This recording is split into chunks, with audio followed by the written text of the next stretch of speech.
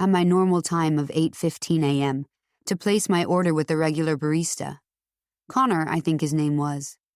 The line was its usual busy length, wrapping around the counter toward the door.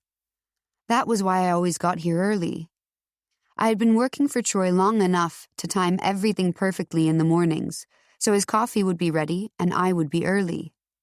I waited patiently in line, thinking about yesterday's meeting with that old schlep who probably only gave me the time of day so his eyes could ogle where a 60-year-old man's eyes shouldn't ogle. But I had to butt in. Troy was flailing in that meeting, and while I could have let him drown, I couldn't bring myself to do it. The thing was, as I began to talk, I realized I knew more about numbers and figures than I had thought. Mr. Bellevue actually found value in my thoughts rather than just my looks. After Troy had abruptly excused himself, I ran the rest of the meeting under the watchful but impressed eyes of Kathy. I realized I was good at this job that I took on a whim to pay the bills until I got back on my feet with writing. While I didn't see a future in hedge funds, I was proud of myself. It gave me a little boost of confidence. I still didn't know what happened with Troy. He was so unlike his usual cool and confident self.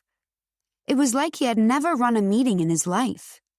I knew Kathy would report back to his father, which would probably put him in one of his usual moods.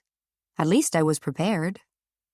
Part of me wanted to know what was going on with him, but I knew it wasn't my business. It never really was. When something went wrong in his life, he simply shut me out rather than open up. I guessed we both did that to each other. He knew nothing of my writing, or my struggles, or the stalker who had been haunting my dreams lately. I wondered if what they said was true, that if you dream of someone, it means they're thinking of you. I really hoped they were wrong about that. "Next," called Connor from behind the counter. "Good morning. I'll take the usual for Mr. Gunner." Are you sure?" "Iced Americano, yes." "Wait, why wouldn't I be sure?" I raised an eyebrow. "Oh, he was in here yesterday. He let me surprise him with a new latte I've been working on. Seemed to really like it." Proudness beamed from Connor's face. "Yesterday? When?" "Oh, around 1 or so. Guess he needed some extra energy." Troy must have come here when he left the meeting. But why? He ditched one of our most important meetings to grab a latte? It didn't make sense. Okay, I'll take the latte. 2, actually. On it. I thought for a moment. Connor? I started. "Yes?" he asked as he began pressing the ground espresso. "How did Mr. Gunner seem yesterday?" "Honestly, a little off. I hope everything's okay. He was asking me a lot of questions about what I wanted to do after school, and then he left me a really generous tip. Which, by the way, can you please thank him for me?" "Sure," I replied with a nod. I made my way back to the other end of the counter to wait for the coffees, and thought about what Connor said. I wondered what was going on with Troy. I hated that I still worried about him after everything. Back in the office, I placed Troy's new order on his desk and took my own coffee to my desk. I took a sip as I opened up my morning emails. It was delicious. A perfect blend of spice and sweetness, and a nice touch of warmth for this blustery day. A few moments later, Troy arrived. I watched him as he settled in at his desk and looked at the insulated coffee cup in front of him, different from the clear cup with his usual iced Americano. I wondered if I should have just stuck with his usual order. He was so particular about it. He looked up and caught my gaze, then gave me a small smile before taking a sip and starting work on his computer. Whew. Okay. Why the hell did I feel like I was walking on eggshells with him this morning? For weeks, I didn't care if my attitude or distance affected him. I had been so hurt, angry, sad. Now I suddenly cared about his stupid coffee order? We spent the morning in the conference room on a few phone meetings. Kathy was there with us. She seemed to never leave us alone anymore, which had been somewhat of a comfort for me to have her as a buffer. But today, it was more of an annoyance. I wanted to ask him what was going on with him, as a professional. At least, that was what I told myself. He did seem better today. Not as oblivious, but still not as into it as he usually was. I wondered if he was tiring of me being here. I understood. It was exhausting trying to pretend nothing had ever happened between us. It was like putting on a really good show as an actress, day in and day out. I hoped that eventually it wouldn't be an act anymore, and I could just be his assistant. Just before my lunch break, I reached under my desk for my lunch. I had been packing my own and eating in the break room ever since I'd ended things with Troy. No one was ever in there, so I got to eat my lunch in peace and sit with my own thoughts. I did miss our lunches sometimes. Okay, all the time. I missed the champagne and brushing of the knees under the table as we pretended to talk about business. It had been so exciting, romantic even. "Hey girl," said a woman's voice. I looked up and saw Erica standing at my desk. She looked casual chic in a pair of black skinny jeans and a crisp white blazer over top a matching white tank top. Her hair was pulled back into a slick, low ponytail. I hadn't seen her since our trip to the Bahamas. "Oh, hey, Erica," I said. "What you doing?" she asked with a smile. "Just grabbing my lunch." I held up my lunchbox and suddenly felt like a little kid in school. She rolled her eyes. "That is not lunch. Come on." I looked at her questioningly. "I'm taking you out for lunch." I looked at her in surprise. Behind her, Troy stared at her with the same surprise and a somewhat annoyed look in his eyes. It almost made me laugh. I realized she hadn't come here to see her brother. She was here to see me. And I wasn't sure he liked that. "Okay," I replied hesitantly as I stood from my seat, tearing my eyes from Troy, whose lips were now pressed into a thin line. Erica clapped her hands excitedly. "Hello, Erica," said Troy, standing up from his desk and walking to his doorway. "Oh, hey, Troy. I didn't see you there." "I work here," he said. "Oh, right." I stifled a laugh, but Troy's gaze shot to me and I swallowed it down. "Monica," he said. There was not one trace of a smile on his face. "Yes?" I asked. "You know you only have an hour," he said, looking from me to his sister. Was he being serious? Our lunches together would sometimes last 2 hours. "Yes, I'm aware," I replied with a touch of annoyance. "Well, don't be late," he said firmly, crossing his arms. "You're really letting that power get to your head, bro," said Erica. "I think it's growing right before my eyes." "Shut up," he said. "I'll have her back in exactly an hour, boss." She gave him a little salute and then rolled her eyes. I let out the laugh I'd been holding, which seemed to annoy Troy even more. "Now that that's over, let's go." She intertwined her arm in mine and started leading me toward the elevators. "I know this great little spot." Troy muttered something behind us, but I couldn't make it out. I wasn't sure it was pleasant, but it made me smile anyway. Erica took me to a trendy little deli a few blocks away, where lush plants hung from the ceiling and framed the windows. White marble high-top tables were sprinkled throughout the warm wood interior. It was packed with the lunch crowd. We ordered 2 pastrami sandwiches and a basket of fries to share before taking a seat at a window table. It didn't take long for Erica to start asking questions. "So?" she started, looking at me with a raised brow. "So?" I knew what she was about to ask. "What's going on with you and my brother?" she asked, popping a fry in her mouth. "Oh, wow, getting right to it." I chuckled. She laughed. "I'm just wondering. You two were so cozy in the Bahamas. What gives?" I really didn't want to get into this with her, but I should have known it would come up. He was her brother, after all. I knew I could probably get some insight from her on the complicated workings of Troy's brain, but I wasn't sure I really wanted to know. I also didn't want to cry over my sandwich and soda. "Oh, I don't know. It's just been really busy at work." I shrugged. "Mm-hmm," she said sarcastically. She wasn't buying it. "Just so you know, I really liked you for him, she said. I swallowed hard. Don't cry. Don't cry. Thanks, I said softly. He can be a moron sometimes, though, she said, lightening the mood. I laughed. Yes, he could. I didn't really bring you to lunch to talk about my brother, said Erica. I actually brought you here because the paper I write for has an opening for a creative storyteller, and I thought of you. I looked at her wide-eyed. I had never written for a paper before, at least not since high school. That didn't count. Are you serious? I asked, blinking a few times. Of course. Now, it doesn't pay much. It's no New York Times, and it's only part-time. But I haven't written in a while, I said warily, pushing the fries around my plate. Oh, stop. You said you've written novels. That right there is enough for them to really consider you. I can put in a word, too. You'd be a shoo-in. I don't know. She sat back in her chair, leaning back and looking at me. I didn't mean to overstep, she said apologetically. No, you didn't. I'm flattered, really. Writing hadn't been so kind to me a little while back, so I stopped. I can't seem to find my way back to it. I sighed.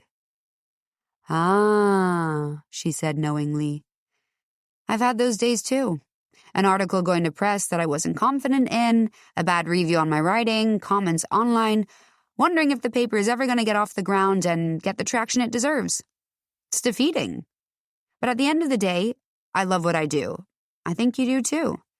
Maybe you'll find your way back to it. Maybe, I nodded. Promise me you'll think about it? Maybe this will be just what you need to dip your toe back in. I promise, I assured her with a smile.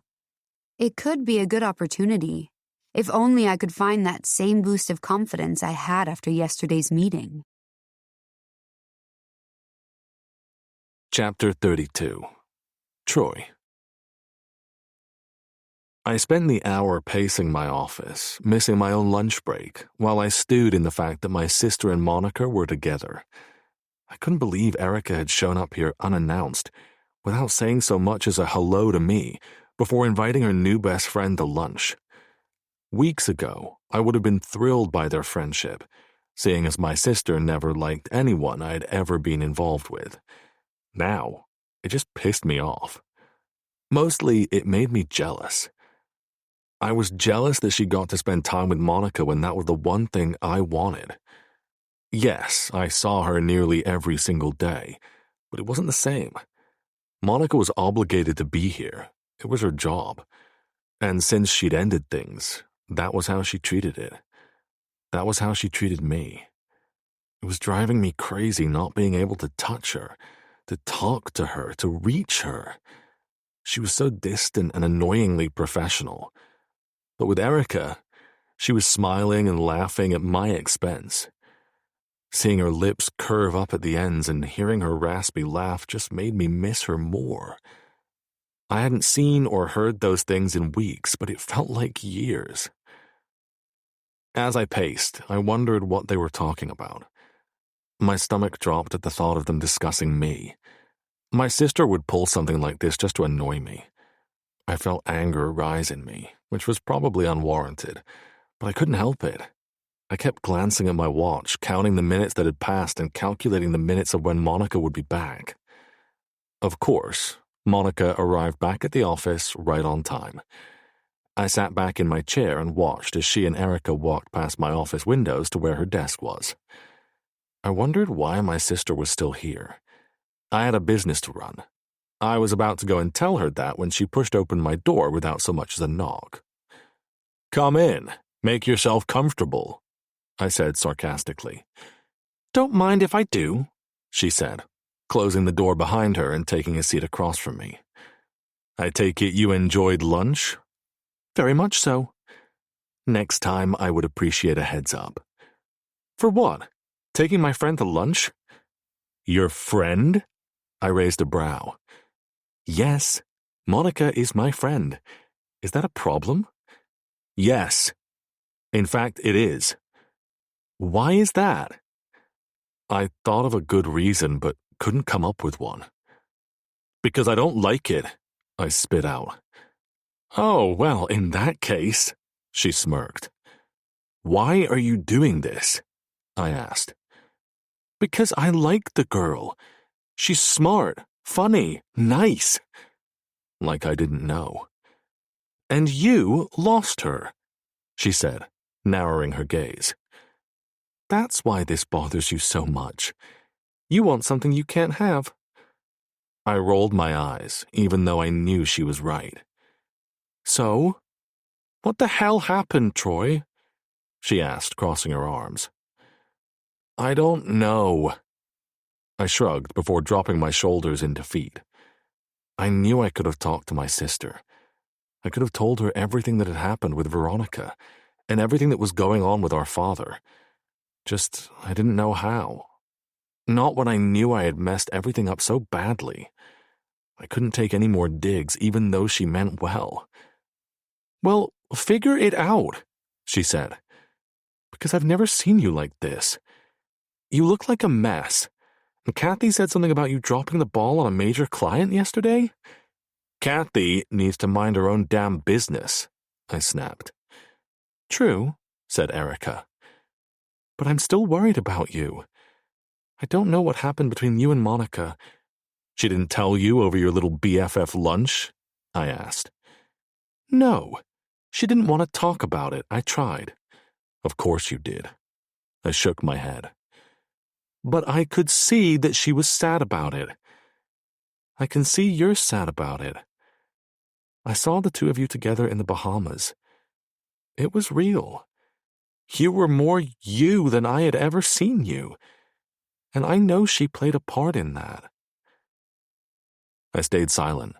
My focus pulled to the words that Monica was sad. Sad about us. Erica stood up and made her way to the door, but not before saying, If you still have feelings for her, tell her. Prove it to her. Win her back. She slipped out of the door, closing it behind her, leaving me with thoughts I didn't want to be alone with. I stood from my desk once I was sure my sister had left. As pushy as she was right. I had been a mess. Now I was walking toward the one person who made me less of one. Can we prep for the meeting? I asked. Monica looked up from her computer and gave me a single nod before following me back into my office. We went over numbers and investments. I wanted to make sure I was prepared and didn't have a brain that fogged over like yesterday. This job may not be my dream, but I still had to do it until I figured out what was. A few times, I could feel Monica looking at me, questions in her eyes, but she never asked them. She stuck to the papers in front of us. We met the client in the conference room, Kathy already at her normal post. I refrained from showing my annoyance and led the meeting like only I knew how. Confident, calm, and collected. It went so well. He ended up investing another $1 million. When he left the room, Monica clapped her hands and let out a little squeal in celebration. I bit back a smile that was threatening to erupt on my face and expose the feelings I still had for her. This was usually when I would invite her to celebrate with champagne at Ocean Prime or come back to my place. For a second, it felt like we were us again. She must have realized it too, because her smile slowly faded and she began gathering the paperwork. Well done today, I said awkwardly. You too. She picked up the papers and left the room. Glad to see you're back, said Kathy, unimpressed. Thanks, I muttered. I spent the rest of the day in my office thinking about what Erica had said. She knew me better than anyone, and here she was telling me that I was the most myself with Monica. That was saying something. I was usually a shell of a person with women I was involved with. I never fully let them in, but kept them satisfied enough with attention and gifts. With Monica, it was different. No, I didn't fully open myself up, but I was damn close to doing so. I didn't have to put on the facade of a suit and tie. I could be myself, blending pina coladas and singing karaoke, laughing under the covers, away from the world that so many women before had been desperate to be in the light of. Could I really win her back, though? It was something I couldn't think about now. Now I had to go to my parents' anniversary party, and I still hadn't bought them a gift. I could have had Monica do it for me, but something about having her run an errand for a celebration of love didn't sit right. When I left work, I stopped at Bergdorf Goodman and spent too long trying to find a gift. I eventually settled on a set of crystal champagne glasses, and had just 20 minutes to get to my parents' second New York home, a penthouse apartment that overlooked Central Park. When I arrived, I rode the elevator up to the top floor, and the doors slid open to reveal their expansive entryway that was lined with vases holding fresh white flowers and candles glowing in votives. I was immediately offered a glass of champagne from a server carrying a large tray. I thanked her and took a sip before continuing on to the party that awaited. I stepped down into the living room that was filled with cocktail tables and crisp white linens, people surrounding each other as they enjoyed appetizers and drinks. Apparently, my parents' idea of celebrating their 30 years of marriage was inviting half of Manhattan. I spotted Erica talking to Jeremy, and looking like she needed someone to come save her. I debated being the one to do it after what she pulled today, but deep down, I knew she was only trying to help. I was on my way to interrupt with some sort of excuse, but was stopped along the way. Well, fancy seeing you here," purred Veronica as she sidestepped in front of me. I internally groaned. She was wearing a white beaded floor-length gown. She looked like she could be getting married, which was a ridiculous choice for my parents' anniversary party. "Why am I not surprised to see you?" I muttered as I looked anywhere but at her. "Don't be upset. Your mother invited me." Of course she did. I couldn't, for the life of me, understand why my mother would want to keep my ex-wife around. I would confront her about it tonight, but didn't want to ruin her anniversary party. Instead, I would just have to try and ward off Veronica as best I could. "I hope you're not mad." She placed her hand on my forearm and stepped closer, pressing her lengthy body against mine. Mad isn't the right word. I sighed. Annoyed, frustrated, disgusted. Those were the sentiments I had toward her. "I knew you couldn't stay mad at me for long." She pressed further into me, her hand straying dangerously close to the crotch of my pants. "You'll have to excuse me." I removed her hand and pushed past her. "Hey!" she called after me. I ignored her and walked swiftly to where Erica stood looking bored out of her mind. "Hey, sis," I said as I grabbed her arm and pulled her along with me, completely ignoring Jeremy. "Emergency in the kitchen." "Oh, thank God. If I have to hear more about Jeremy's fitness routine, I think I might puke," she said as she tried to keep up behind me. "If I see Veronica show up at one more event, I might puke too," I muttered as we posted up in the corner of the kitchen as the caterers bustled around us.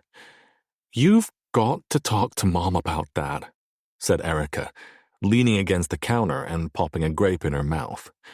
"Talk to me about what?" asked my mother as she rounded the corner and stepped into the kitchen with Veronica by her side. She put her hands on her hips and glanced between my sister and me suspiciously. "About love," said Erica, nearly choking. "Love?"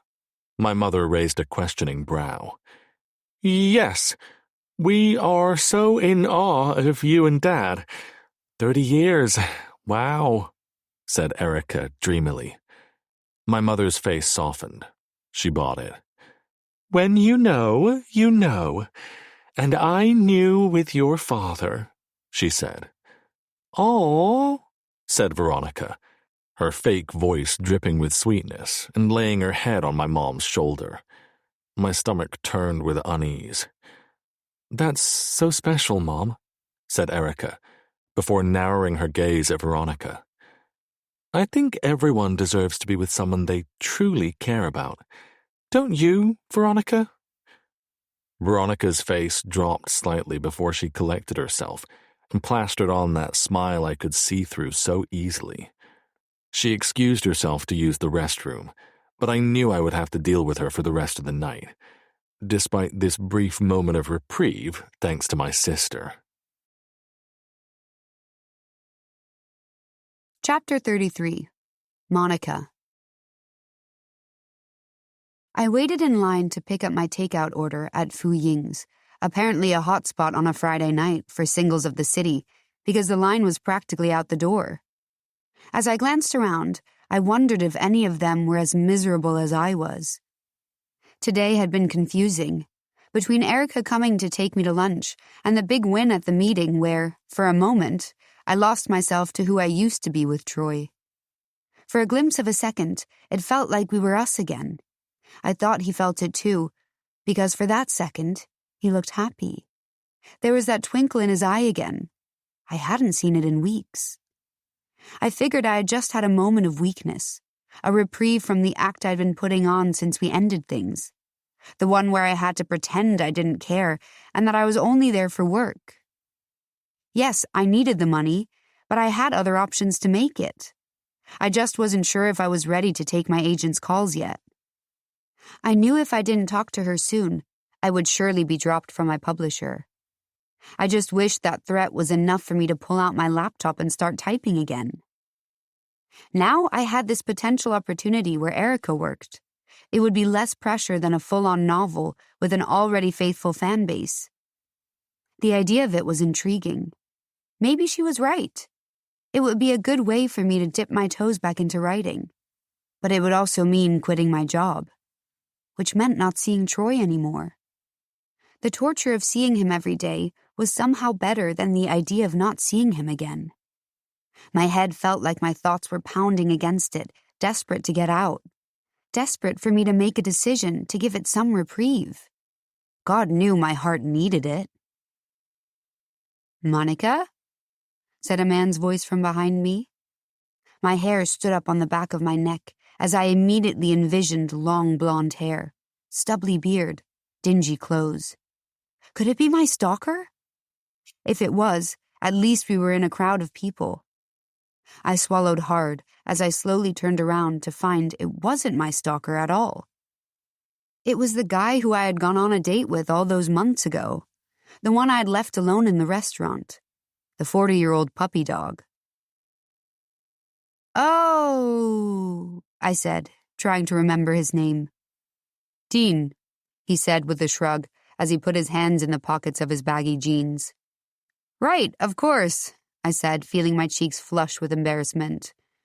How are you?" "Clearly just as good as you to be here on a Friday night." He looked around the restaurant at the others flying solo. Ouch. That was kind of a backhanded thing to say. "Gotta love Fu Ying's," I said with a weak smile. "I hope you're feeling better," he said with a note of snarkiness, as if our date had been last night and I somehow still had the stomach bug months later. "Oh, yes, sorry about that." I only felt a tinge of guilt because of his attitude. "I had a really great time. Yeah, I've heard that before." He rolled his eyes. Ugh. I looked forward at the line that felt like it was barely moving. I just had one person ahead of me. Then I could get my food and get the hell out of there. "You still writing those little love stories?" he asked. I lied. "How is that going?" "Probably better than unemployment," I said before turning to see that it was thankfully my turn at the counter. I breathed a sigh of relief as I stepped forward and away from the asshole behind me. I quickly paid and gathered my 2 brown bags of food, avoiding Dean as I stepped past him and out into the chilly night air, where it felt like I was no longer suffocating. I walked the 2 blocks to my apartment, annoyed with how my Friday night was turning out. It was freezing cold and I was about to eat Chinese food alone before falling asleep in my cold bed alone. It was moments like this when I really missed Troy. Dean made me miss Troy. Troy was no saint, but he wasn't a complete asshole who looked down on me. I let myself into my apartment and turned up the heat before slipping into my fuzzy flannel pajamas. I settled onto the couch and flipped through the channels. I was in no mood for romance, another reason why going back to writing was so off-putting. Tonight, I opted for an action movie and set the white cartons of Chinese food on my coffee table, along with a bottle of wine. I spent the next 2 hours eating lo mein and egg rolls while downing a half a bottle of Cabernet and laughing at the ridiculous stunts of this movie that probably should have quit 3 sequels ago. I must have fallen asleep because my phone dinged and I woke up curled up on the couch. I groggily looked out the window and saw that the sky was still an inky black. It must have been the middle of the night. I reached for my phone on the coffee table and saw that it was midnight, and there was a text from Troy. I sucked in a breath. Why would he be texting me at this hour? The only times he had done so before was when he was inviting me over for a booty call, which I always gladly accepted. Looking back now, it probably looked so desperate on my part, but I'd wanted him just as badly as he wanted me. But since we ended things, those late-night calls and texts stopped. Curiously, I opened the text. Troy. SOS. I read the 3 letters over again, as if he had typed a paragraph out rather than the quick cry for help. I sat up quickly from the couch and read it again. If he was texting me that, and at this hour, then it must be a work emergency. I wondered if we had missed something at this afternoon's meeting. I reminded myself this was my job and responded, On my way. Quickly, I stood from the couch and walked to the door, sliding on my winter coat and a pair of warm boots that sat next to the door. I didn't bother changing out of my pajamas because there was no point. I had stopped trying to impress him. Well, almost. A long time ago. I did pull my bedhead into a messy bun on top of my head before walking out the door. I hailed a cab and on the drive ran through that afternoon's meeting, seeing what might have gone wrong. I couldn't think of anything. We had prepared well. Troy had handled it like the boss he was. Maybe it was our meeting with Mr. Bellevue, the one that hadn't gone so well, until I intercepted. The cab pulled to a stop in front of Troy's ginormous apartment building. I hesitated to get out as I looked at it towering over me. I hadn't been here in a long time. Miss? Asked the cab driver, turning to me and lifting his cap slightly. Oh, right, sorry. I rummaged through my purse and pulled out cash, handing it to him. Thank you, I said as I stepped out of the car and hurried toward the large glass doors, trying to get out of the frigid air. The doorman opened the door and looked at me in surprise. Mr. All, he said with a warm smile. It's nice to see you again. You too, I said softly. Go on up, he said, nodding to the front desk attendant who gave a little wave as he yawned. Thank you. I walked to the elevator and pressed the button for PH. The seconds dragged on as I watched the floors tick by. I looked down at my pink and blue pajama pants that peeked out from beneath my black coat. I suddenly wished I had changed into something else, but it was too late now. The doors dinged and opened to Troy's living room, which was oddly dark. Troy? I called out as I stepped out of the elevator. The only form of light was a little lamp on a side table by the couch, casting a dim, warm glow where my eyes were drawn to. I sucked in a breath when I saw Veronica lying on the couch in nothing but lingerie. Oh, I breathed. I wanted to run, but my feet were planted to the hardwood floors. She sat up slightly, propping the side of her head in her hand as she looked at me with satisfied amusement. She ran her hand up the creamy lace that didn't leave anything to the imagination. Are you looking for Troy? She asked, a slow smile spreading across her lips. I stammered. I couldn't peel my eyes from the length of her body on the couch I'd once lain on, imagining his hands on her, his mouth on hers. The thought made me sick. Monica? I spun around to see Troy standing in the hallway that led to his bedroom with his mouth open in surprise. He wore the same navy suit he had worn to work that day and held a stack of clothes I assumed were Veronica's. He looked suddenly to the couch, where Veronica was now sitting up, as if she were about to watch this all play out like a movie. I wasn't about to give her that satisfaction. I didn't know what sick game these two were playing, but I refused to be a part of it. I had already been humiliated enough, hurt enough. I was done. I quickly stepped back into the elevator and pressed the button for the lobby frantically. The doors began to close just as Troy tried to put a hand through. Too late. In the safety of the elevator, I let the tears stream down my face.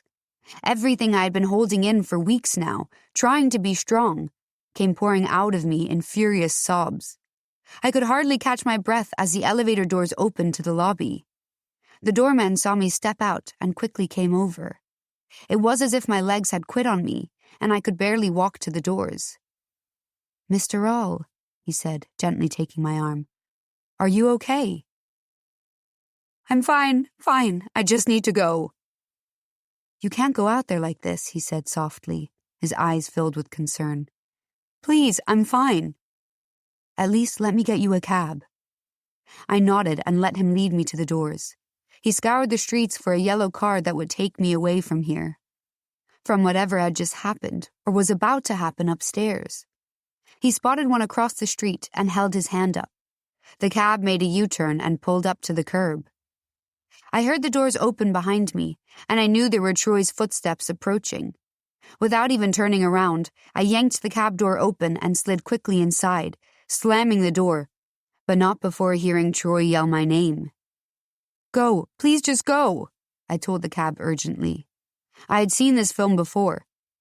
It had played out weeks ago, leaving Troy on the curb after he had broken my heart. This would be the last time. Chapter 34. Troy.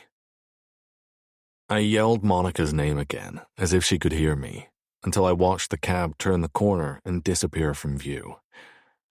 My breath disappeared from my lungs as if someone had punched me in the gut. I couldn't shake the look that was on Monica's face as she stood in my apartment just now. There was so much hurt that it made me ache. I almost hailed a cab to go after her, but I wouldn't know how to explain what she just walked in on. I didn't know myself, but I was about to find out. I looked up at my apartment building, knowing Veronica was on the top floor, and my anger began to pool in my stomach. Anger at her. Anger at myself. It was my fault she was here. At my parents' party, she had spilled a glass of white wine down the front of her dress. She made a big scene and had everyone doting on her. Everyone except me. Yet she still insisted I take her back to my place, which was only a block away so she could change. I told her no, but she put up a fuss. I didn't want her taking away any more attention from my parents' big night, so I gave in. We walked the block to my apartment, Veronica gabbing away as if she had forgotten all about her ruined dress she had just been fretting about. I remained quiet and let her own words entertain her. Up in my apartment, she spun around slowly as if taking it in. "God, I haven't been here in forever," she said. She had lived there with me when we got married, but I had it renovated since she left. I couldn't leave the view, but I didn't want anything that reminded me of her or our failed marriage, so the place was gutted. "I hardly recognize it," she said. "I made a few changes since—" "You left me?" said Veronica softly. "I didn't leave you. I made a decision that was best for the both of us. It just wasn't a decision you liked." She walked to where I stood near the entryway and draped her arms over my shoulders, her eyes on mine like a huntress. "We had some pretty good times, though, didn't we?" she asked, pressing her body against mine. I could feel the dampness of her dress seeping against my suit. "Veronica," I started. She stood on her tiptoes and grazed her lips against my ear. "Like when you could have me any way you wanted?" she whispered. Her hands trailed down my back and around to my stomach, moving down, lower. "You could still have that, she whispered, her fingers grazing against me through the material of my pants. I want that. I closed my eyes, lost in her touch for a second. It had been so long since I had been touched like that I had been wanted. I had been drowning in my loneliness since Monica had come and uprooted my life before leaving it. Monica. My eyes shot open. Well, I don't want that, I said, taking a step back and grabbing her wrists, pulling her hands away from me. God, you used to be fun. Veronica rolled her eyes. I'm going to get you some clothes and then you're gone. Understood? So bossy, she said, taking a step toward me. It's sexy. God, she was relentless. I turned my back to her and walked down the hallway, listening to make sure she wasn't following me. Thankfully, there was only silence. I walked into my bedroom and into my master closet. I was rummaging through some old shirts and sweatpants when I remembered I still had a box of her clothes somewhere. I didn't know why I hadn't gotten rid of it over the years. I must have forgotten. I reached up to the top shelf of the closet and pulled the cardboard box down, wiping the dust away. I pried open the flaps and started going through it. I found a sweater and a pair of jeans amongst some memories I had hidden away, like a Polaroid from our wedding in the little chapel in Vegas. I didn't feel anything as I picked the picture up. That was enough for me to know that a divorce had been the right decision. I made a mental note to have the box sent to her apartment. As I walked back to the living room with her clothes, I could have sworn I had heard the elevator doors ding. And that was when I saw Monica standing there. And now she was gone. I wondered if she had even been here at all. It seemed like such a quick flash of a dream. But it was real, and it was more of a nightmare. As I rode up the elevators now to confront Veronica, I wondered why Monica had been here in the first place. Maybe she missed me as much as I missed her. Any hope I had in that had been torn apart because of my persistent ex-wife. The elevator doors opened and I stormed in to find Veronica sitting perched on the couch, still in lingerie. You're back, she said with a smile. What the hell do you think you're doing? I asked, my voice raised. She lay back on the couch and arched her back, the lace of her bra barely containing the pink surrounding her nipples. Trying to show you how much I need you, Troy, she murmured. She grazed her hands over her breasts, slowly working them down her toned torso to where the creamy lace grazed just under her navel. Stop, I said sternly. Stop what? She asked innocently, keeping her eyes on me as her hand trailed lower. Her fingers met the lace of her panties and began swirling slowly. She let out a quiet moan. Veronica, stop. Touch me, Troy, she said in a breathy voice. Fucking stop, I yelled. She sat up suddenly and looked at me, her eyes boring into me. What the hell is your problem? I've told you over and over again. I do not want you. Why can't you get that through your head? It's her, isn't it? She asked. Her voice narrowed. The seduction was gone from her eyes, replaced with a vile hatred. This has nothing to do with her, I said. You're lying, she snapped. I sighed and looked down at the floor in frustration. Looks like she's gone now, though, she said with a breathy sigh. I looked up suddenly, registering the satisfaction in her voice. She had a faint smile on her lips. What did you do? I asked slowly. Veronica studied her nails as she crossed one long leg over the other. Whatever do you mean? She asked innocently. Why was Monica here? I haven't the faintest clue, Veronica shrugged. Thoughts ran through my head as I tried to piece it together. Then my eyes landed on my phone on the coffee table. Veronica's eyes followed mine, and she quickly reached for my phone, but I was faster. I snatched it from the table. "Troy," she said cautiously, "shut up." I opened my phone and went to my text messages. The most recent thread was with Monica. I quickly opened it. SOS. Sent from me almost an hour ago. I couldn't believe it. I had been stupid enough to leave my phone here in the room with Veronica, and she had been vile enough to pull something like this. Monica hadn't come here to tell me she missed me. She came because she thought I needed her, probably for a work emergency. The fact she came at all, and at this hour, made this whole thing hurt even more. I couldn't imagine how she felt walking in and seeing Veronica here, practically naked. She probably thought I invited her over to rub it in her face. I couldn't bear the thought. And Veronica just sat here on my couch in my home, looking so proud of what she had just done. There was no remorse to be found in any inch of that long body. She was truly evil. I wondered how I could have ever fallen for such an awful woman. My face flushed with anger. "How dare you?" I said. "Oh, come on, Troy. It was just a little joke." "Well, your sense of humor is fucked." She rolled her eyes and stood from the couch, putting her hands on her hips as she looked at me. "She isn't right for you anyway. She's a lowlife, a personal assistant.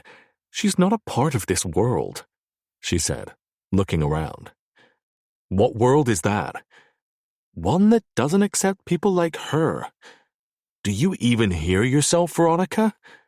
My voice rose at her audacity. "I did you a favor. You can thank me later." "There won't be a later," I snapped, storming down the hallway.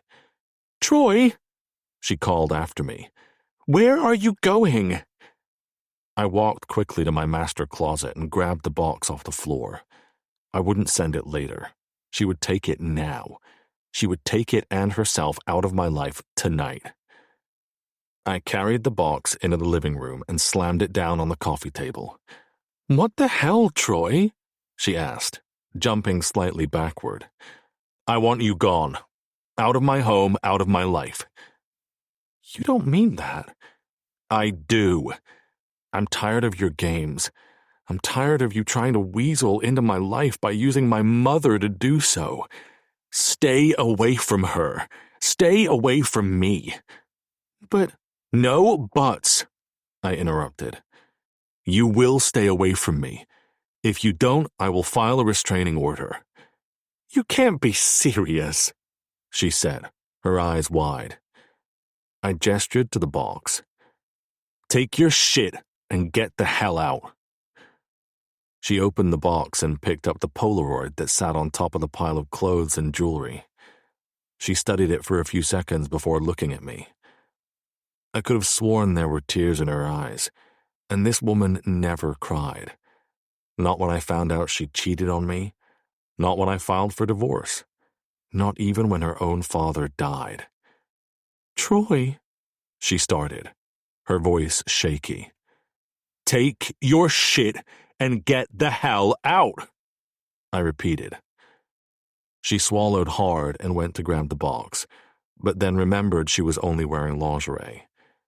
She looked down at herself helplessly before I threw her jeans and sweater at her. Quickly, she slid the sweater over her head and shimmied on the jeans, avoiding looking at me. She picked up the box, struggling to hold it. I didn't care. I showed no offer of help as she stumbled slightly toward the elevators. She turned to look at me, blinking back tears. I couldn't feel anything for her. No remorse, no reprieve, no love. My face remained blank, my lips tightly pressed together. When she saw she was getting nothing from me, she stepped into the elevator and then she was gone. Hopefully for good. I walked to the couch and sunk into it, putting my head in my hands as I ran my fingers through my hair. This night had been hell. I had unintentionally hurt Monica, Probably irreparably. Any thread of hope of us ever finding our way back to each other had been cut clean by a sharp blade. I doubted I could ever talk my way out of this, even if she did give me a chance to explain. I had lost her. Truly lost her. Chapter 35. Monica. The oncoming car lights were blurry through my watery eyes as the cab weaved in and out of the light traffic of late-night Manhattan. I clutched my coat tight around me, trying to comfort myself after everything that had unfolded in the last hour. When I had been in line for Chinese food, trying to avoid a bad date, I had thought of how different Troy was, how good I had it. Now, I never wanted to see him again. Floppy-haired Dean was better than what I had just been through with the man I thought I knew. I watched the city as we passed the sidewalks bustling with friends linked arm in arm, walking to their last bar of the night, or couples bundled up in hats and scarves, their gloved hands interlocking as their foggy breaths moved in sync. Seeing their smiling faces made me feel even more alone than I already did in this heated cab, in my pajamas and messy hair and splotchy cheeks. The large stone and brick buildings, with their beautifully paned windows, glowed warm, a stark contrast to the biting cold outside, which was more reminiscent of how my heart felt. I took in the Upper East Side as we passed. More than ever, I realized I didn't belong here. This world of luxury and sex and heartbreak and games, it was an atrocious place. How did I ever think I could fit in here? That I could fit into Troy's life as if it were as simple as finding the last puzzle piece of a jigsaw. It was laughable now. Veronica had been right about me. I didn't belong here. I didn't want to. Not when the people who believed they were above everyone else pushed others down to make their own beliefs true. I just couldn't believe that Troy was one of those people. In the time I had spent with him, he seemed different from the yups of Manhattan. Yes, he was a well-known billionaire with more money than I could even begin to imagine. But he was funny in a way I didn't think many ever saw, and when he really laughed, it filled a room. I used to take pride in being the cause of that laughter. He was also kind, not just to me, but to strangers. I had seen him engage in conversation with servers and never treat them any less, leaving them a generous tip behind. And it wasn't for the praise or the thank you. He always slipped out before they came by for the signed check. These little things, among others, were what made me think that somehow we could work, that our worlds could mesh together if we ever figured out what we were. A part of me held out hope for that, until the gala. Even after that. But now I saw things with razor-sharp clarity, even though my eyes blurred with tears that fell warm against my cheeks. When the cab dropped me off at my apartment, I trudged up the stairs and began my usual lengthy process of unlocking the rows of locks that lined the edge of my door. As I did so, I wondered if I would ever be able to put the same safety on my heart if I continued working for Troy. Once inside, I slid off my coat and let it fall to a heap at my feet before kicking off my boots. I walked to my bedroom and collapsed onto my bed, the sheets cold to the touch as I slid under them. I shivered slightly as I closed my heavy eyes, desperate for sleep to come. But it didn't. I turned over from my back to my stomach, rolling to my side, never finding comfort. It wasn't the bed. It was my head keeping me up. I sighed and rolled over to flip on the switch of my lamp on my nightstand. The clock read 3 a.m. I groaned quietly. At least I didn't have to work tomorrow, or the next day. It meant I didn't have to see Troy, which was the real silver lining. But 2 days would hardly be enough time for me to heal from the damage of the night. It was hardly enough time for me to forget what Veronica looked like on his couch, at home and drop-dead gorgeous, his for the taking. I closed my eyes and shook my head slowly, trying to scrub the image from my mind, along with all the others I'd been imagining as I tossed and turned. I pushed the sheets off me and walked to my desk where my laptop sat, untouched for many months with a layer of dust as proof. I wiped it off and watched the dust bunnies float before picking it up and carrying it to the bed. It was something I had done so many times in the past, writing from bed, but right now it felt so unfamiliar. Except I wasn't writing a novel, unless my readers wanted to know what raw heartbreak felt like. I was sure that would go over just as well as my last book. No, I had something else to write, and it was something I probably should have done weeks ago. Hell, I should have done it as soon as I walked into Troy's office and saw that he was my new boss. I had to write a resignation letter. It was the only way for me to get the distance I knew I needed, but wasn't strong enough to ask for.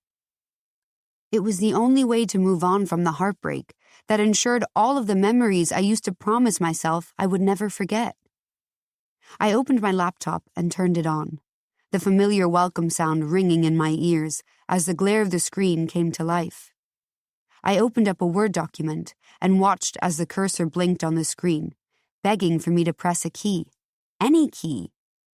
There was so much I wanted to say. I wished that I could write a letter that somehow eloquently screamed the feelings that were raging inside of me like a sea under gray skies.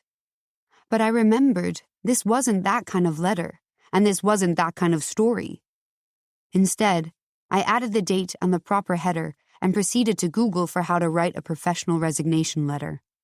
Yes, a writer Googling how to write. Pathetic.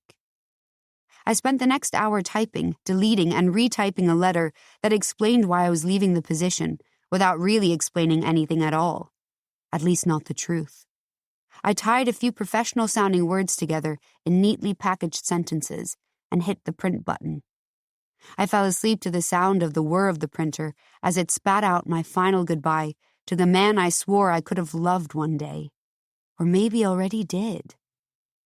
I avoided the letter that sat in the printer tray until Monday morning came around because I didn't want to rip it up, backing out of what I knew I had to do.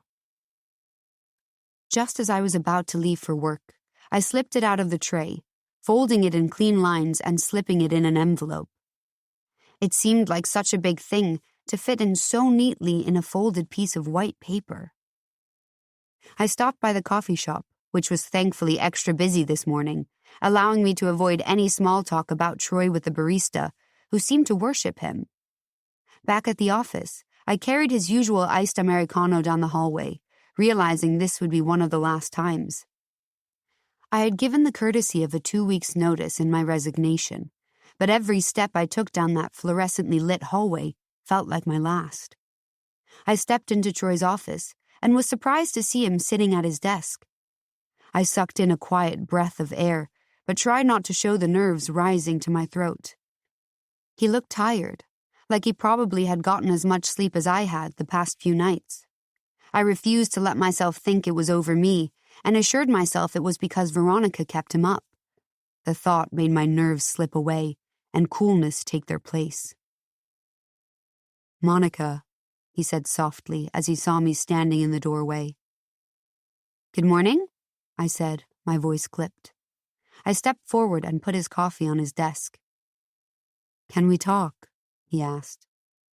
"Unless it's about business, I'd rather not," I said.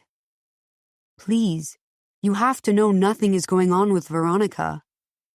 I let out a breathy laugh through my nose. He couldn't really be trying to convince me otherwise. As if I had imagined Friday night with him carrying her clothes and her out of them. "I'm serious," he said pleadingly. "Yes, she was at my apartment, but it wasn't under the circumstances she had you believe. It's all a big game to her, and she tried to bring you into it because she was jealous." "Of what?" I shot him a sharp look. "We aren't together. We never really were." My voice drifted off as I looked down at the floor. "We were," he said, his voice barely a whisper. I wondered if he even meant me to hear it, but it cracked my heart just the same. "I know you won't believe me, but I want nothing to do with Veronica. She's practically stalking me." I rolled my eyes. I knew what a stalker looked like, what they did. I'd experienced it. But then he went into detail about what his ex-wife had been doing, and I couldn't help but have sympathy for him, especially when it came to being around his family. It was nowhere near what I had gone through, but it was not appropriate behavior. "I'm sorry you've been going through that," I said softly. Though I had heard him out, I wasn't ready to forgive him. "Don't be sorry. I'm the one who's sorry. I screwed everything up. I can't forgive myself for how I lost you." I swallowed hard, feeling the envelope in my purse poke my inner arm, as if it were reminding me of what I was here to do. I tipped my chin in a solemn nod, as if I was gathering strength. I reached in my purse and pulled out the envelope, sliding it across his desk. "What's this?" he asked, his brows furrowed. I stayed quiet, not knowing if I could get the words out, not knowing if I could physically tell him I was leaving him. All of this, for good. He opened the envelope and unfolded the letter. Part of me wanted to run, but my feet stayed planted as I watched his eyes scan the words I had typed. Once he was done, he put the letter down on his desk and looked up at me slowly. "You're leaving?" he asked quietly. "I'm quitting," I corrected him. "You can't. Please, Monica, you can't." "I have to. You know I do." "You don't. We can make this work. We can make us work." "There is no us." He seemed to sit with that for a moment. "Regardless of what we've been through, I need you. You're the best assistant I've ever had. I need you. I could have lost everything after that meeting with Bellevue, but you stepped in as the amazing person you are and saved my company. Saved me. You can find someone else." "No, I can't." He wasn't making this easy. "I'll give you a raise." "I don't want more money." "Please, anything. I need you to stay. Even if you don't want to be with me, I can't lose you completely from my life." Though these words were too little too late, I let them penetrate my heart. Chapter 36. Troy. Monica stayed quiet as I practically pleaded with her to stay. I should have seen this coming, but I kept telling myself I had time. Time to win her back or make things right. I took for granted that she was just a few feet away from me every single day, giving me so many opportunities to fight for her, and I didn't. Now, my time was up as her resignation letter sat in stark white against the dark oak of my desk. I had seen this play out with my personal assistants in the past. I should be used to the folded paper delivered in a neat envelope with their professional-sounding words, thanking me for the opportunity. But it was time to move on. They made my job easy by saving me from breaking their hearts any more than I already had, and leaving on their own accord when I couldn't give them what they wanted. But now, it felt like my heart was breaking. I didn't know what else I could say as she stood before me, making me go insane just wondering what she was thinking. If my words had been enough, I knew explaining the situation to Monica would be ridiculously unbelievable. I couldn't blame her for not buying what seemed like a fabricated story, but toward the end of my panicked delivery, she seemed to show a sliver of empathy. Offering a raise was probably a desperate attempt, and one I knew didn't interest her in the slightest. But it was better than me spitting out what I really wanted to say, which was that I was in love with her. I think I realized it a long time ago, but was too stubborn to believe it, too set in my old ways to think I could ever change. But I was. I was in love with the woman before me, and it took her leaving me to make me realize it. Wasn't that how it always went? I didn't want to tell her like this. I didn't want her to think they were just words I was using in a desperate attempt to make her stay. She needed to believe them. I also was scared enough of this feeling of love, and that I hadn't felt in so long, if ever, that her rejecting me would probably ruin me. So I kept quiet, just studying her face. Her beautiful face. "Fine," she said softly. What? I asked, my disbelief making me think I heard her incorrectly. I'll stay. She reached over and slid a resignation letter off my desk and folded it up before placing it in her purse. She could have ripped it up, but I felt that she wanted me to know that leaving was still an option. I nodded in understanding. Thank you, I said, letting out a breath. It's not for you, she said. At least, not the you I thought I knew. I'm staying because you do need me as your assistant. I don't know what's going on with you lately. I've also become pretty good at this job. You have. I laughed softly, knowing she was right. She gave me a tight-lipped smile before walking out the door. Thankfully, not for the last time. But I knew I was on borrowed time. I had hurt her too much for her to actually stay here long-term. I knew she was doing me a favor to keep things running smoothly. Not because she cared about me, but because it was her job. She made it clear that line was no longer blurred.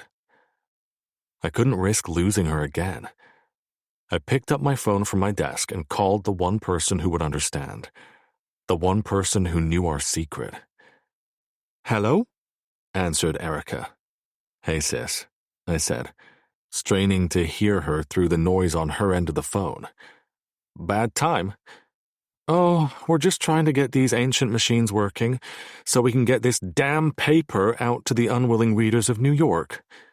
I heard her banging on something that was most likely a printer. Sounds like it's going really well over there. Oh, just swell, she said sarcastically. Now, what's up? Can we meet for lunch? What, today? Yes, now? It's madness over here, she groaned. Please, I need you.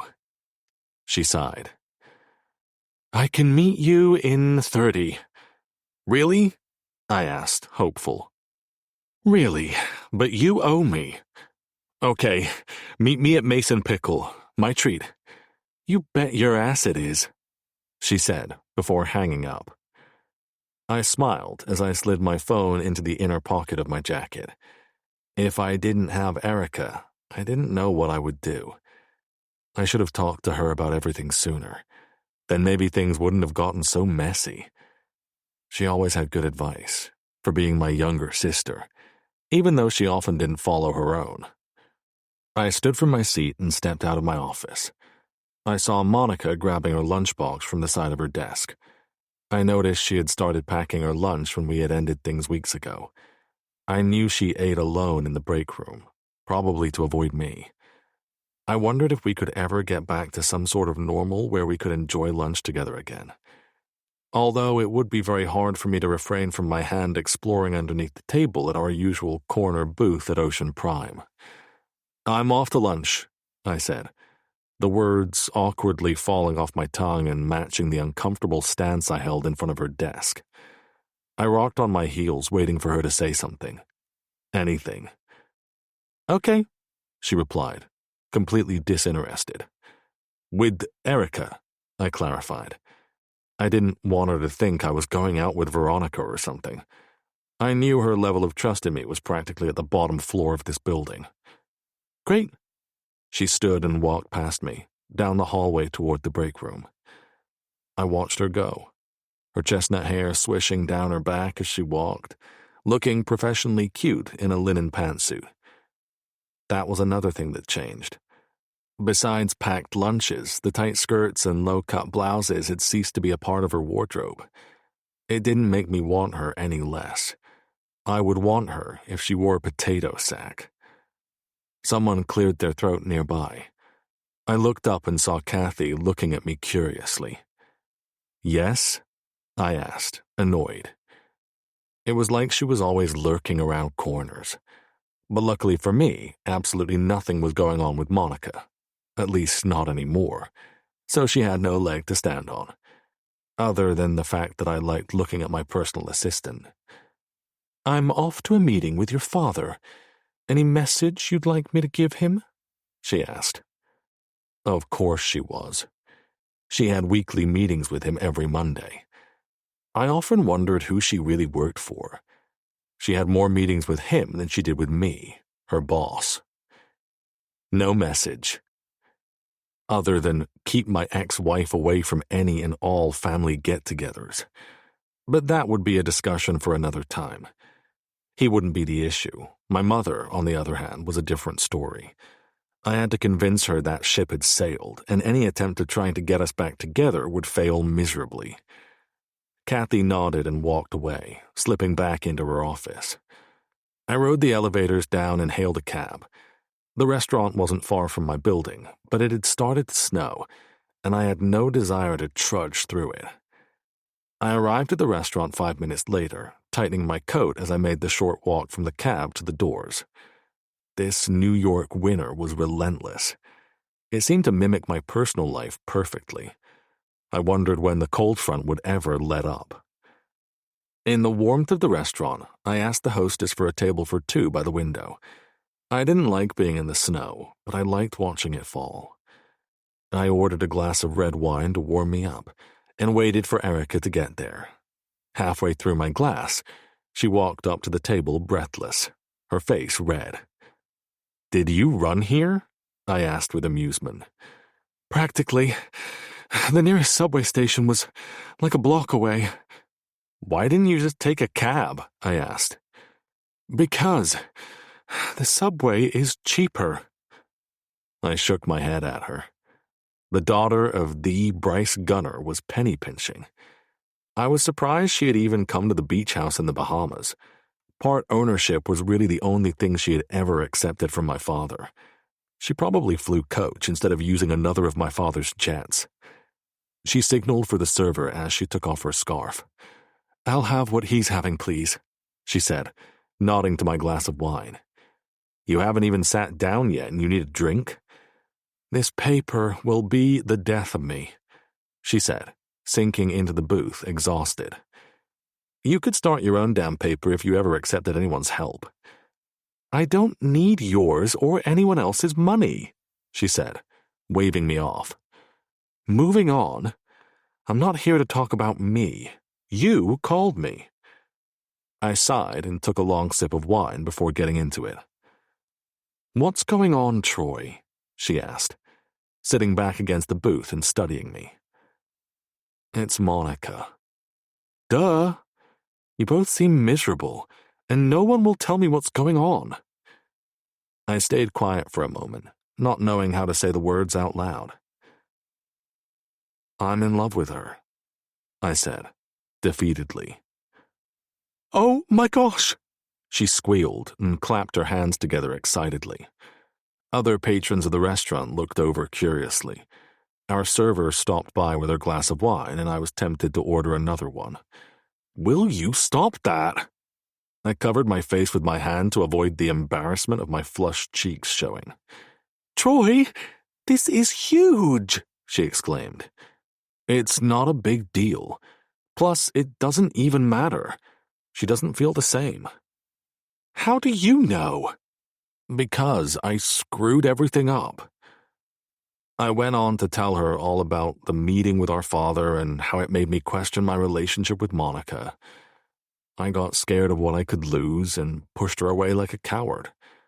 Then I told her about Veronica and her relentlessness in getting me back.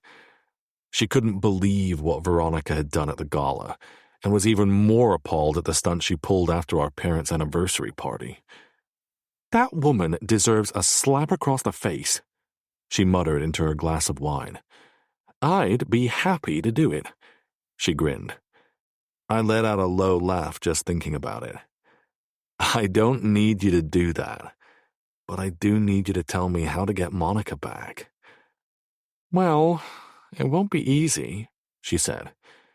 "You've made a real mess of things, big bro." Thanks a lot. "I'm just being honest. If I were her, I would be running for the hills." "Thanks for the encouragement," I muttered. "Let me think about it, okay? Monica is smart, which is one of the reasons I like her so much. She's not going to be wooed by just any little gesture. You really hurt her. I know, I admitted softly. But we'll think of something, she said, grabbing my hand and giving it a squeeze. I feel like I'm running out of time. You can't rush it, Troy. She's a freaking romance writer. You can't out-romance her. We have to think of something good. Really good. She was right. Monica wrote about love. How was I ever going to win her back when she had probably read it all, or wrote it herself? Chapter 37. Monica. I finished my lunch in the break room alone, as usual. I wondered if anyone ever ate in here besides me, or if everyone went out to lunch. God knew they could afford it.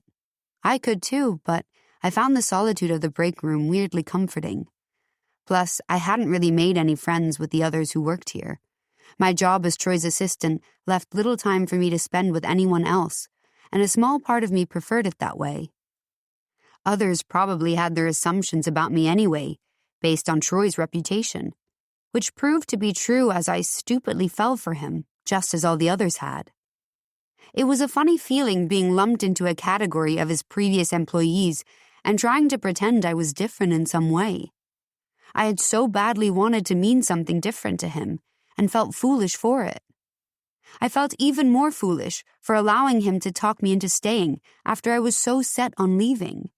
The resignation letter had been right there on his desk, and I meekly took it back, simply because he asked me to. I realized I would probably do anything he asked if it came down to it. No matter how tough I acted, I was weak for him. I sighed as I closed up my lunchbox and left the break room, my only reprieve from seeing Troy and having my feelings float around me like a fleet of butterflies. Now it was back to pretending I didn't care about him, when it couldn't be further from the truth. I hoped if I kept up the act, that eventually it would become the truth and my feelings for him would fade. After seeing him today and hearing him plead with me, I knew those feelings were more vibrant than ever. But my fear was stronger. I was too scared to let him in again. The rest of the week, my attempt at resigning never came up again. It was as if I had never stayed up until 4 a.m., typing it out, determined to leave. We worked alongside each other, just as we had been for the past few weeks. But I noticed there was something different about Troy, something softer. It was in the way he looked at me. Not in the way he used to, where his eyes were predatory and hungry to devour me any place he could. I used to feel completely naked sometimes, his stare stirring up sensations I tried to put out before I combusted. Now he looked at me like I was made of glass, carefully taking in my face as if he might break me. I almost couldn't bear it, because he looked so sad sometimes. At times, I had the urge to reach over and take his face in my hands and ask him what he was thinking. Ask him what he was feeling. I wanted to make things better for him, whatever internal battle he was facing, whether it was me or his father or his incessant ex-wife. But then I reminded myself how badly he had hurt me. Not once, not twice, but 3 times. By the end of the week, my feelings were all mixed up like someone had thrown them in a blender and pressed high speed. Every look from him, every word spoken, was breaking me down. Friday afternoon, as we sat in his office, I listened to him practice his speech for a conference that afternoon. He was practicing a few new words I'd thrown in his arsenal, trying them out on his tongue. I knew he wanted to impress his father, who would be at the conference, so I offered to help him write his speech. Now the day was here, and I could feel his nerves. "You're going to do just fine," I said reassuringly. "I feel like a baby deer trying to walk," he said, rolling his eyes. "Well, no one would know." "What would I do without you?" he asked, shaking his head. I swallowed the lump in my throat before gathering my things. "We should probably go," I said distractedly, even though his words were resounding in my head. I wondered the same thing. What would I ever do without him? He nodded and grabbed his speech from his desk. "Leave it," I said. "You'll look stronger without it. You already know it by heart." He hesitated, as if doubting himself, before putting the paper back down. With anyone else, he was so confident, like he was on top of the world. When his father was involved, he seemed like a child again, desperate for the approval of the man who raised him. It made me sad that he didn't think he was good enough. We took a cab to Tribeca, to where the conference was being held at a rooftop event that was encased by snow-capped windows and overlooked the icy Hudson River. The podium was set at the very end of the room, with rows of chairs lined to the back of the room. "Wow," I whispered. "And you wondered why I was nervous," he whispered back. "Troy," a booming voice sounded. I saw Troy's father striding toward us, and noticed Troy immediately stand up straighter, more rigid. It was as if his father's power was radiating around him, because everyone's eyes followed him with admiration and an ounce of fear. "Father," said Troy, nodding his head. "You remember my assistant, Monica?" His father looked at me in shock. "I'm surprised you're still here," he said with a chuckle. "They usually don't last long." "Oh?" I asked with feigned surprise. "It's a great job. I've really enjoyed it." I noticed the twinkle in his eye falter slightly, but his smile remained. "Are you ready for your speech?" his father asked, turning to Troy, already bored of me. "Yep," Troy answered with a confidence I was proud of.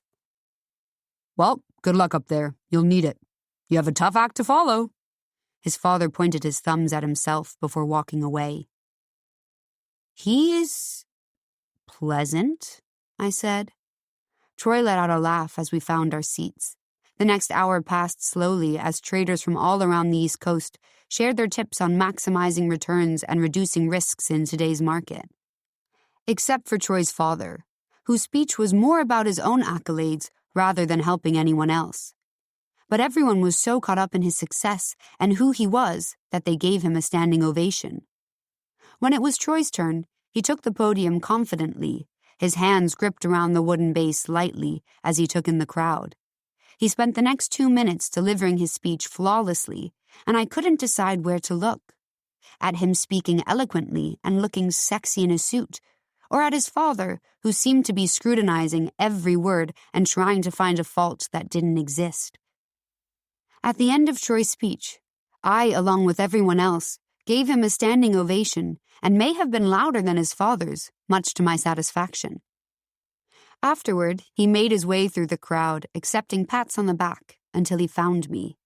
He looked excited, like a little kid, and for a moment I thought he might hug me. But instead, he held out his hand and shook mine lightly, sending electricity through my whole body. It was the first time we had really touched in weeks. "Thank you," he said. I swallowed hard and nodded. "I better get home," I said, glancing at my watch. It was just past 5 o'clock. "If that's okay." Sure. Yeah, that's fine," he said, deflated. "Great job up there." I turned and started for the door, feeling like I could float right out of the windows and down to the chilly river in the distance. I didn't know if it was my pride in Troy making me feel this way, or the way his fingers found mine just now. I just knew I had to get out of there. As I made my way to the door, past all the men in suits talking about money and successful trades, and their latest affairs with women half their age, I was reminded of how out of place I was in this world. A world of wealth and scandal and people who would never accept me. Troy's world. I was reminded of the gala and the distant whisper of his words. "She's just my personal assistant." That's all I would ever be.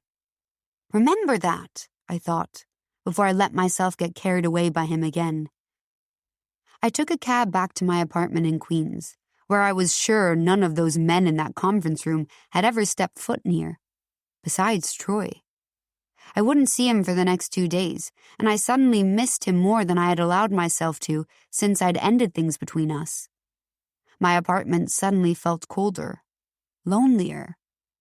I sighed as I changed out of my black pantsuit and into a pair of sweats and an oversized hoodie. my usual weekend uniform, when I wasn't opting for pajamas. I pulled the menus from my drawer in the kitchen and debated which takeout to order. I decided to go with Fu Ying's. Again. But ordered delivery. I didn't want any more run-ins with Dean. As I waited for my food to arrive, I decided to get started on a sample piece for Erica's newspaper. I had agreed to at least apply and see where it went, and the last thing I needed to do was write this piece for them to preview a sample of my work. I could have pulled from one of my novels, but decided to challenge myself and write something new. The cursor blinked slowly on the blank page, taunting me. I began to type, not knowing where it was going yet, but hoping it would find its way. After a few short minutes, the story began to take shape and my fingers were moving faster across the keys. I finished it in record time and could have kept going, but my allotted word count stopped me. It was a short story, not a novel, I reminded myself. I read it over and felt a familiar sense of pride. I had done it. I also realized how much the story had been drawn from my own life, as if my relationship with Troy had been played out in pretty words before me. I read them over, seeing him in the text, seeing us. I had given us a happy ending, and it made my eyes burn. All of my novels I had written in the past were never really based on me or my relationships, because there were few to be had. I guessed I was writing what I wanted, trying to fill the void in my life with made-up characters and feelings I yearned to exist. Then that void was unexpectedly filled by Troy, and all those feelings I had written into fictional existence were real. The yearning, the passion, the drama, it all had been there, and now it was typed out in a neat little story that glared at me from my screen. I hit the save button and attached the document to an email to Erica before I could go over it again with a more scrutinizing eye. I closed my laptop and looked out at the inky sky sprinkled with white flakes of snow. I wondered what Troy was doing now, and if he ever had imagined a happy ending for us. If only I fit into his world, maybe it could happen for us. But I knew I never would. I knew it from the way his father looked at me, the way Veronica sneered, the way those people had laughed at my expense. We would have to find our own happy endings, and as much as it hurt, I wanted that for him. Chapter 38. Troy. As the conference wrapped up, I was still thinking about Monica and how things between us felt different today. Good, different. Despite her trying to quit this morning, the day turned around. She had looked at me in a way that closely resembled the glances that once knocked the air out of me. We didn't just talk in clipped sentences. She had helped me write a speech that blew my father's out of the water, and she had sweetly put him in his place when he tried to tear me down. It meant more than she knew.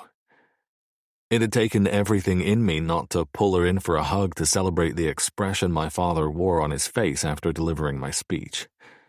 I opted for an awkward handshake, and I could still feel the warmth of her hand in mine. I wished she hadn't left. I knew I could have asked her to stay. She was my assistant. It wouldn't be out of the norm, but I didn't want to press my luck. I smiled as I softly rubbed the tips of my fingers together, trying to hold on to the feeling. "Are you coming?" said a voice, breaking me from my thoughts. I looked up and saw Jeremy standing over me. The conference must have ended because everyone was out of their seats and heading for the doors. I hadn't even noticed. I had checked out as soon as Monica asked if she could leave, my mind leaving with her. "Huh?" I asked. "A bunch of us are going out for dinner and drinks. You coming or not?" He raised an eyebrow. I didn't exactly want to spend my Friday night with Jeremy, but it would be better than being alone. My thoughts festering, knowing I wouldn't be seeing Monica for a few days. The weekends I used to yearn for, I now hated. "Yeah, sure," I said, standing from my seat. Jeremy and I walked toward the doors, following the herd of businessmen in their suits and ties down the stairs. We stopped by the coat check to get our coats to face the snow that was flurrying outside. I shrugged mine on and followed Jeremy and a few others out to the sidewalk where a limo waited. I looked at him, confused. "Oh, your father is coming too," said Jeremy with a knowing smile. Fuck. An evening alone now sounded better than this.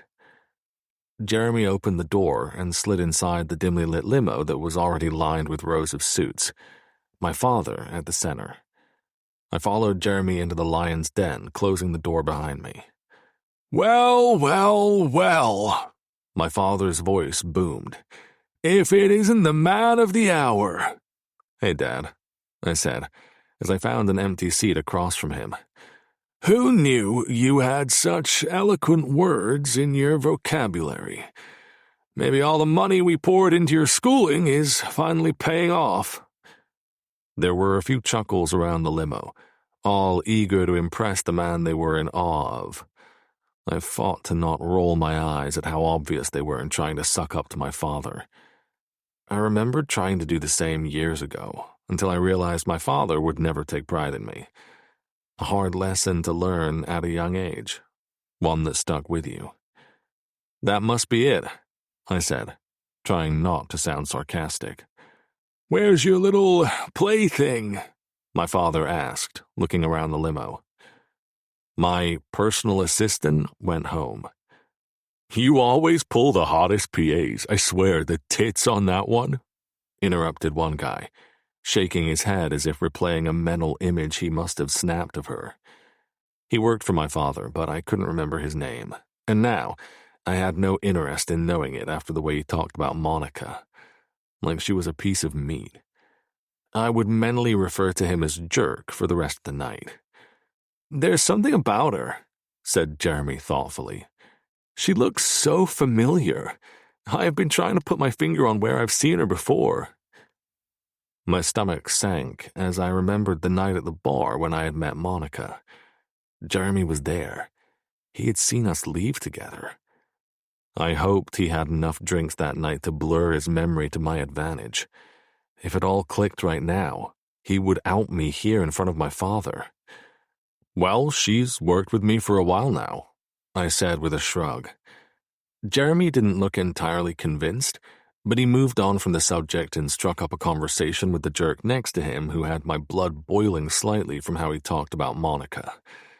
I hoped she wouldn't come up again for the rest of the evening. We ended up at 11 Madison Park, where my father secured us a private room by slipping the hostess a couple $100.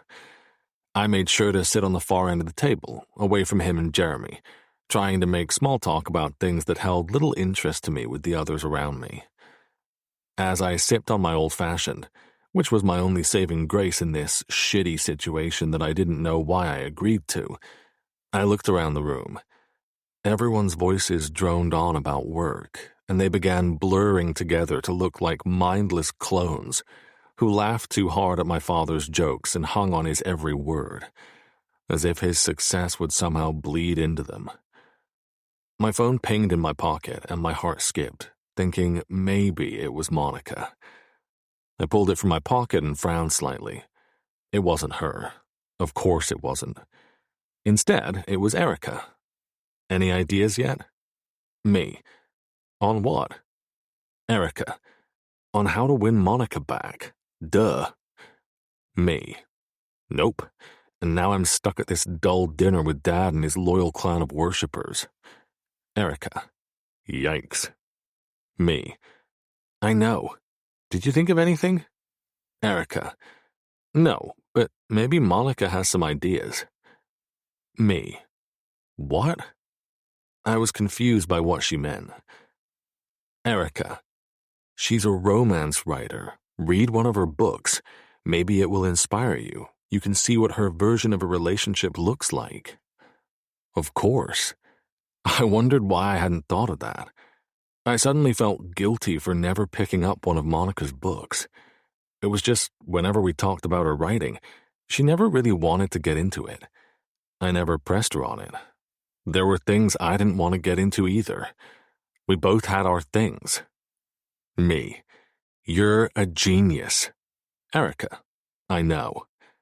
Me. I'll go to the bookstore tomorrow. Thanks, sis. Erica, take a picture while you're there. Me. Why? Erica, because I can't imagine you in a bookstore. Me. Ha ha. Goodbye. Erica, good luck, bro. I smiled and looked at my phone before sliding it back into the pocket of my jacket. I felt a little less hopeless than I had in a while. Maybe there was a chance I could win Monica back, and she would inadvertently show me exactly how to do it. "What are you smiling at?" asked the jerk who sat across from me. "Oh, did that PA text you something naughty?" My smile quickly disappeared from my face. "What?" he asked innocently. "Don't act like you haven't fucked every PA who's gone through your office. Maybe you could send her my way when you're done with her." I felt my face start to burn with an anger that started in the pit of my stomach. I wanted to reach across the table and grab him by the collar, but I knew I couldn't make a scene, not in front of my father. I leaned forward as if I was going to tell him a secret, and he eagerly leaned in too. "If you ever talk about her like that again, I will shove my fist so far into your face that you won't see straight," I whispered. He pulled back, his face grim and white as the color faded. He stayed quiet for the rest of the night. Jeremy did too. There was no other mention of Monica or where he knew her from. The only thing I had to put up with was my father's snide remarks he so often tossed my way, clearly still not over how I showed him up at the conference earlier. I owed Monica big time. The next morning, I woke up and immediately headed to the bookstore, not bothering with breakfast or coffee. I was too eager to know more about Monica through the pages of her books. Inside the bookstore, I asked one of the sales associates to point me in the direction of the romance section. She looked slightly amused as she led me to my destination. I thanked her and began scanning the shelves for Monica's name. My finger stopped on Durrell and continued moving across the row of books with pastel-colored spines, all with her name on it. My eyes widened slightly as I realized how many books she had. She was the real deal, an established author. I wondered why she was working for me when she had built this success for herself. I grabbed a copy of every single book of hers and built a pile in the crook of my arm. I balanced the books as I walked to the register and paid the same sales associate who found me so amusing before. "Big fan?" she asked, raising an eyebrow as she scanned each book. "You could say that," I replied. "You know, it's not every day you see a guy practically buy out the entire romance section." "What can I say? I love," I shrugged. She laughed softly as she packed up my books and handed me the heavy paper bag. "Enjoy, Romeo," she said. I spent the next 2 days on my couch, sipping on coffee and reading her latest book as the city turned white with snow. I couldn't remember the last time I had read a book, and it most certainly wasn't a romance novel. But the more I read, the more I realized Monica was an incredible writer. Erica had been right about her. Her words flowed off the page effortlessly as she built a story of two people and the passions and complexities of their relationship. It felt like I was getting to know her in a new way, like I was getting closer to her with every word I read. As I read, I wondered if these stories she made up in her head were what she longed for in her own life.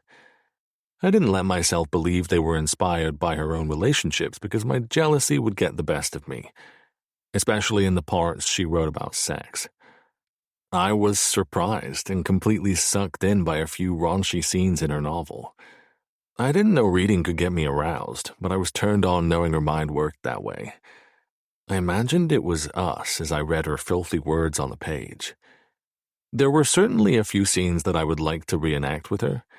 I paid particular attention to how she portrayed the male seducing the female lead. I wondered if that was what she wanted, if that was how she wanted to be seduced. I reread those pages several times, making a few mental notes. By Sunday evening, I had finished her novel. I had never read a book that fast, but it was so enjoyable. I could hardly put it down. The only thing that threw me off was the ending. The couple didn't end up together. I figured most romance novels had happy endings, but I liked the unexpectedness of it. It was different, though it wasn't the ending I wanted for us. Despite the novel not having a happy ending, I was determined to have mine. Ours. A plan began to form in my head. I just hoped it would work. Chapter 39. Monica. "I can't believe that awful woman was at his place," said Hart as she sipped on her vanilla latte and bounced Bridget on her knee. We were at the coffee shop where I usually picked up Troy's coffee each morning. She had met me early before work on Monday to catch up. I needed it after a weekend of being in emotional turmoil over my feelings for Troy. Maybe I should have just quit when I had intended to. Then the touch at the conference would never have happened, and my feelings wouldn't have gotten even more jumbled. "I'm still trying to forget it," I muttered as a flash of Veronica's perfect body popped into my brain. "Do you believe him? About her being, you know?"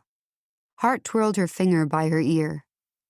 I hesitated before letting out a long sigh. I somehow did believe him when he said that Veronica was borderline stalking him, that something was off with her. I knew I probably looked stupid for it, desperate, but I couldn't help it. He seemed so worked up about it. Still, I couldn't come up with an explanation as to why she was at his apartment in the first place. It seemed like there was unfinished business there. I just hated that he had brought me into his life when she was still in the picture. I don't know. I probably shouldn't, but after what I've been through with my own stalker. Hart nodded understandingly. You know how it is. If he is telling the truth, I feel bad for the guy. That's a big if, I said softly. Poor Troy. Poor you. I tried to quit, you know. Really? Asked Hart in surprise. Friday morning. I had my resignation letter and everything. What happened? I couldn't go through with it. I sighed. You should have seen him. He was desperate for me to stay. Said he couldn't do any of this without me. Work or life? Hart raised a questioning brow. I don't know. Both, maybe? He just looked so sad and I couldn't go through with it. My face dropped at the memory of his green eyes pleading with me. I don't think I'm ready to let him go yet either. Hart leaned back in the booth and looked at me. Phew, girl, I do not envy you. When Daniel referred you for this job, I had no idea it would turn into all this. She waved her hand in a circular motion, while Bridget giggled, trying to catch it. I smiled warmly at her. Only she could cheer me up. Don't ever date a billionaire, okay? I leaned into Bridget, nuzzling her rosy cheek. Billy, she babbled. Billy. Hey, that is not so bad, said Hart with a laugh. I smiled. Daniel had really turned everything around after his and Hart's own rocky start. It was hard not to be hopeful for Troy and me, even though I doubted lightning would strike twice. They were a rare exception. Thank God, though, because then I wouldn't have Bridget in my life. I gave her a gentle kiss on the cheek before checking the time. I should probably get going, I said regretfully, knowing what I soon had to face. Another day with Troy pretending he wasn't all I ever thought about. Hart took the last sip of her latte and began gathering her things. Me too. I have to be at work in 30. The nanny is meeting me there to pick up this sweet thing. She tousled Bridget's dark curls gently. Thanks for meeting me in my time of need. Always. She leaned in and gave me a hug while balancing Bridget on her hip. Good luck today. I gave them a wave goodbye and went up to the counter to order Troy's drink. There was a slight break in the cold front, so I opted for his original iced Americano and headed down the block to his office.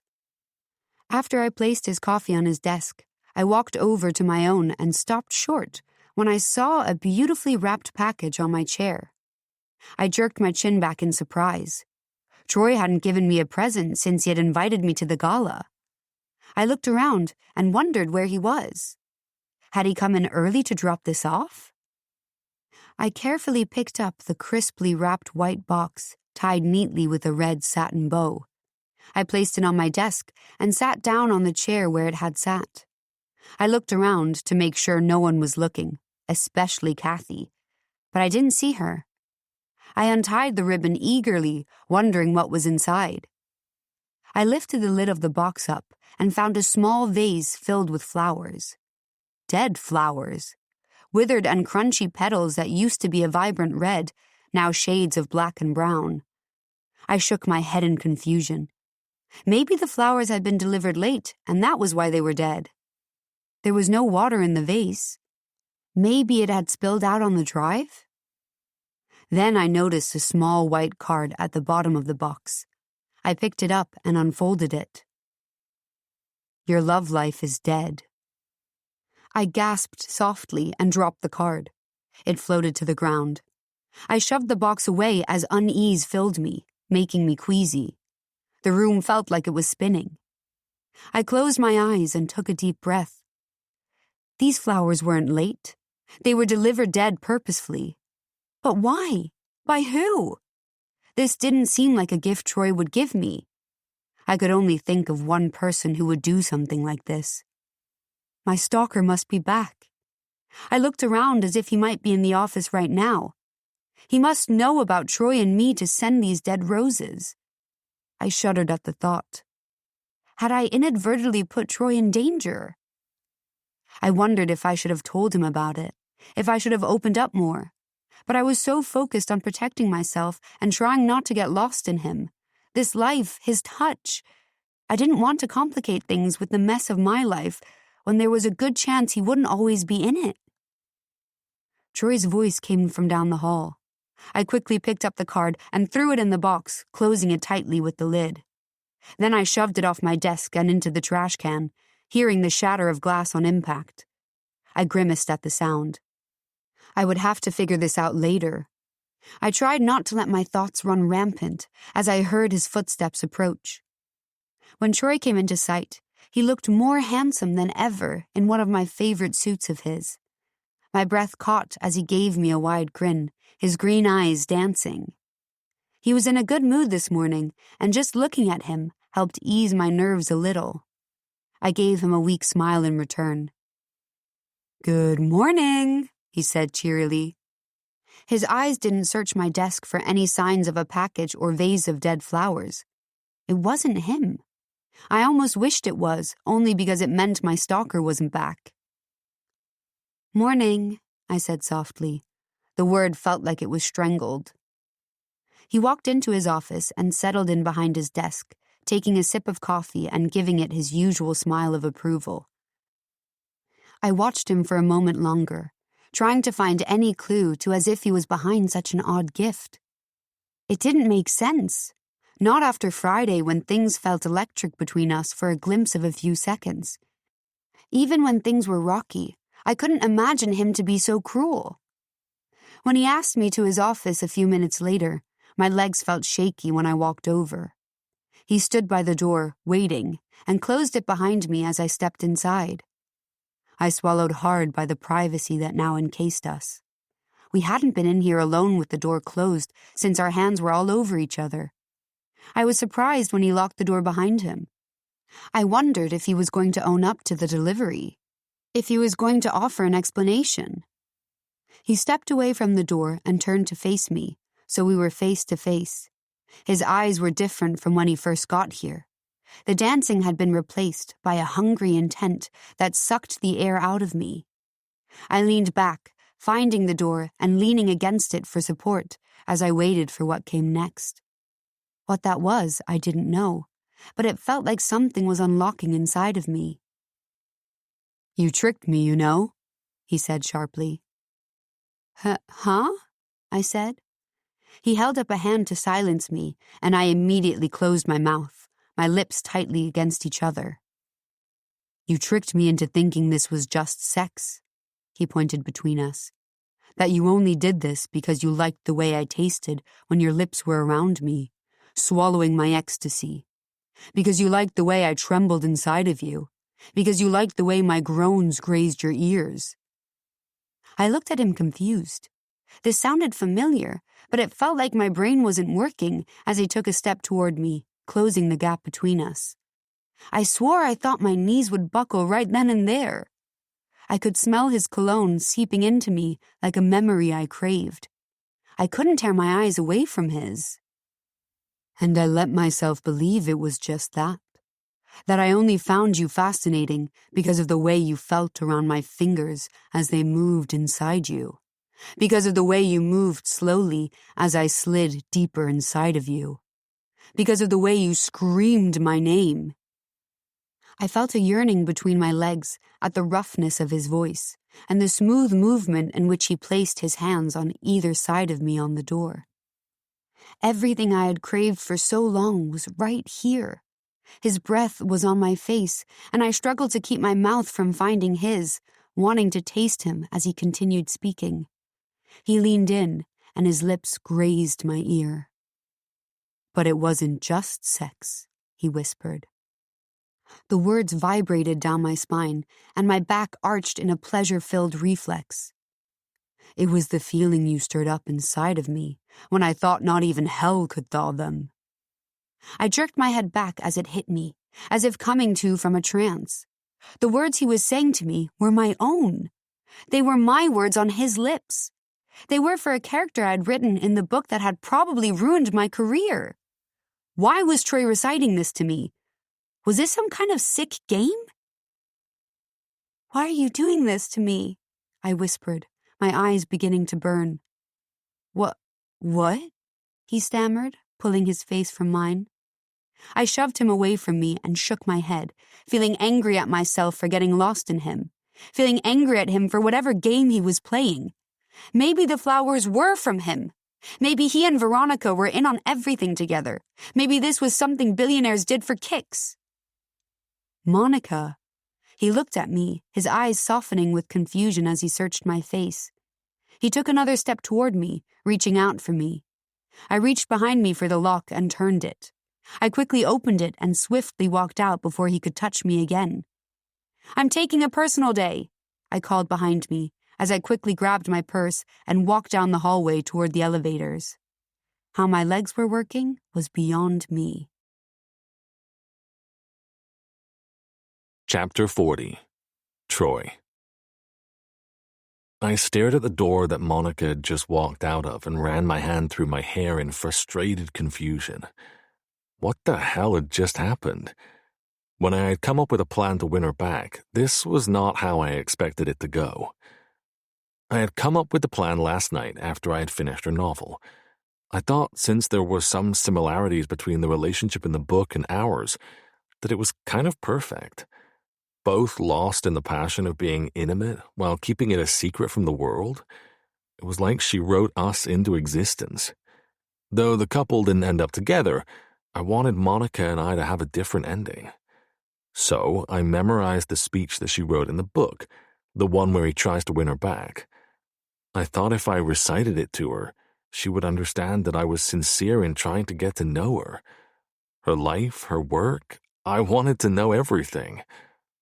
I also wanted to see if the style of seduction she wrote about would work on her. For a moment, I thought it might. She was so close, I could almost taste her, and her caramel eyes were fixed on mine as our breathing fell into sync. I had dreamed of that moment for weeks on end. But then the moment was over, and she was pushing me away, leaving like she couldn't get away from me fast enough. I sat down at my desk, a long sigh escaping me as I put my head in my hands. I went over the speech again, whispering it to myself. I wondered where I had gone wrong. She looked so upset, I couldn't bear the thought that I had caused her more tears, and not knowing why was eating me alive. I had to talk to her, but first I needed to talk to my sister. Maybe she could give me some insight into what I did wrong. This was her genius idea, after all. I picked up my phone and dialed Erica's number. "Hello?" She answered groggily, picking up on the third ring. "Are you asleep?" I asked in surprise. checking my watch. It was nearly 10. It's my day off. It's Monday. Yeah, well, the printers are down again. We're working from home, she yawned. Can I come over? I asked. Only if you bring me coffee. I rolled my eyes. Fine. Vanilla latte. Sprinkle of cinnamon. Yes, I know. I'll be there soon. I cleared my morning meetings myself, since Monica had left. I didn't care what Kathy would say, and snuck out before she could lecture me. As if she was my boss. I stopped by the coffee shop on the way to Erica's apartment. On the 20-minute cab ride, I replayed the moment with Monica that had gone all wrong. I wanted to make sure I had it straight when I explained it to Erica. I hoped she would give me a woman's insight. Erica buzzed me in the 3-story brick building, and I took the stairs, as there was no elevator. Our places were vastly different. You would never guess she was the daughter of the Bryce Gunner, and she didn't really like to announce it.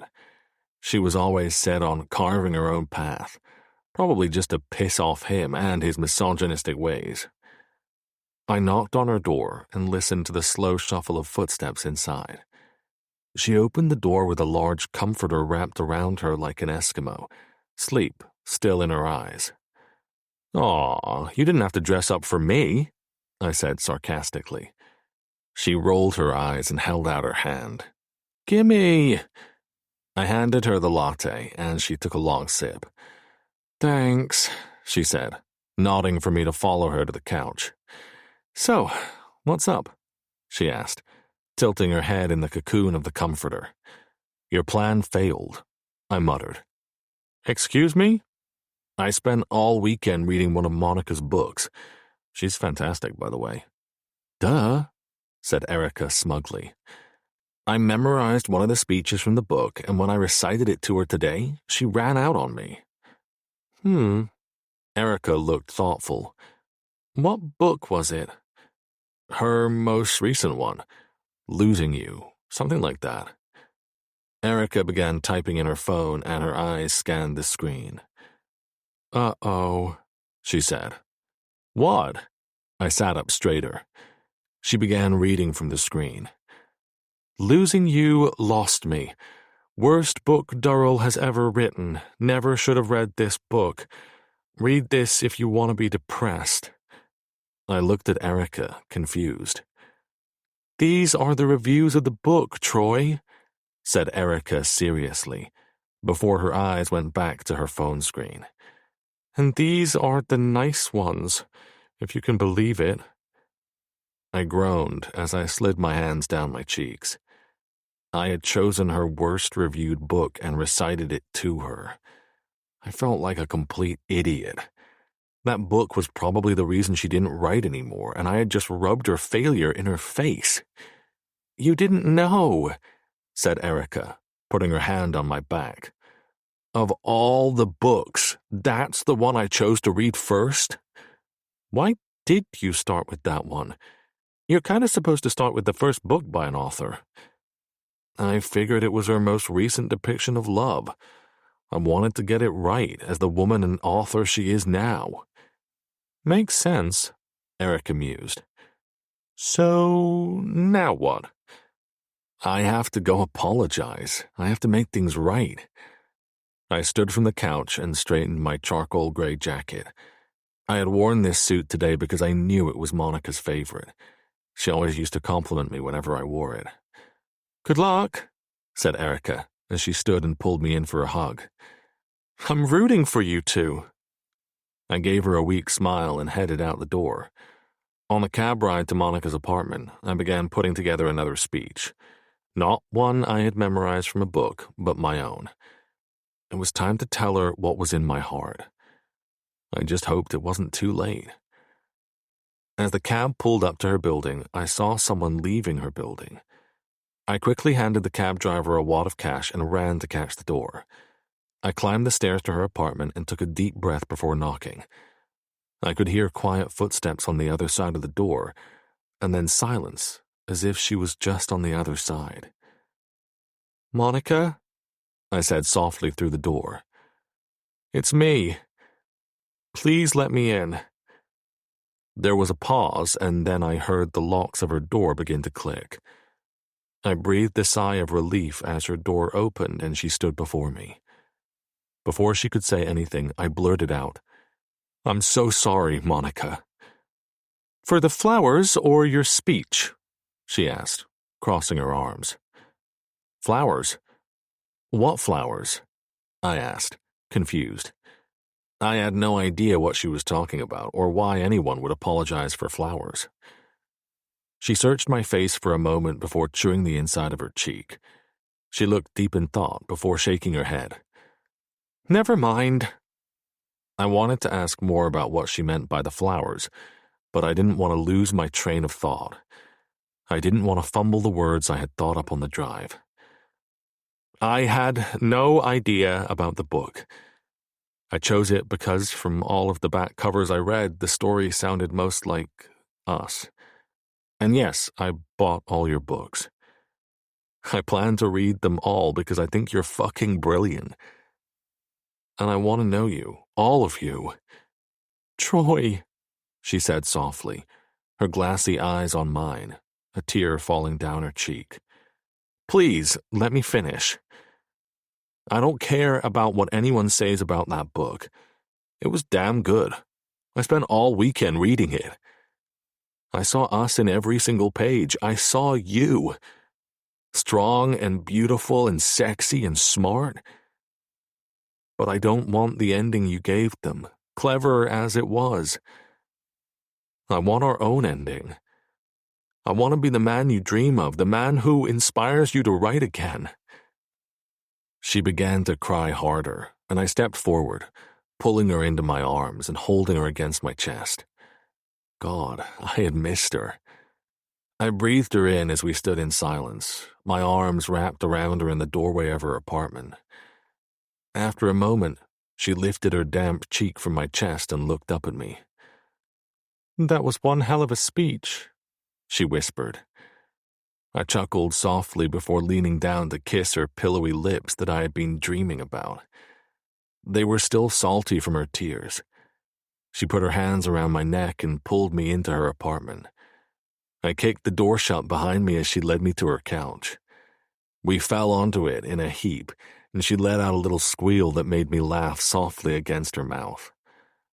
I hovered over her as she looked up at me, her beautiful eyes no longer sad. I tucked a piece of her dark hair behind her ear and took her in. I spent a moment memorizing her face. I would never take this for granted again. I could not lose her. "What is it?" she asked, reaching up and putting her hand on my cheek. "Just you." She smiled before tucking her pouty bottom lip between her teeth. My eyes fell to her mouth. She knew what she was doing. I leaned down and grazed my teeth against her lip before gently tugging at it until it released. She let out a quiet whimper as my tongue ran across her parted lips, seeking an invitation. She obliged, and I slipped inside her mouth, tasting her. She let out a quiet moan. I felt that moan run through me like warm liquid and stop between my legs, waking me up. She must have felt it because she pulled away and looked at me with such intensity that I wanted to rip her clothes off right there. She pulled me in for another kiss, her mouth and tongue moving with such passionate intensity, her hands in my hair pulling at it in desperation. As I held myself above her with one hand, buried in the plush couch, the other moved down, tugging at the waistband of her skirt. She lifted her hips, helping me ease it off her, followed by her lace thong. Her hands reached for the clasp of my pants, our mouths never breaking apart. She quickly undid the zipper and pulled them down, my erection spilling out against her. We both wanted this now. There was no time for anything else. I reluctantly pulled away from her kiss so I could see her face as I slipped inside her. She bit her lip in anticipation as I reached down and positioned myself against her. Her eyes never left mine as I pushed into her, a gasp escaping her mouth. I felt her tight warmth surround me. I was in utter ecstasy as I throbbed inside her. Her hands clawed at my jacket that I hadn't bothered to take off as I pushed deeper into her until there was nowhere else to go. I let out a deep groan as I felt her pulse around me. We lay there for a few seconds, reveling in the feeling of each other. "More," she whispered throatily, causing the hair on the back of my neck to rise. And I obliged, thrusting into her again and again, never wanting it to end. Chapter 41. Monica. As I lay in bed, my head on Troy's chest, listening to the rise and fall of his breath, I couldn't quite believe this was real. That he was here, in my apartment, after another bout of lovemaking. I glanced at the clock on my nightstand. It was almost 3 p.m. It looked like we were both taking a personal day. I lifted my head from his bare chest, inhaling his cologne and looking at him, propping myself up on my elbow. Troy opened his eyes sleepily and looked at mine before they grazed the edge of the sheet that was loosely wrapped around me. "What are you thinking about?" I whispered. He reached his hand over and grazed his fingertips across the thin material, making my nipples peak at his touch. My back arched at the sensation. "I'm thinking about how much I missed this." He pulled me closer to him, so my breasts lay bare against his tan chest. "Haven't you had enough?" I giggled. "Never. It will never be enough," he said. I bit my lip on purpose. "Especially when you do that." He nipped at my lips, and I let out a squeal before kissing him. When I pulled away, he was looking at me intently. "What is it?" I asked with a touch of nerves. He had never looked at me like that before. His brows furrowed as he reached up and cupped my face. "I'm falling in love with you." I sucked in a breath. It wasn't what I was expecting to hear, though I had admittedly hoped for those words to fall from his perfect mouth.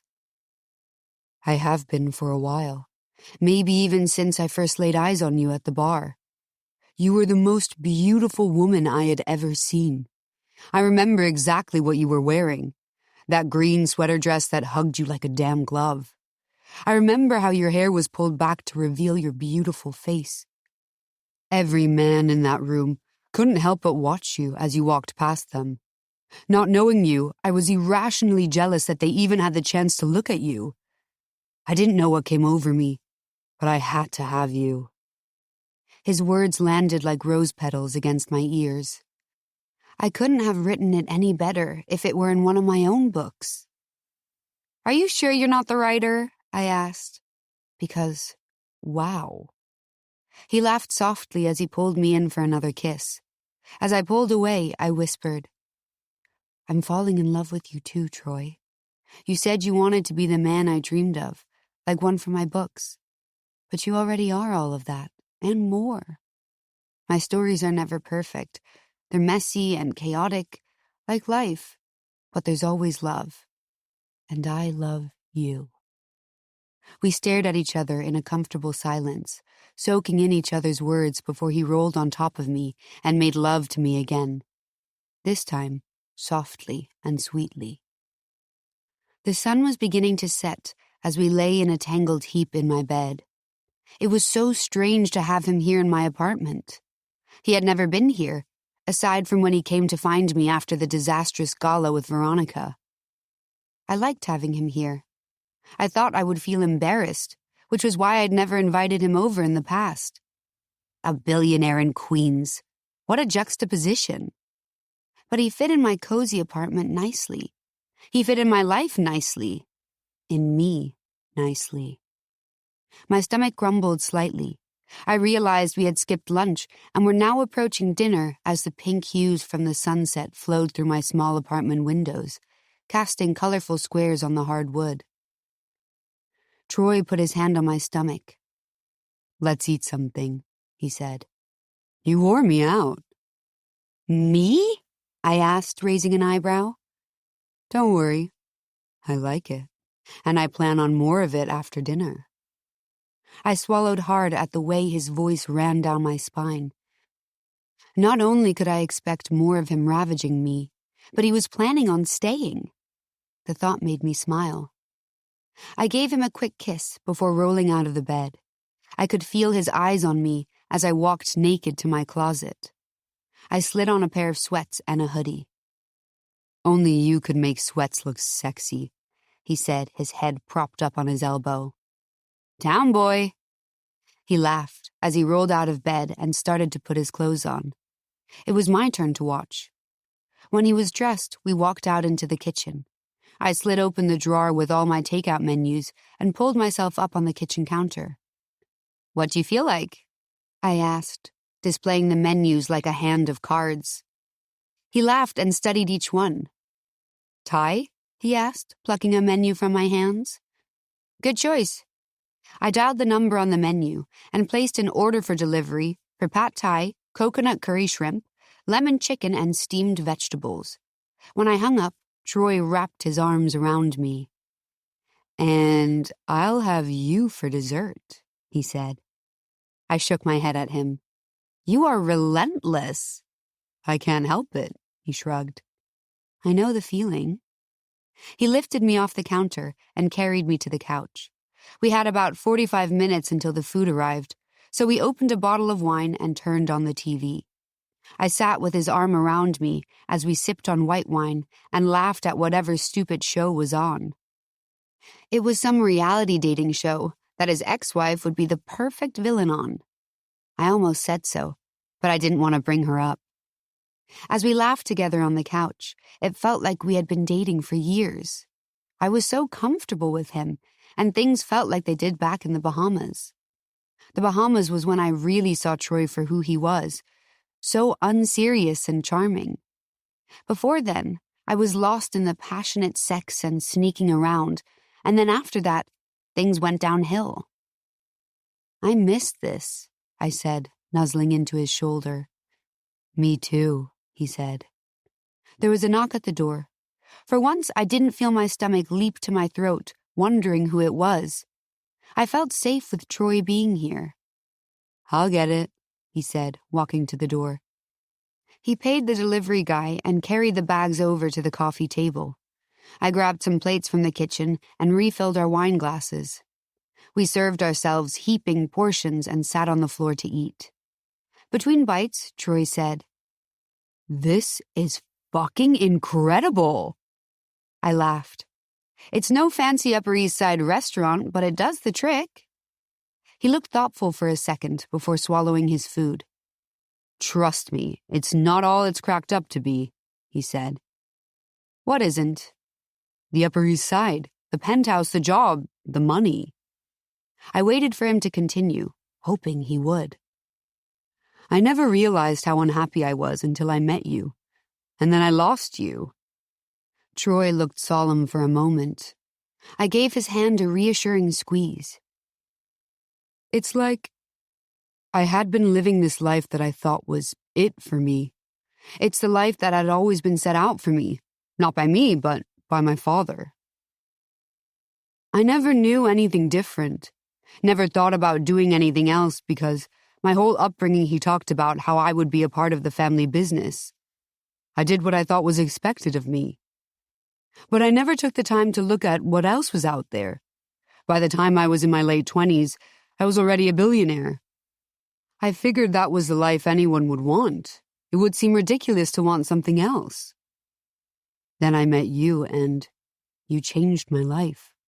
You made me happy, truly happy. You were the highlight of a job that I realized I hate. You showed me colors I didn't know existed in this black and white world I'd found myself in. And when you left, I was a shell of myself, and I realized I was pretty damn miserable. I should never have pushed you away after the Bahamas. I should never have let my father come between us.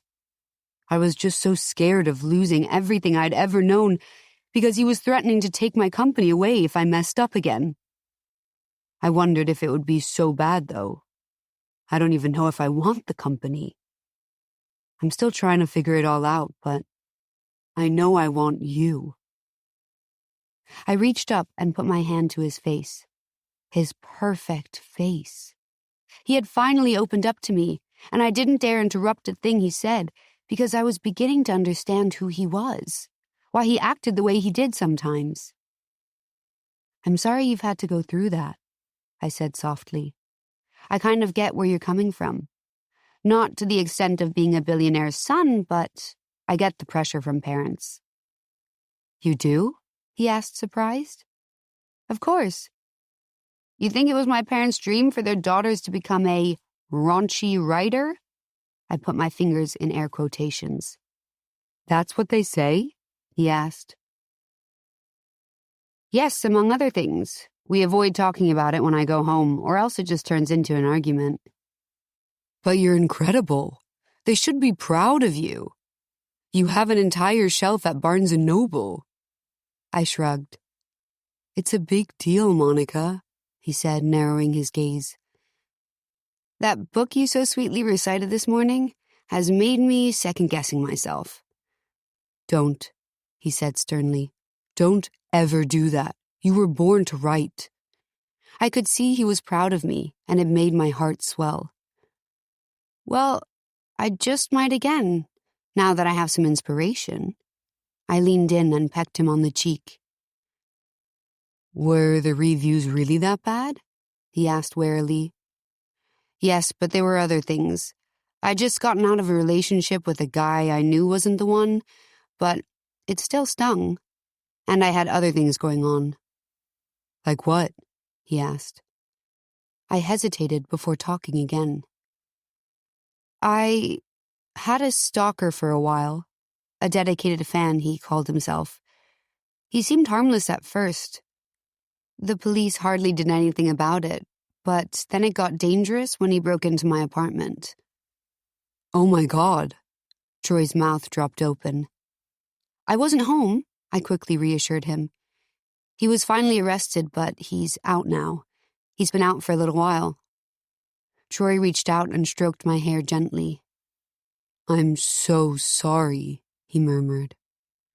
"It's okay," I said. "But that's why I asked you about the flowers earlier. There were dead flowers left on my desk with a cryptic note reading, 'Your love life is dead.'" I shuddered just thinking about it. "Jesus, do you think it's him?" he asked worriedly. "I don't know."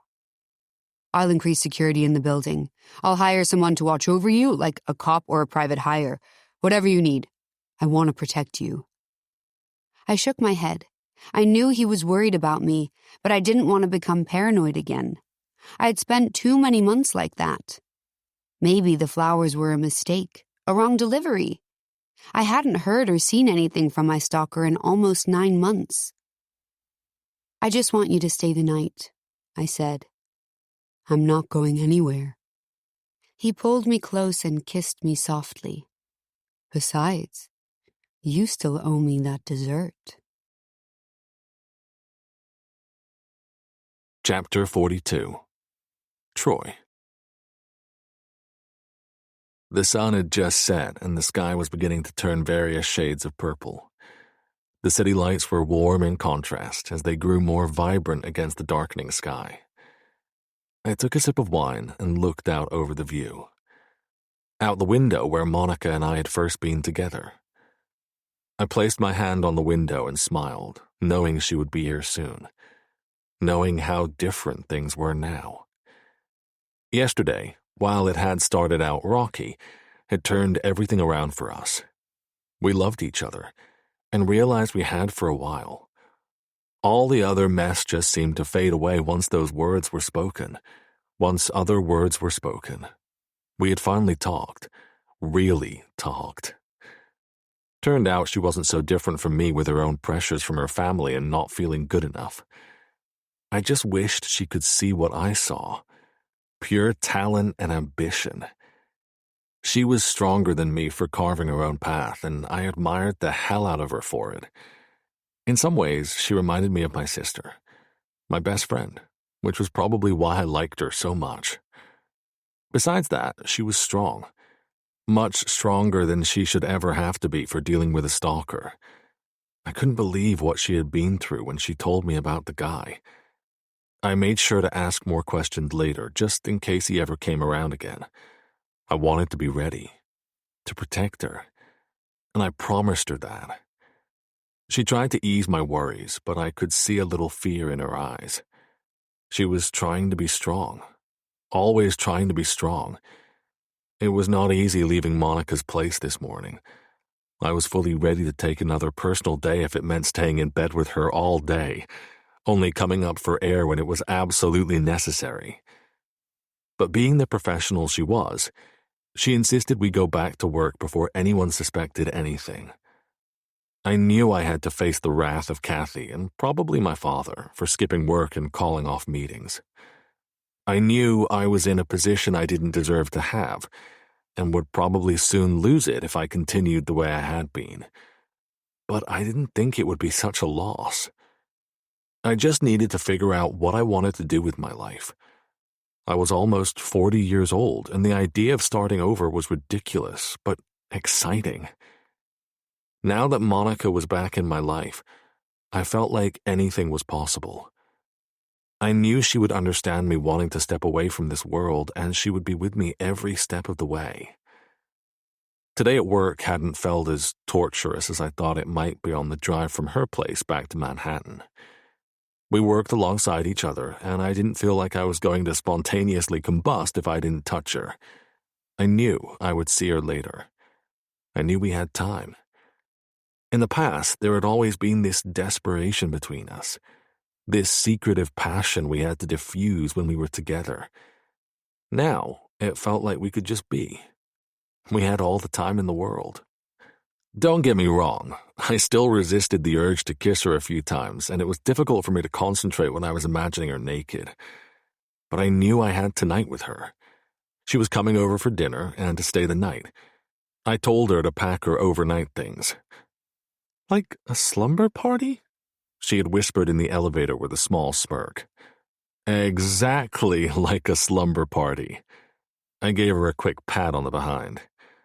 A romantic sleepover with a home-cooked dinner by me. I had gone to the store after work for everything I needed. Pork chops, potatoes, salad, a bottle of vintage champagne. I wasn't much of a cook, but I wanted to make it special. I wanted it to feel like a proper date, which we had never been on. We had gone to plenty of dinners and lunches, but had to put on a show that it was for business in case anyone saw. They hadn't seen what went on under the table linens, but still, she deserved a proper date. I couldn't wait for the day I could take her out and show her off to the world. But for now, my penthouse or her place would have to do, until we figured everything out. I dimmed the lights and turned on some light jazz music as I started prepping in the kitchen. I was following a recipe from the Food Network that had so many steps my head was spinning. The potatoes were in the oven, and now I had to start on the pork chops. I had just seasoned them and placed them in the skillet when I heard the elevator doors ding. "You're early," I called from the kitchen. I checked my watch. Monica wasn't supposed to be here for another hour. I wiped my hands on a dish towel and walked out into the living room where I saw Veronica by the corner bar helping herself to a glass of bourbon. "What the hell are you doing here?" I asked sharply. She turned her head slightly, her strawberry blonde hair covering half of her face as she took a sip of the amber liquid. Her lips curved into a smirk that made me uneasy. "Nice to see you too, baby," she purred. "You need to leave." She ignored me as she went and sat in one of the large armchairs next to the couch, clutching the cream-colored trench coat she wore. "Smells good in here," she said. "Are you cooking?" "I'm not going to ask you again." I crossed my arms. "Oh, Troy," she said, gazing at me as she slowly spread her legs, revealing she was wearing nothing underneath. She put her bare feet on the coffee table in front of her, angling herself toward me. "God damn it, Veronica!" I averted my gaze. "Why are you like this?" "You used to like this." She moved her hand between her legs, watching for a reaction. "Used to." but you can't take a hint. Touch me, she whispered. You know you want to. She dipped her fingers slowly inside herself and laid her head back against the back of the chair. I felt sick to my stomach. I wouldn't touch you again if my life depended on it, I spat. I pulled my phone out from my pocket and dialed down to the front desk. I need security up here, stat, I said urgently. Are you fucking serious? Asked Veronica, snapping her legs shut and clutching her coat. Maybe now you'll get it. I want nothing to do with you. A moment later, the elevator doors opened and 2 security guards came rushing in. Get her out of here. I nodded to Veronica. They went and gently grabbed her arms, lifting her up from the armchair she sat in. Get the hell off me! She screamed and began to fight. Don't touch me! They tightened their grip and began dragging her toward the elevator doors. She yelled obscenities at them before yelling at me. You're going to regret this. You are going to regret turning me down. Her voice was shrill and soon cut off by the elevator doors closing. I let out a deep breath through my lips as I plopped down on the couch and put my head in my hands. What a disaster. I couldn't believe she had shown up here like that. She was starting to become more desperate. I don't remember her ever being like this when we were together. She was not the woman I used to know. I suddenly smelled smoke coming from the kitchen. Shit, I said, standing up suddenly and running toward the gray smoke that was now trickling into the living room. The pork chops were black on one side as I pulled the skillet from the burner, the handle of the pan burning my hand. I let out a cry of pain before throwing the pan in the sink and running water over the palm of my hand. Steam and smoke now filled the air. I could barely see. Everything okay in here? Asked a voice. I looked up and squinted through the haze to see Monica standing in the doorway. I shut the water off and wrapped my hand in a towel. Things are going just fine, I groaned, holding my hand and wincing slightly. What happened to your hand? She asked worriedly, gently unfolding it from the towel. You hurt yourself. I'm fine. I waved her off. She placed her lips on my palm, and I gave her a weak smile. You did all this for me? I wanted it to be special, but I'm not much of a cook, clearly. I looked around the mess in the kitchen. Potato peelings on the counter, sauce splattered on the white quartz countertop, the burned pork chops in the sink. Why don't I clean up? You go take care of that hand of yours. But what about dinner? I'm going to order pizza. Pizza? I asked, defeated. Not because it didn't sound good, but because this night had gone much differently than I expected. Yes, pizza, she nudged me. I've been living in your world for months now. Maybe it's time you experienced life from my perspective. Okay, fair enough, I replied, leaning down and giving her a kiss on the lips. I turned to head to the bathroom to put some ointment on my hand. There's potatoes in the oven, I called over my shoulder.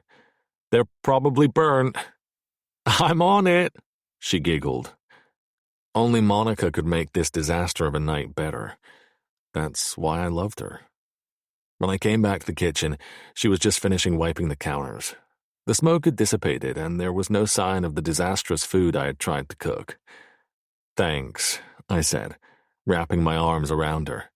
Of course, she said, tilting her head back in the crook of my neck. I did get champagne, I said, pointing to the bottle on ice. Well, let's have some. I popped the cork with my left hand and filled 2 glasses. I held my glass up, and she did the same. To our first official date, I said.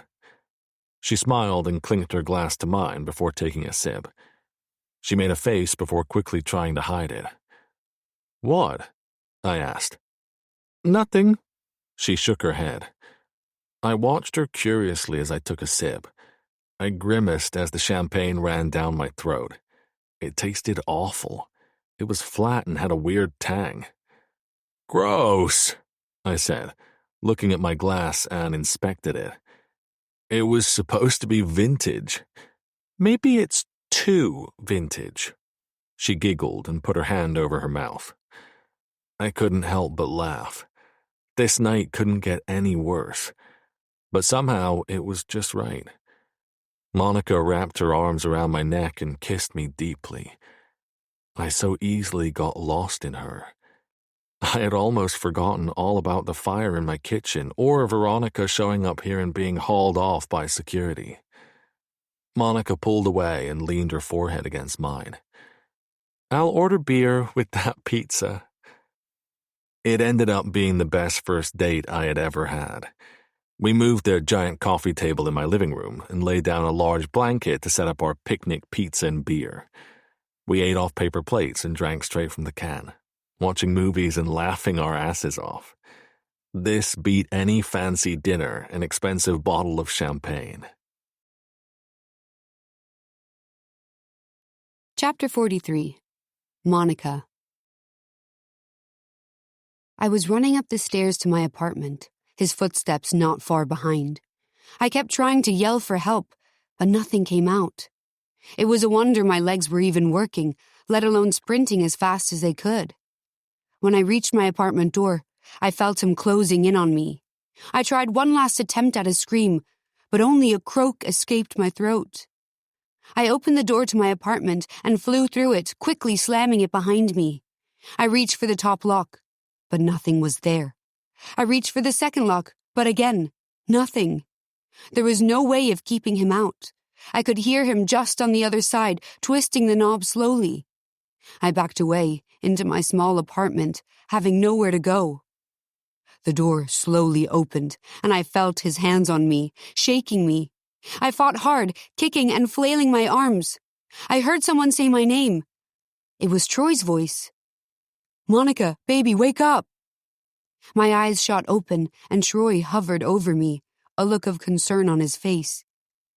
I looked at him, and then around his penthouse. I wasn't in my apartment at all. No one was chasing me. It was a dream. I was safe. "Take a deep breath," said Troy soothingly as he rubbed my back. "It was just a nightmare." I did as he said, taking in a long breath through my nose and letting it out through my mouth. "It felt so real," I said softly, shaking my head. "You were screaming," he commented. "I'm sorry." "It's okay. Are you okay?" I nodded. I was now that I knew I was safe with the man who loved me. I hadn't had a dream about my stalker in several months. I wondered why it would happen now, after my night with Troy. It was probably because of the flowers, which I still had no explanation for. I knew my stalker was out on parole. Plus, I had a restraining order. It would be stupid for him to try and pull anything because he would go directly back behind bars. "I'm fine," I said. "What were you dreaming about?" he asked, his eyes filled with worry. "Being chased by him?" "Your stalker?" I nodded solemnly. "I used to have these dreams all the time, but not for a while now." I lowered my head. "I'm sorry I woke you." "Don't be sorry." Troy pulled me to him, and I laid my head on his bare chest. Just listening to the sound of his breathing put me at ease as I nuzzled closer to him. We were on his living room floor, where we had our picnic last night. It had been the perfect first date. We ate greasy pizza and drank cheap beer, watching classic comedies in our pajamas. Now our pajamas were nowhere to be found, probably lost in this pile of blankets we were under. We got through a movie and a half before our hands couldn't resist each other anymore. I could hardly resist him now. I propped myself up on my elbow and leaned in to kiss him. He gave me a sleepy smile. "What time is it?" I asked, looking out the window at the dark sky. He rolled over and checked the time on his phone. 5 a.m. I groaned. We had barely gone to bed 3 hours ago. Should we go back to bed? Or... His fingers trailed around my nipple as his sleepy smile turned into a hungry one. Or what? I asked, feeling like I couldn't breathe as his fingers moved lightly against me, causing my skin to break out in goosebumps. He flicked my nipple lightly, and I gasped as the pleasure-filled pain shot through me and straight down between my legs. He rolled on top of me and showed me exactly what he was thinking. I woke up again 2 hours later to the sound of my phone buzzing and the soft greeting of the sun streaming through the large windows, the same windows where I had first experienced what he felt like. I reached over and grabbed my phone, trying not to disturb Troy, who was still asleep. There was a text from Erica. My boss loved your sample piece. He wants to publish it in the next issue. I was taken aback. That had just been a sample piece, a way of me dipping my toe back into writing. I didn't expect it to go anywhere. Me. Really? That's great.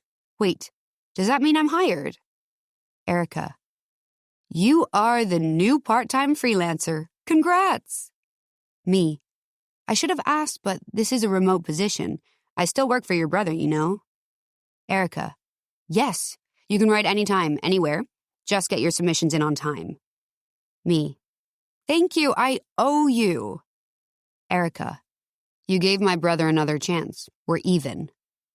I smiled at my phone and then looked at Troy. His eyes were still closed and his lips were parted slightly. His bedhead fell across his forehead, but still somehow looked like it was out of place on purpose. I reached over and touched his cheek.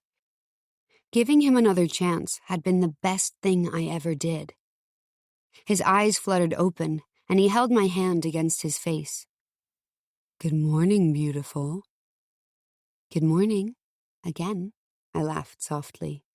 He squinted his eyes at the incoming sun, the warmth kissing our bare skin. What time is it now? Time to get ready for work. I don't wanna. Too bad, I laughed. He yawned and stretched his hands over his head, the blanket pulling dangerously just below his hips. I let my eyes wander to the lines that formed a V just above where my mouth had been last night. He caught my gaze. See anything you like? He asked with a sarcastic smirk. I pushed him playfully as I reluctantly pulled myself from the warmth of the blankets and his body. I stood up. Where are you going? He asked, watching me. I have to get ready for work. My boss needs his morning coffee. I rolled my eyes dramatically. He sounds like a real piece of work. You have no idea. I started walking toward the bathroom to take a shower. Is that so? I heard him say, getting to his feet and coming after me. I let out a little squeal and started to run down the hallway, him not far behind. I would take this kind of pursuit over the one in my dream any day. After taking a longer shower than I had intended, I started to get dressed for work in the clothes I'd brought with me. Troy stood leaning against the doorway of his bedroom, in a towel wrapped around his waist. His hair was still damp as he watched me with those piercing green eyes. Will you stop that? I asked, shaking my head as I buttoned my blouse. What? He shrugged innocently. Making me want to stay. I'm going to be late as is. I think your boss would let it slide. I would hate to think I was getting special treatment, I said, batting my eyelashes. He chuckled as he walked over, kissing me on the back of my neck. I closed my eyes and leaned into him. I could feel his erection against me, and it was practically impossible to ignore it, but I had to leave now. He helped me zip up my black pencil skirt and gave me a pat on the behind. I'll see you soon, he said before kissing my ear. I turned to face him. Can't wait, I replied softly. Down on the sidewalk, I hailed a cab, not being able to fight the smile on my face. The drive to the office wasn't far, and I had the driver stop at the coffee shop beforehand. I ordered Troy his new favorite hot drink and ordered one for myself, too.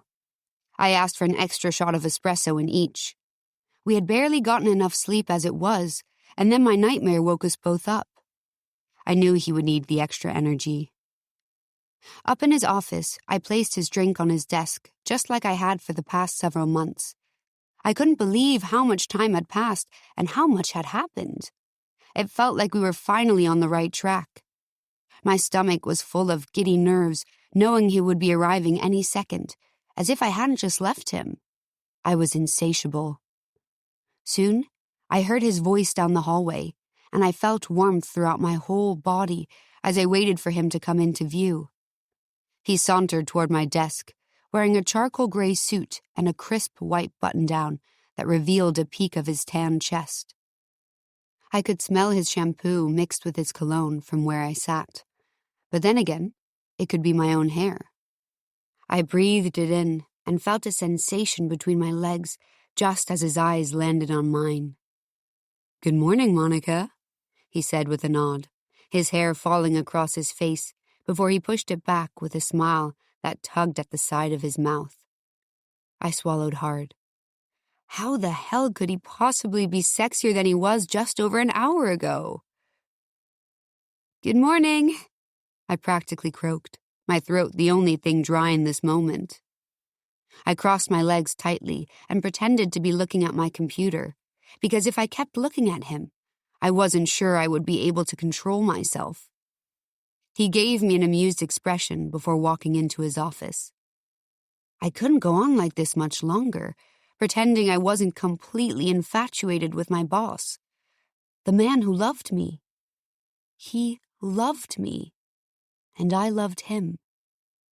I wanted to shout it out loud. I wanted to go in his office and make out with him right now. I wanted to show up to work together after a night of lovemaking. But I knew that was impossible.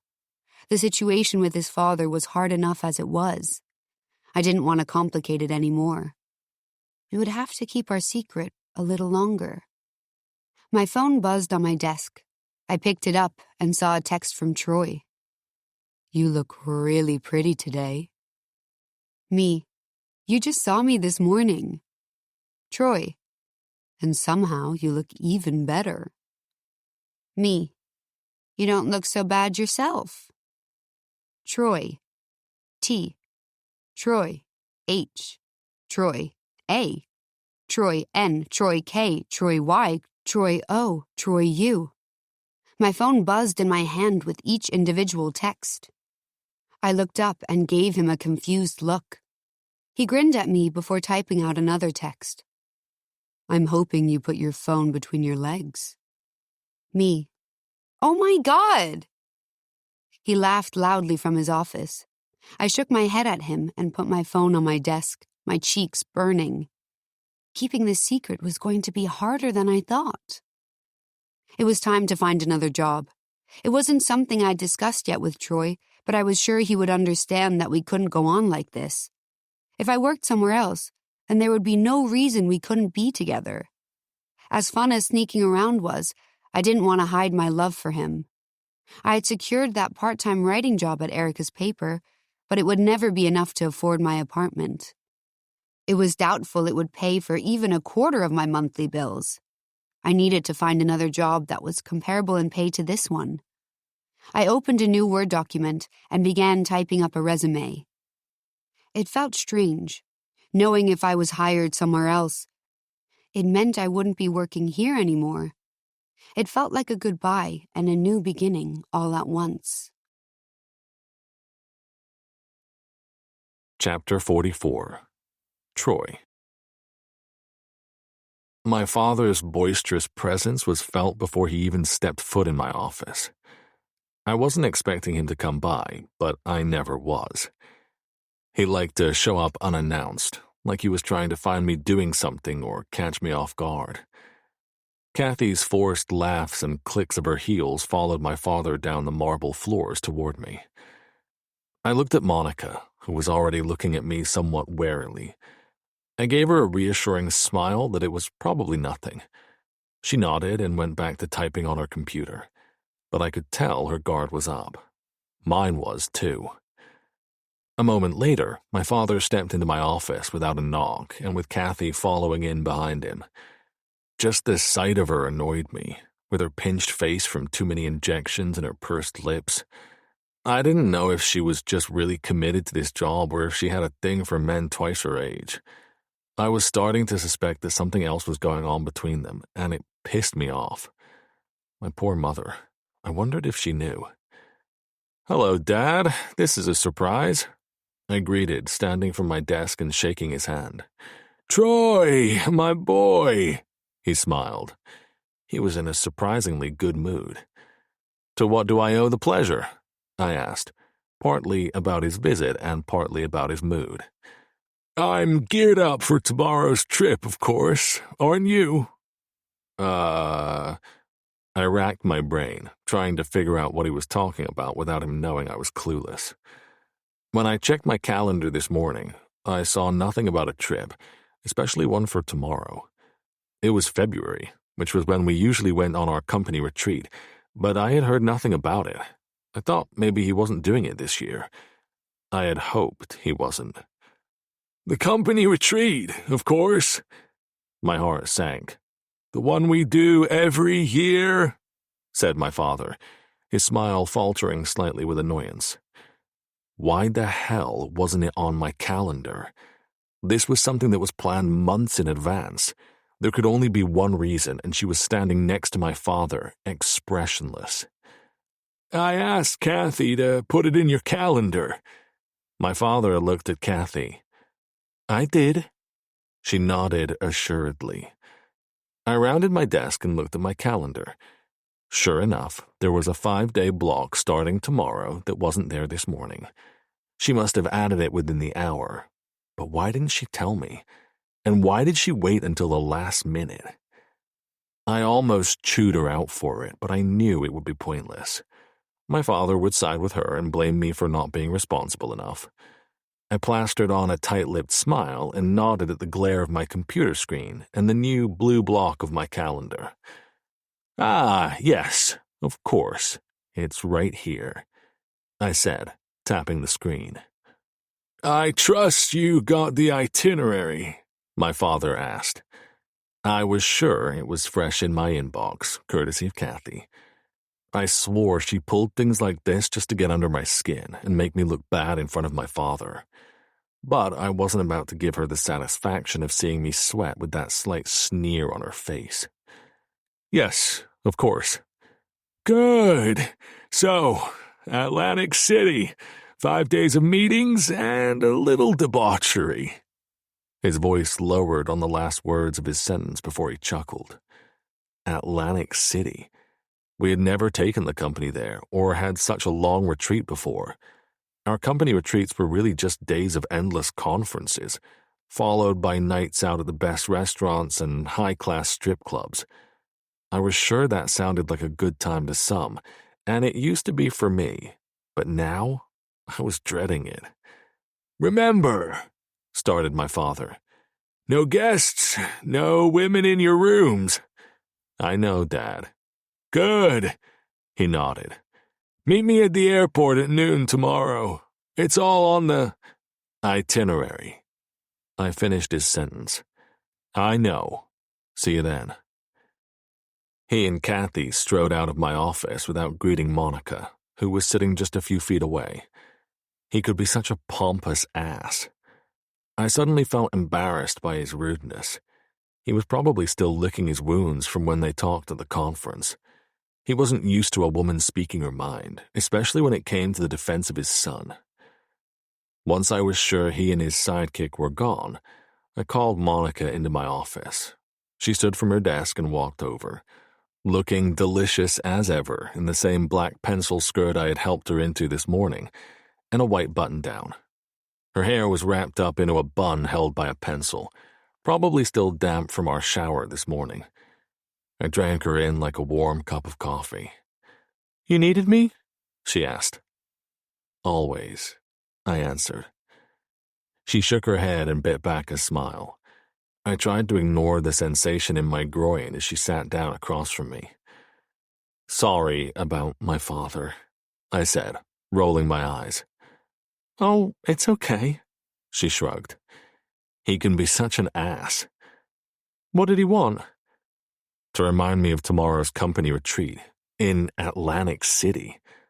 "Oh, I didn't even see it on your calendar." Neither did I, until just now. Kathy must have conveniently forgotten to mention it to me. "She does that, doesn't she?" Monica rolled her eyes. I laughed. "How long will you be gone for?" she asked. 5 days. I could see her smile falter a little. "Oh, wow," she said, looking down at her feet. I could tell she wasn't happy about it either. I realized we hadn't been apart that long in months. Even when we weren't together, we still saw each other at work. I was starting to dread getting on that plane tomorrow. "You gonna miss me?" I asked with a sly smile. She looked up and saw my face, shaking her head. "You're insufferable," she laughed. "Admit it," she sighed. "Yes, of course I am." "Then come over tonight. We can have a proper goodbye."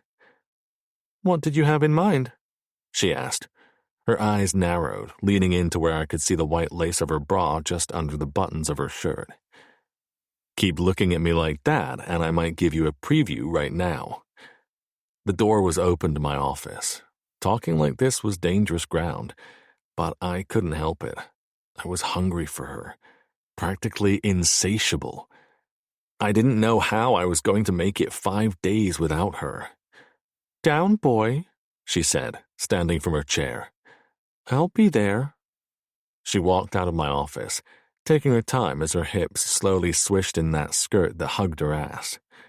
She knew exactly what she was doing. I sat back in my seat and enjoyed the view. After work, I headed home to pack for the retreat. Monica planned to come over for dinner later, one that I was not cooking. As I entered my building, I made sure to confirm with security that Veronica was banned from the premises. They assured me she was, and I felt better as I rode up the elevator to my place. I didn't want any more unexpected surprises tonight, or ever. I knew I still had to talk to my mother about my boundaries, and how I didn't want Veronica in our lives anymore. I also knew I had to talk with my father eventually. The more time I spent running the hedge fund, even with Monica by my side, I realized how little interest I had in my job.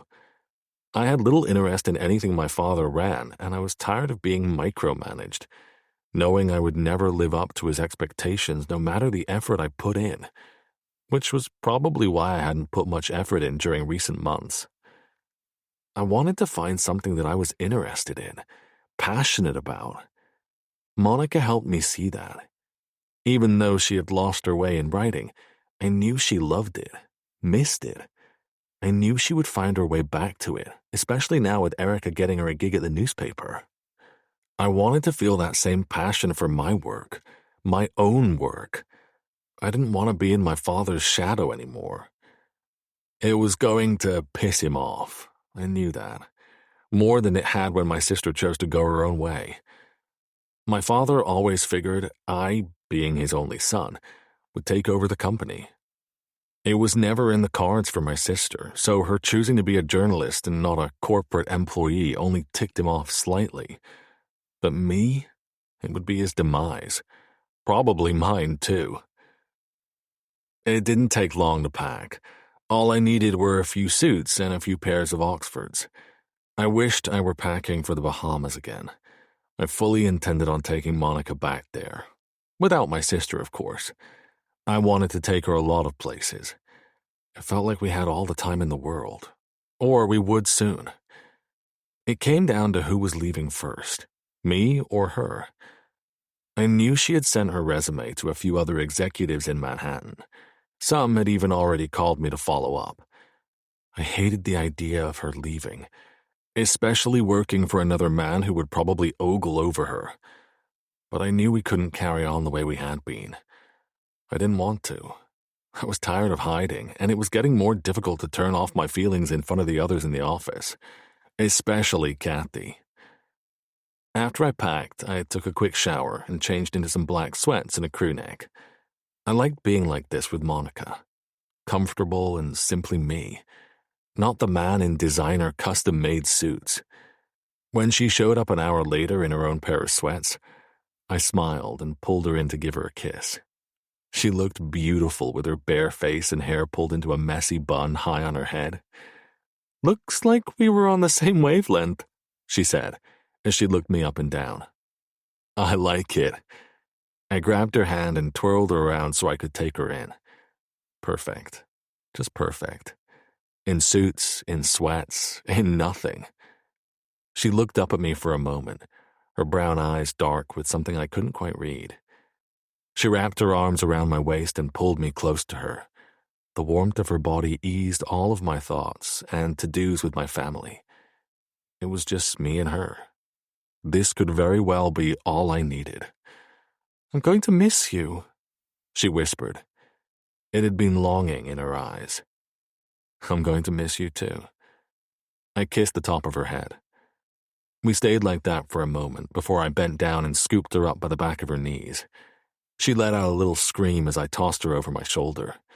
"Troy, what are you doing?" She laughed as she gently swatted at my back. Making up for lost time now. I carried her down the hallway to my bedroom. We made up for all 5 days for the next several hours. It was so late by the time we finished that we were ravenous, and our only option for food was pizza from the same spot as last night. I wasn't complaining. The pizza tasted even better in bed. Chapter 45. Monica. "Do you have to go?" I asked. Troy slid on a pair of dark jeans, balancing on one foot in the doorway of his closet that was bigger than my entire apartment. I was still in his cloud of a bed, watching him as he tugged an olive green sweater over his head. He shook his hair and gave me that closed-lipped smile that only tugged at one side of his perfect mouth, the smile that meant he was up to no good. He walked over to the bed, where I lay naked, and rolled me onto my back. He hovered over me, his eyes straying slowly up my body that was hidden underneath his silky sheets. They were somehow a deeper green than last night. That sweater did wonders for them. "You could try to tempt me to stay," he suggested, his voice hoarse. The vibrations of it ran up my spine, causing me to instinctively arch my back. We had spent all night winding each other up until we both succumbed to intense pleasure that left us both breathless, our throats dry, our bodies left with impressions from fingertips and teeth. When I woke up this morning, I could hardly move. But now I was ready for more, needingly so. The sheet slipped down ever so slightly, revealing the soft pink color of my nipples, where Troy's eyes snapped to. He leaned down and used his teeth to pull the sheet down further. His breath against my chest made my eyes flutter closed. I felt the warmth of his tongue surround one nipple and then the other. I let out a little moan, my throat tight. "I could risk being late," he said as his teeth grazed against me. I said on a breath as he peeled the sheets further down, his mouth following. His tongue trailed down the center of my abdomen, and I had to open my eyes to watch him. His face hovered just above me, and he gave me that grin again, just before his strong hands gripped my thighs and pushed them apart. I let out a gasp. The first touch of his tongue against me had me gripping the sheets on either side of me. He let out an audible moan of pleasure as he tasted of me, sending the vibration straight to my core. I spasmed slightly, and his hands gripped my hips, pinning them down to the bed as he continued moving his tongue in long, slow strokes. I whimpered in desperation, desperate for more. When his tongue slipped inside me, I cried out and squirmed, but he held me down, letting me know he wasn't finished. His thumb circled my spot, matching the rhythm of his kisses. I was powerless at his touch. His mouth.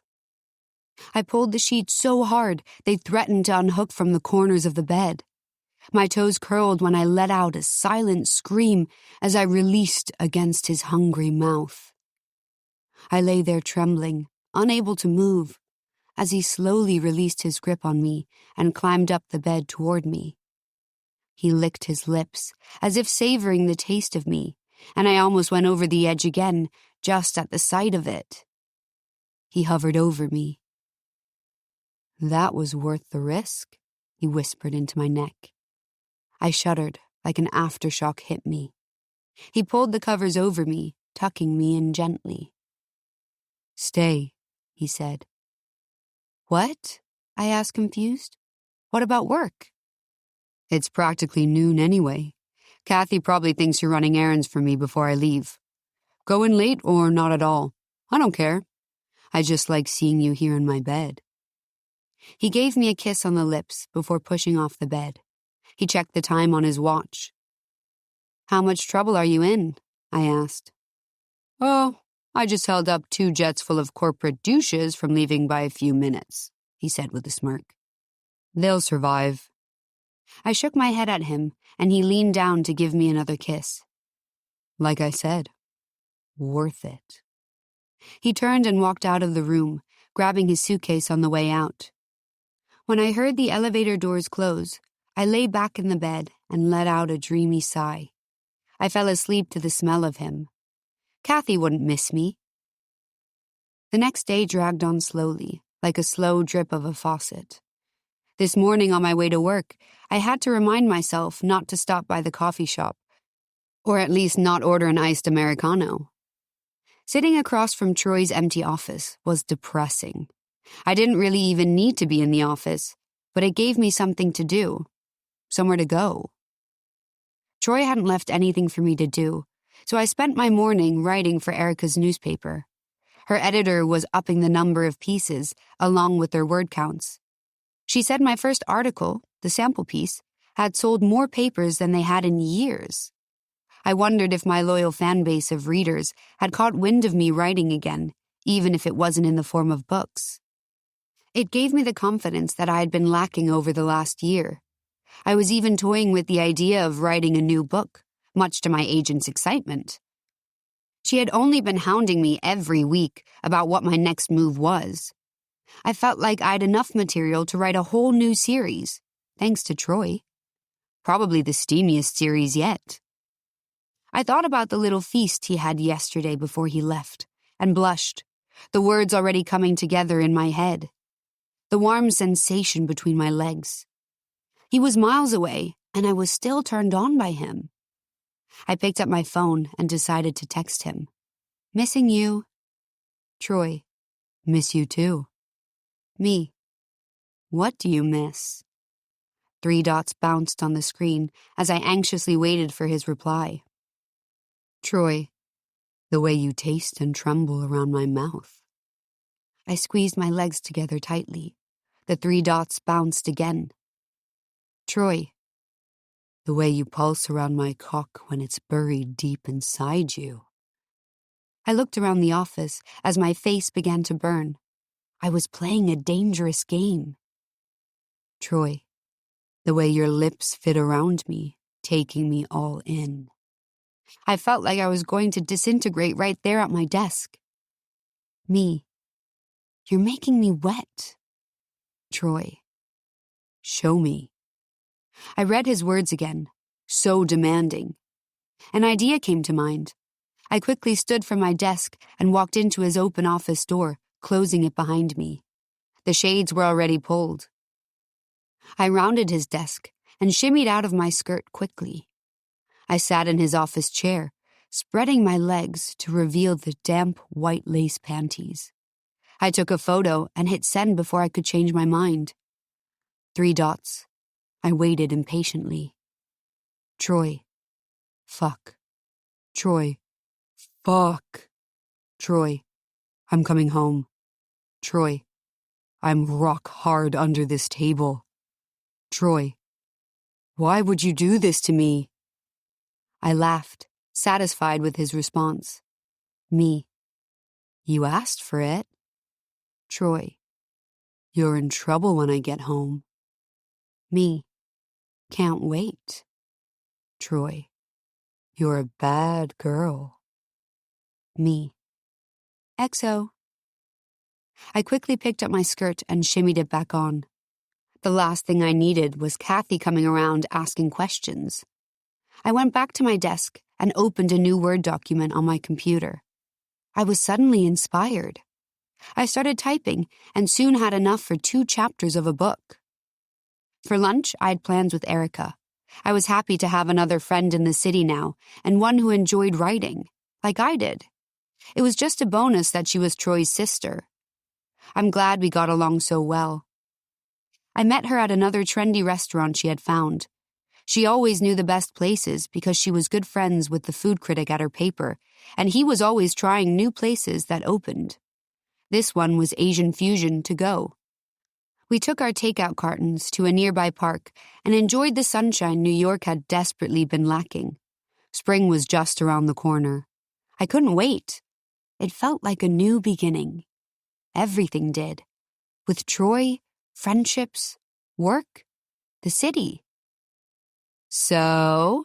Asked Erica in a sing-song voice as she took a bite of noodles. What? I asked, raising an eyebrow, even though I knew what she was getting to. How are things going with my idiot brother? Well, he's not an idiot anymore, I laughed. Thank God for that. I was going to disown him if he messed things up with you. I smiled as I popped a mini egg roll in my mouth. But things are good between you. She nudged me. Good, very good, I replied, thinking about our text from earlier. My face burned. That good, huh? She said, looking at the rosy color of my cheeks. Stop, I giggled. He's your brother. Yeah, I know. Gross. You asked. She stuck out her tongue before leaning back against the park bench, letting the sun fall across her tan face. She looked like her brother. I didn't really see it until now. Tan and green-eyed. I'm just so happy for him, she said, as if speaking to the sky. He needed you, you know. She turned and faced me. He wasn't happy. I could tell. He could lie to me all he wanted and tell me that this was the life he wanted, but I knew. He was never meant to be the playboy, Richie rich type. Troy was always just Troy growing up. Kind to everyone, funny, smart. Then our dad had to go and fuck him all up. I hate him for it sometimes. My heart broke at her words. You're his silver lining, though. He wouldn't have met you without his fancy job. I just hope he doesn't stay forever. He deserves more. He deserved to stand on his own 2 feet. He does, I said softly. Okay, she clapped suddenly. Enough seriousness. Tell me about your next submission. I smiled at her as I told her about my short story, about a girl from a small town coming to the big city, but with a spin no one sees coming. It felt good to be excited about something, confident in my words. When I got back to the office, there were 3 new emails in my inbox waiting for me. The first one was from a tech executive asking for an interview. The second was from a financial lawyer asking the same thing. The third was from an advertising exec. Again, the same. I had sent resumes out just a few days ago, hoping someone would bite. It seemed as if they all had. One email even wrote, "A personal assistant who lasted more than a few months with Troy Gunner? I'm in awe and utter curiosity. You have my attention." His reputation clearly preceded him, and while I didn't exactly like it, I accepted it. We all had pasts, some messier than others. His a lot more messy than mine, but I loved him just the same. Everything had led us to each other, even his psycho ex-wife. My excitement by the emails was short-lived, as I looked over at his empty office, imagining him sitting there with that smile of his as he looked at me. Taking a new job meant not being here with him. I somehow missed him already, and I hadn't even interviewed yet. He had only been gone for his retreat for a day, and I felt like a piece of me was missing. But I had to push those feelings aside, knowing that the outcome of us not working together meant being together. Really being together. Chapter 46. Troy. As the limo made its way down the brightly lit streets of Atlantic City, I stared out the window at the neon signs and the casinos that lined the crowded street. Around me, the music was loud and the men were rowdy as we made our way to a high-end strip club. I had zero desire to go, but I knew my father would ask questions if I didn't, when I was normally up front and center with $100 bills. It was better to go along with it and just post up by the bar, away from the drooling men with too much whiskey on their breath. I felt like I was suffocating in this car, even though it was practically the length of a bus.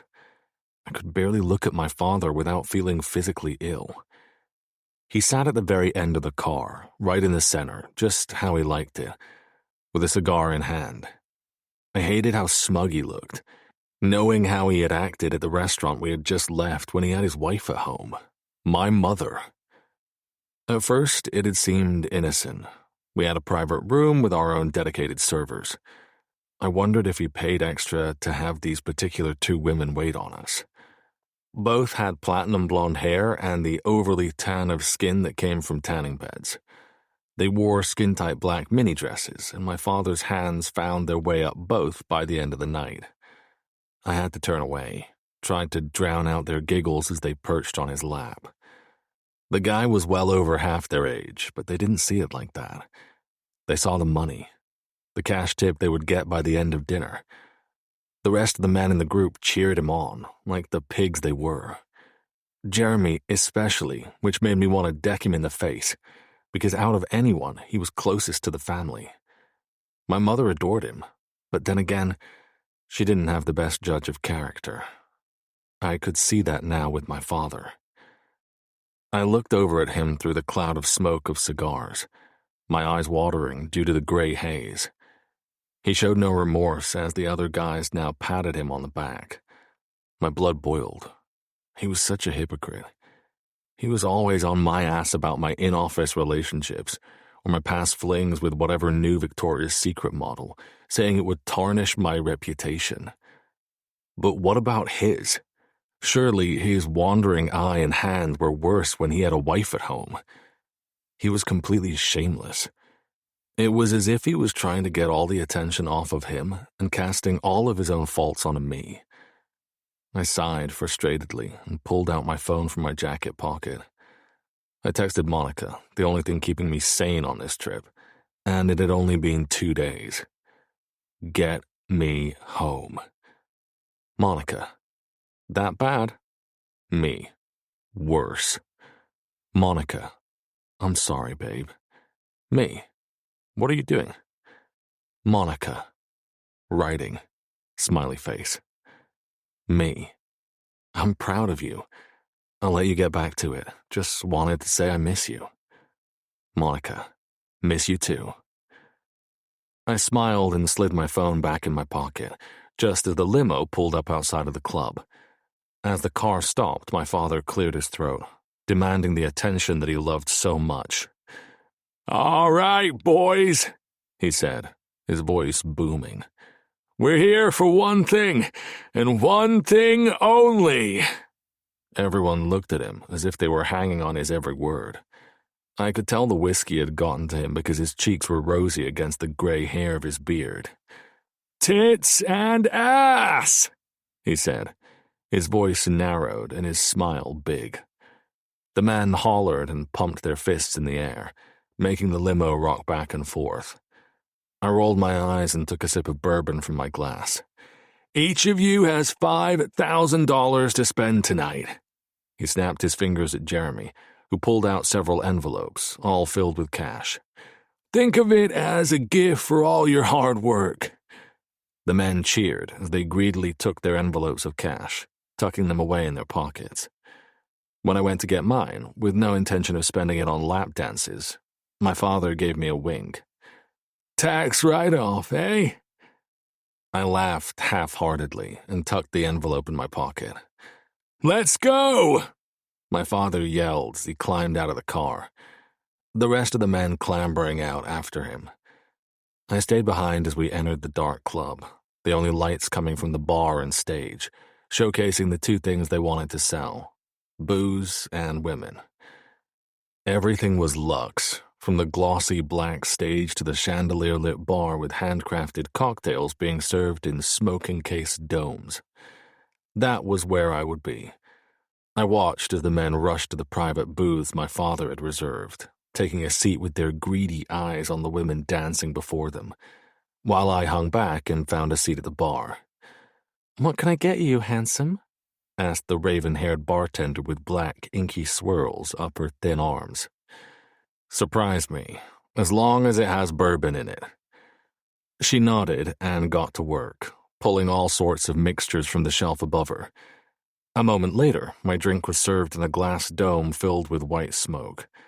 I lifted it up and the smell of cherry wafted toward me as my drink came into view, served in an intricate tumbler with a block of ice and the club's branding etched on it. "Fancy," I said, taking the drink.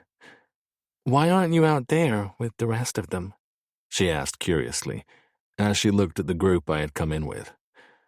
"Not my thing," I muttered. "At least, not anymore." "Ah, you've got a girl at home," she smiled. I couldn't help but smile back. "She's lucky," she said. "The money is good here, but the men are disgusting." I chuckled and took a sip of my drink. My eyes widened. It was the best drink I had ever had, the perfect blend of bourbon, smoke, and sweetness from the cherry. "Holy shit," I said, looking at my glass. "This is fantastic." "Thank you." "What the hell are you doing here?" I looked around the club. "Like I said, the money is good. I'm hoping to save up and open my own place." "You should," I said, making a mental note to leave a generous tip. She was just another example of someone trying to make something of their own, something they loved. I admired her for it, even though she had to rough it here with ogling men asking her when she was going to get up on stage. I felt like lately everyone and everything was pointing me in the direction of leaving my job, my father's shadow. I just didn't know when I was going to bite the bullet. It was a big decision, and truthfully, I was scared to leave the only thing I had ever known, the one thing I had ever worked toward growing up because I thought it was my only path. I knew now that it wasn't. I turned my back to the bar and watched as my father held his hand out and helped the redhead off the stage. She smiled at him seductively as he tucked a $100 bill in her G-string before sitting back against the booth and watching her dance. Her body rolled in waves, rubbing against him. It made me sick just watching. I sucked down the rest of my drink and ordered another. When I turned back around, the redhead was leading my father to a room to the side of the stage. She pulled back the curtains and they disappeared behind them. I turned to the bartender. "What's that room?" I nodded toward it casually, even though my stomach was in knots. "Oh, that's for more private lap dances?" she said with air quotations. I didn't have to ask any more questions to know that my father was about to cross 1,000 lines. I felt my blood boil. I should have stopped him. I almost did, but it probably wasn't the first time he had done this, and it most likely wouldn't be the last. My poor mother. I couldn't stay there any longer. I ended up leaving the envelope of cash on the counter when the bartender was busy making drinks. I hoped it would help her get out of there sooner. Outside the club, I hailed a cab and went back to the hotel to go to bed. I wanted to call Monica and vent, but I didn't want to unload everything on her this late at night.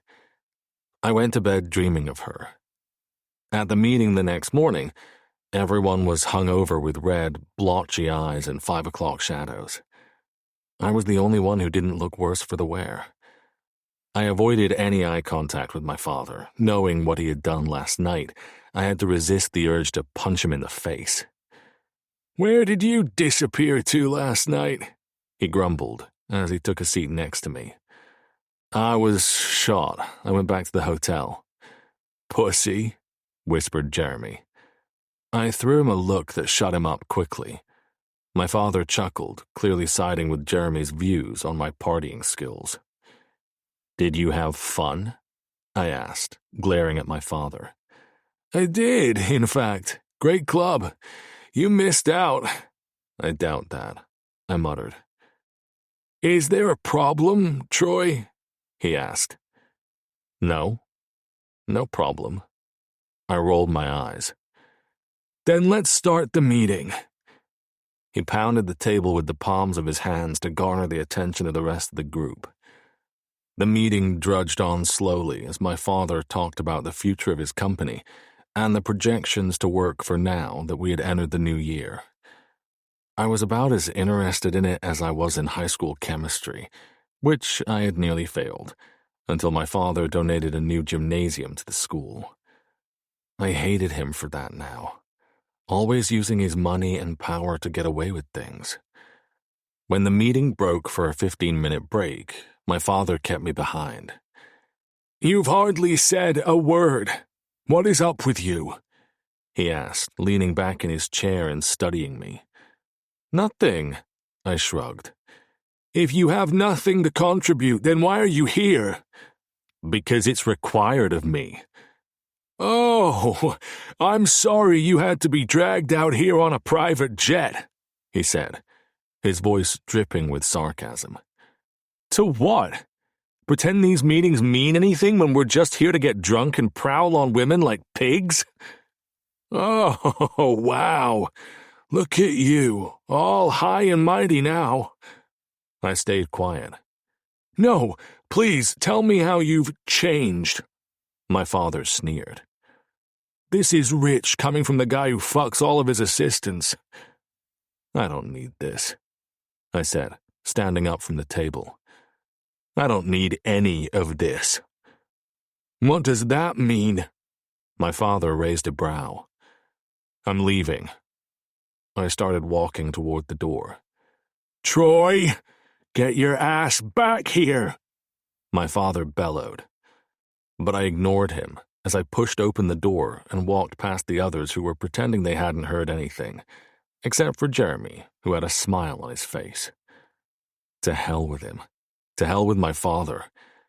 I was taking the next flight home to New York, and I didn't need a private jet to do it. Chapter 47. Monica. Monica, said Connor, smiling at me from behind the counter in the coffee shop.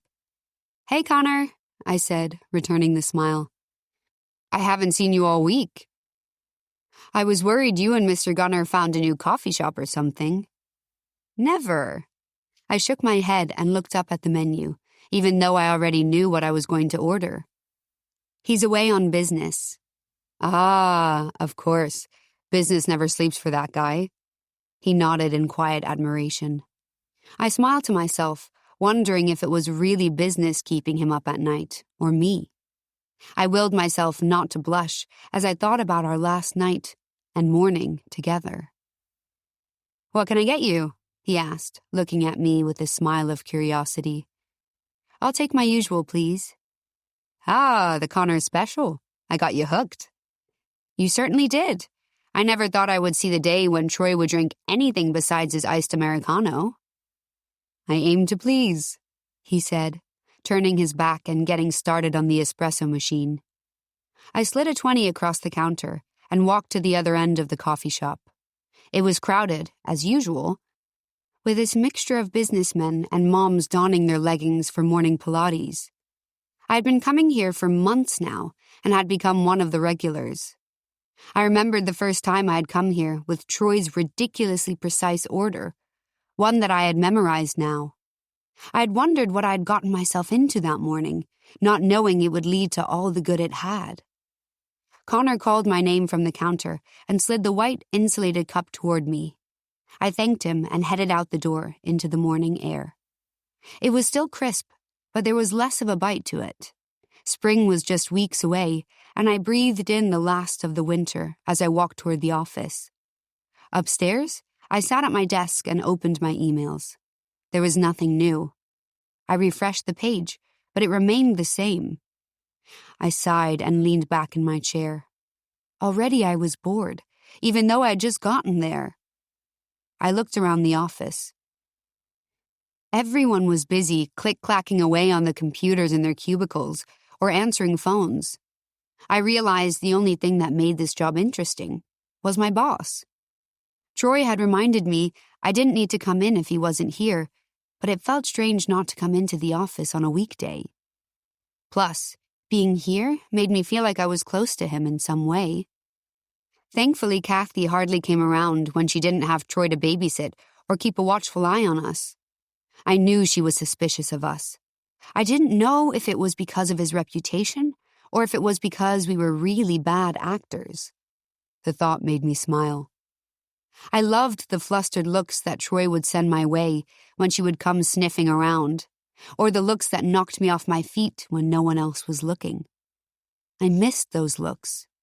I missed him. As I sat at my desk, I wondered if being a personal assistant to someone other than Troy would be what I actually wanted. A big part of the reason why I didn't want to leave the job was because it would mean less time with him. I had grown so used to being with him every day and hated the thought of not being around him as much. I also knew if I went anywhere else, I would be back to retrieving someone's coffee and dry cleaning. Here, Troy let me speak up in meetings and give input. Most CEOs would never permit that. Their egos were too big. But Troy welcomed it, and it made me feel valued. My thoughts were valued. My internal debate was why I hadn't accepted an interview yet for another personal assistant job. I figured when Troy got back, we could sit down and talk about it. I could get his feelings on my potential new bosses. He would know their reputations and characters better than anyone. I knew deep down he didn't want me taking another job as a personal assistant. But we both knew I had to if we were ever going to be together. It was better for me to leave than him in this situation, even though he had his own life to figure out. I had way less to lose if I stepped away. He could possibly lose everything. He kept encouraging me to write more. It was pretty cute, actually. The nights I would stay over, which was almost every night, I would spot one of my novels on his nightstand. He had actually bought out the entire shelf at the bookstore. My face turned a rosy shade of pink, knowing he was reading my words on the page, especially the more explicit scenes. With his encouragement and time passing, I felt like I was getting closer to my old self again. Because of Erica, I had proven to myself, and the newspaper, that I could still write. While they weren't my usual romance pieces, the mini mysteries I wrote each week were bringing a new audience to the paper. It was like a breath of fresh air to try my hand at a different genre, and to be accepted so enthusiastically in the field of journalism. My book fan base had caught wind that I was writing for the newspaper now, and to my surprise, the reviews were positive. My confidence was building again. There was no denying that I was a writer. It was in my bones. I knew I had to get back to it someday. It might be sooner than later. When I wasn't writing mysteries, I was still trying my hand at a few chapters for a new book. The words came easy with Troy as my inspiration. My last book was inspired by heartbreak, and this book was inspired by new love. It was sweet, mixed with dramatics and passion, much like our relationship and how it started. I didn't want to get my agent's hopes up just yet, but she knew I was working on something. I told her I just needed to write without the pressure of deadlines or book titles or cover choices. I wasn't sure I wanted it to go anywhere, but I had so much inspiration from my own life that I had to get it out on my keyboard. Troy was to thank for that. I looked toward his office, and my mouth pulled into a small pout. I missed the hell out of him. He had only been gone a few days and still had a few more days left of his retreat. From what I had heard from him early this morning, it wasn't going well. He didn't go into details, and I didn't want to pry. I knew he would tell me when he got back. Whatever was going on between him and his father wasn't good. I was just happy he wasn't shutting me out. We were past that. We opened up to one another, the good and the bad. That was what love was, and I couldn't believe I had it with him. I could still hear the words falling off his tongue like a whispered melody I couldn't get out of my head. I smiled as they floated through my mind. Suddenly feeling inspired, I was just about to open the latest chapter of the novel I was working on when I heard the quick pace of heels on the marble floors coming down the hallway. I braced myself for Kathy and whatever urgent matter she deemed necessary to dump on my desk, although I would be happy for something to do to make the time go by faster. I looked up and saw it wasn't Kathy, but Veronica. "Oh, thank God," she said dramatically, putting her hand to her heart when she saw me. I sucked in a breath. Her hair was disheveled in a way I never thought the amount of hairspray she used would allow, and her eyes were bloodshot. Her black trench coat hung off her shoulders, revealing her protruding collarbones. She looked worse than I had ever seen her. I almost felt bad for her until I remembered everything she had done to me, to Troy. "What do you want?" I asked coolly, leaning back in my chair. "Oh, Monica, it's just awful," she sobbed. "What are you talking about?" "Haven't you heard?" "What?" My voice was losing its edge due to curiosity. "Troy has been in an accident," she cried out the last word. My stomach sunk to the bottom floor of the building and landed with a thud onto the lobby floor. "What are you talking about?" I asked, my eyes searching hers for any answers. It had been a few hours since I had heard from him, but I figured it was because he was in conferences or meetings or dealing with his father. The last thing he had texted me was to have a good day and that he loved me. I wondered if that would be the last thing I would ever hear from him. The thought made me sick. "You need to come with me," said Veronica insistently, placing her palms on my desk as her eyes bored into mine. I could see the tears threatening to fall. Instinctively, I grabbed my purse from the floor and gripped the desk, pulling myself unsteadily to my feet. Veronica nodded impatiently as she looked down the hall. Her hands were shaking as she pushed the tangled strands of her hair from her face.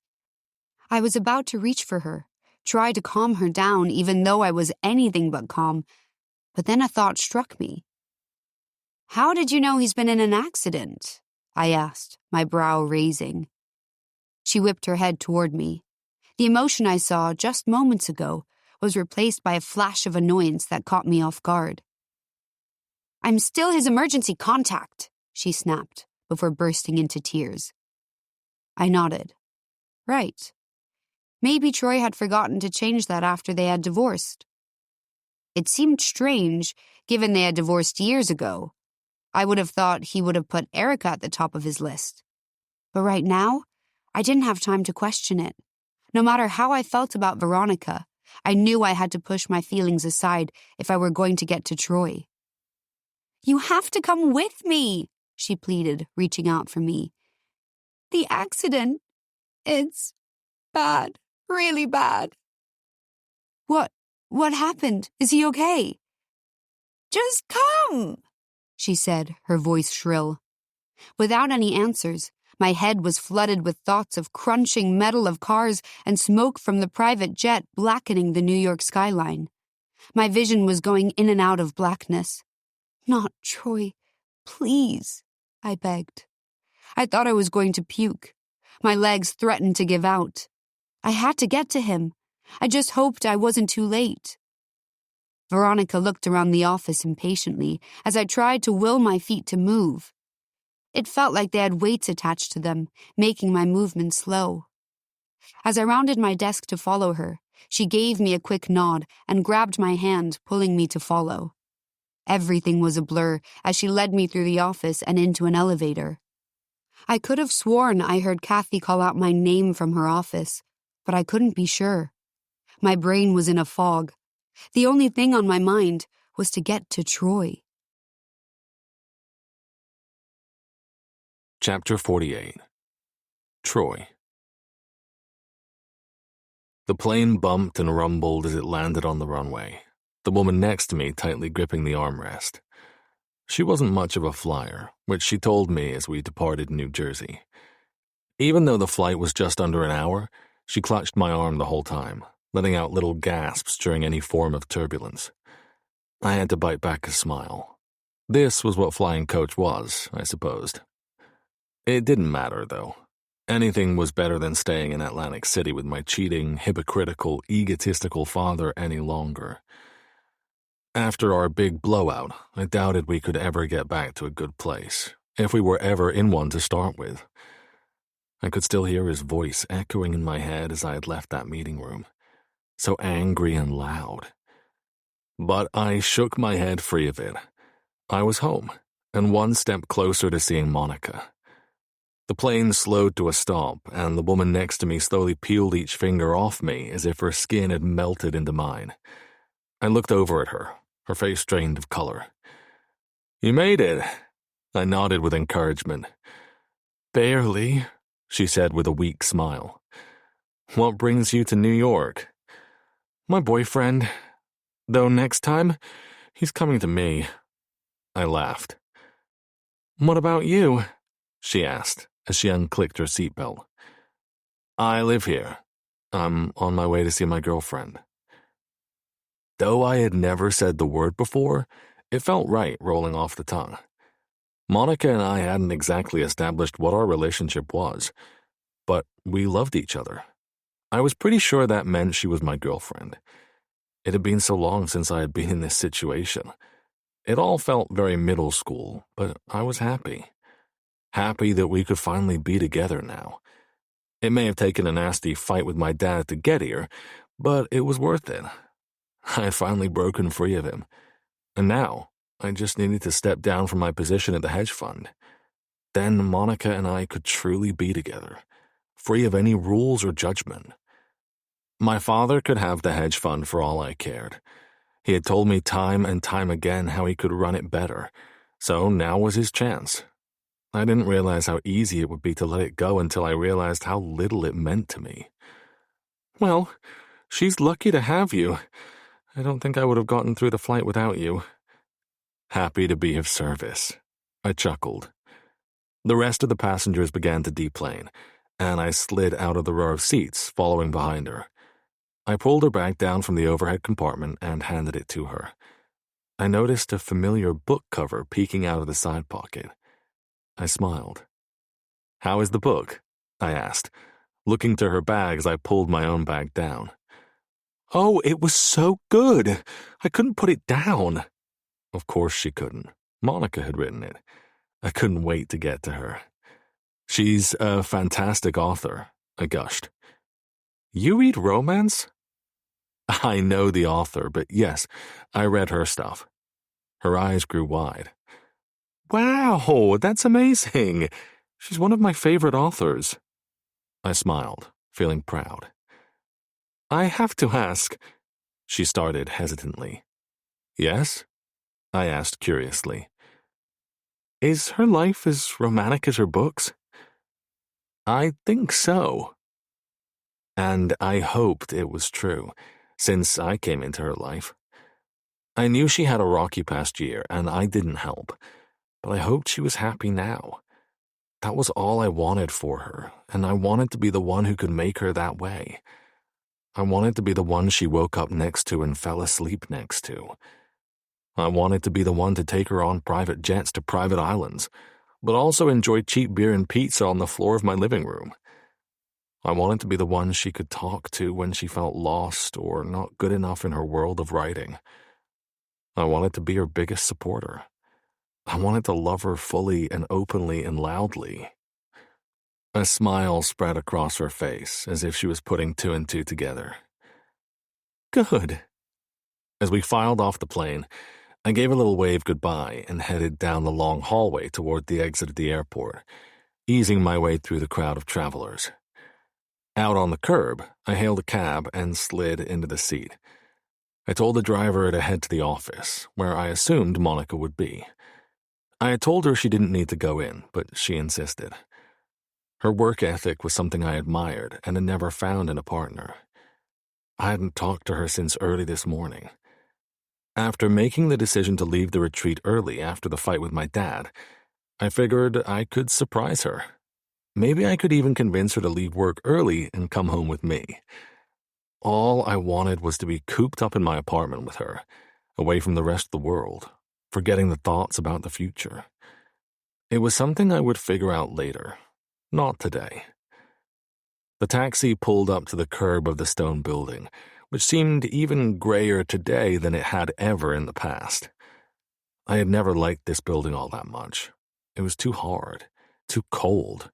There was no warmth to it. It was very much like my father. As I passed through the expansive lobby with its shiny marble floors, I glanced up at the large photo that hung behind the reception desk. I grimaced slightly. My father and I had taken that photo when I first opened the hedge fund company. My mother insisted on us getting a portrait taken together to commemorate the occasion, but my father was the one who insisted it hung in the lobby. Probably his way of saying that this was his too, staking his claim. It wasn't because he was proud to be next to me, his son. It was to say I wouldn't have any of this without him. Soon, he could replace the portrait with one of just him. I rode up the elevators, which felt like they were inching upwards so slowly I might burst. It had only been a few days since I had seen Monica, since I had left her in my bed. A vision wrapped in my sheets, but I was eager to get to her. I had missed her, and I fully intended on telling her that, showing her that. If I could just get her to leave with me before her lunch break had even started. If she missed me as much as I missed her, it would take little convincing. I strode into the office, avoiding the glances shot my way, questioning looks of why I was here and not on the retreat. I walked down the hallway toward my office and Monica's desk, but stopped short when I found both empty. Curious, I glanced around the office but didn't see her. I noticed her computer screen was still lit up, which meant she wasn't far, but I noticed her purse was gone. I checked my watch. It was nearing 11 a.m. Maybe she had taken her lunch early. Disappointed by my failed surprise, I walked back through the office to the one person who would probably know where she was. I knocked on Kathy's office door, and she looked up in surprise when she saw me. "Troy, what are you doing here? I thought you were on the retreat," she said, confused. "I cut out early," I said, offering no explanation. "But your father is still in Atlantic City doing what he does best." But, forget about it. I need to know where Monica is." "You just missed her. She left like 15 minutes ago." "Where was she going?" "I don't know, but you're not going to like who she left with." Kathy frowned. "What are you talking about? Who did she leave with?" "Veronica." "Veronica? As in my ex-wife, Veronica?" Kathy nodded curtly. I knew she despised Veronica, which was really the only thing I liked about her. "But why?" I asked, confused. "I don't know, but it seemed urgent. I tried to stop her, but they had already slipped in the elevator. Veronica," said Kathy thoughtfully, as if remembering something. "What? What about her?" I asked, feeling my panic rise in me. "She seemed off. I don't know, Troy." As my panic rose, my stomach sank and a bad feeling settled in. What the hell was Veronica doing here? And why did Monica go with her? She knew what Veronica was capable of and the living hell she had made my life as of late. It didn't make sense for her to go anywhere with her. I quickly walked out of Kathy's office and down the hallway to my own, dialing Veronica's phone on the way. It rang a few times, each trill dragging on until the next one. Finally, I heard a click of an answer on the other line. "Veronica?" "Hello?" I said, trying to keep my voice calm. "Hello, Troy," she answered, in a voice that sent a shiver down my spine. "Veronica, what the hell?" "Where is Monica?" "Oh, she's right here," she said, with a snide satisfaction, as if she were a cat pawing at a toy. "Put her on, right now." "Oh, I don't think so." "Damn it, Veronica, put her on the phone." "If I can't have you, then no one can." Her voice was cold and breathy, and it stopped me dead in my tracks. Then there was the click that ended the call. I looked down at my phone, realizing my hand was shaking. I tried dialing Monica, but it went straight to voicemail. "Shit!" I yelled, causing the rest of the office to look up curiously. I didn't care. I ran down the rest of the hall to my office. Hurriedly, I sat down at my desk and called the police. I quickly filled them in on everything that had been happening with Veronica, and that she was possibly dangerous. I told them how she had taken Monica somewhere, and that it probably wasn't willingly. It didn't sound like they were taking me seriously, so I dropped my name, and that got their attention. Once they assured me they would do everything they could to help, I hung up and tried to think of my next move. I sat at my desk helplessly, going over all the places that Veronica might be taking Monica, but couldn't come up with anything significant. Then a thought struck me. I turned on my computer, tapping my foot impatiently as the welcome screen slowly appeared on the screen. Once I was logged on, I immediately opened the Find My iPhone feature to track Monica's phone. It was a feature I had all my personal assistants utilize, even though I had never used it until now. I sucked in a breath as I spotted the little blip on the screen moving down the interstate. Where the hell were they going? I had no idea what Veronica's plan was, but I knew it couldn't be good. Also, I knew I couldn't stay here and do nothing. I connected the tracking device to my phone before running out of my office. I hoped I could get to her in time. What I needed to be in time for, I didn't know, but with how Veronica had been acting lately, it couldn't be good. Chapter 49. Monica. As we rode in silence down the elevator, I kept looking at Veronica, who stood in the corner, staring at the black, shiny floor. She was biting her cuticles until they were ragged. She must have been just as worried as me, because she looked a mess. Her coat tried its best to cover her wrinkly, white, baggy t-shirt that hung over her faded pair of jeans. I had so many questions to ask her about Troy. What happened? What was his condition? Where was he? I was about to open my mouth to ask the questions that were pounding in my head, but the elevators dinged and the doors opened to the lobby. She quickly stepped out and gestured for me to follow her. The click-clack of her heels, the only thing put together about her, echoed as we walked. I could hardly keep up. "Miss Muse," called the receptionist from behind the large slab of marble that was her desk, looking at us with a trace of concern. Veronica either didn't hear her or ignored her and kept walking. I noticed the security guard at the door, shifting his feet unsurely as he eyed us approaching. "Miss Muse," called the receptionist again, more urgently. I gently grabbed Veronica's arm and turned her toward me. She whipped around so quickly that it took me off guard, and the look in her eyes was off-putting. I stumbled backward slightly. "What?" she snapped at me impatiently. I nodded towards the receptionist, who was rounding her desk and walking toward us with caution behind each step. "You know you're not supposed to be here," said the receptionist warily. "Like hell I'm not," shouted Veronica. "Mr. Gunner made it explicitly clear that you were no longer allowed in the building." The receptionist put her hands up in defense, as if to say she was only the messenger. I looked from the receptionist to Veronica, chewing the inside of my cheek nervously. I knew that Troy had banned Veronica from his apartment building after everything she had pulled, but I didn't realize he had put the same orders in here. It made sense, but right now I couldn't afford for Veronica to be carried away by security when I had no answers about Troy. Veronica's face construed into something vicious, but before she could speak the nasty words that were surely on the tip of her tongue, I stepped between the two women. "It won't happen again," I assured the receptionist. She looked from me to Veronica, her face unsure, and eventually nodded.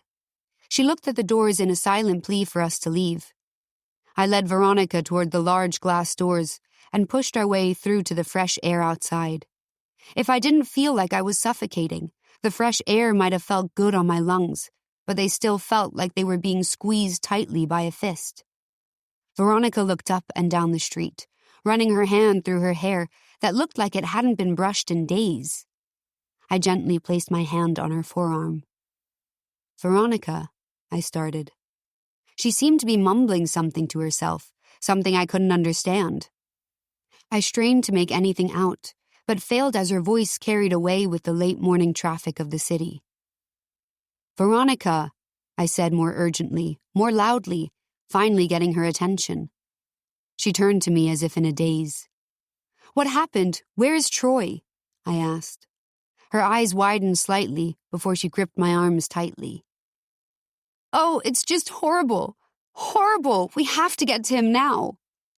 She still wasn't answering my questions, but I assumed she was in some state of shock. I knew she cared about Troy, probably more than he or I would prefer, but I couldn't blame her. He was Troy. She loved him once, enough to marry him. Though they weren't together anymore, I could see the hurt that still subsided in her. It didn't justify what she had done to him or me, but in this moment, I wasn't going to make her feel worse than she already did. "I'll try calling him," I offered, pulling my purse in front of me. "No!" shouted Veronica frantically. I looked at her questioningly as my hand froze in my purse. "It won't matter. It was destroyed in the crash," she said, her voice breaking. Crash. I suddenly felt sick. I thought I was going to throw up right there on the sidewalk. The crunching of metal filled my ears as I tried to block out the images threatening to ruin me. A car. A plane. I didn't know, but I knew a crash wasn't good. "Come on," she said, grabbing my hand and leading me down the sidewalk. She looked from left to right as we passed a few blocks and several parking meters. I wondered if she even knew where she was going, and then she stopped at a red sports car. She rummaged through a small clutch and pulled out the keys, clicking the button and unlocking the doors. She rounded to the driver's side and slid into the car. "Get in," she said, looking at the door. Something told me not to, but my worry for Troy trumped any other feeling, and I slid in from the passenger side. As soon as I was inside, Veronica locked the doors and quickly turned the ignition. I saw her hands shake as she placed them on the wheel. I anxiously put my seatbelt on and gripped the handle of the car, bracing myself for whatever was coming.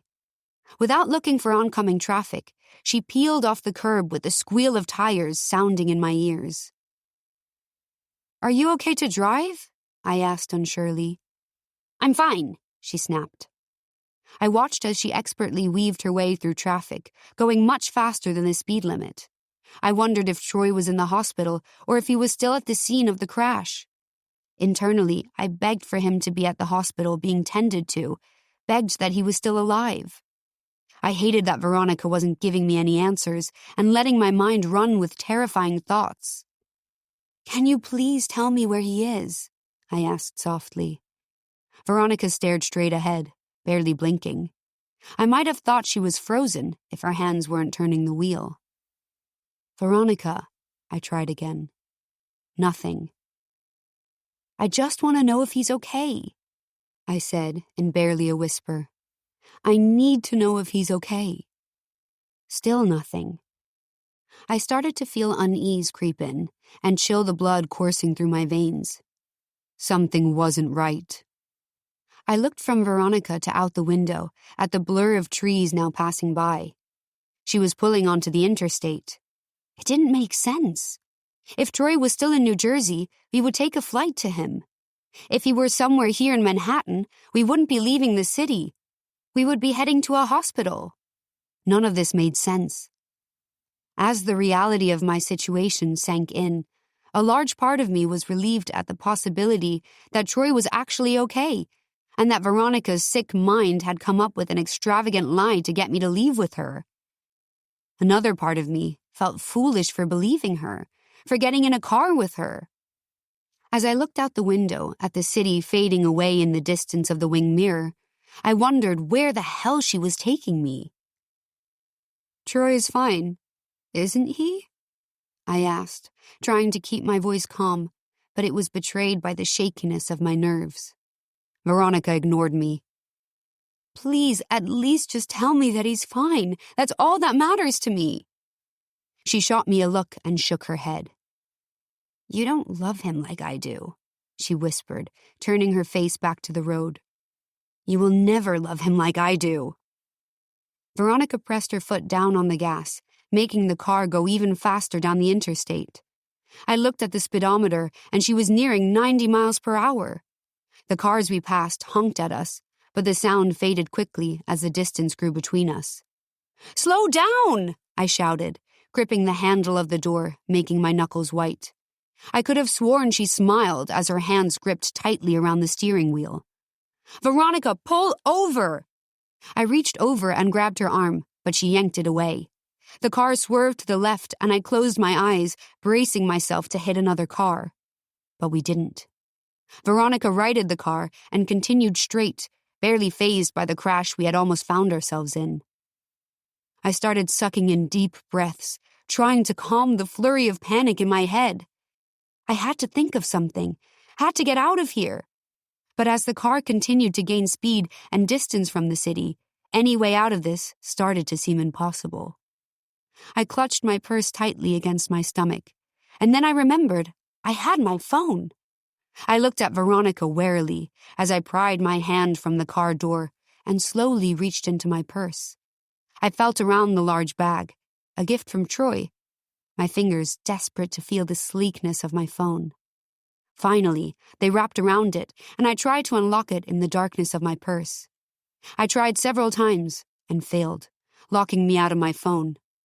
I let out a quiet sob. Veronica looked at me suddenly and down at my hand in my purse. She yanked it from my hands, my phone with it, and threw it in the back seat. "Nice try," she sneered. I leaned my head against the seat and closed my eyes. I was helpless. I had just lost my one way of getting help. Or did I?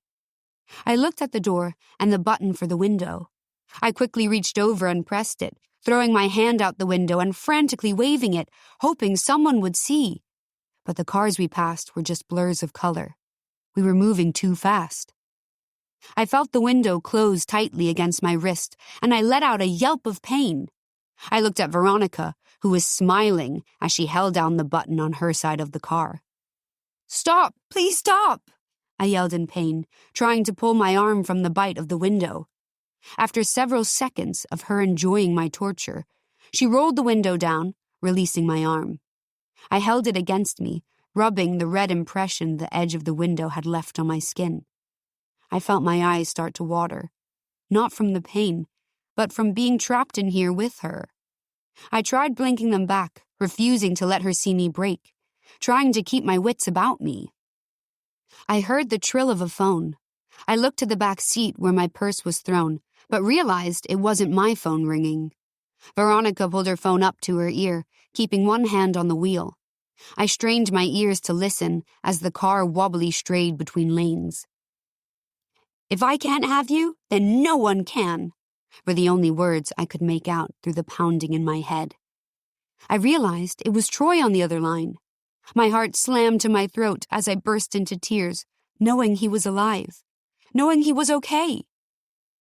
I sucked in a quivering breath before letting out a shrill scream. But Veronica had already hung up, and my cry for help had landed on deaf ears. Veronica threw her head back and laughed at my desperation. It was a laugh that vibrated through my body, raising goosebumps on my skin. Chapter 50. Troy.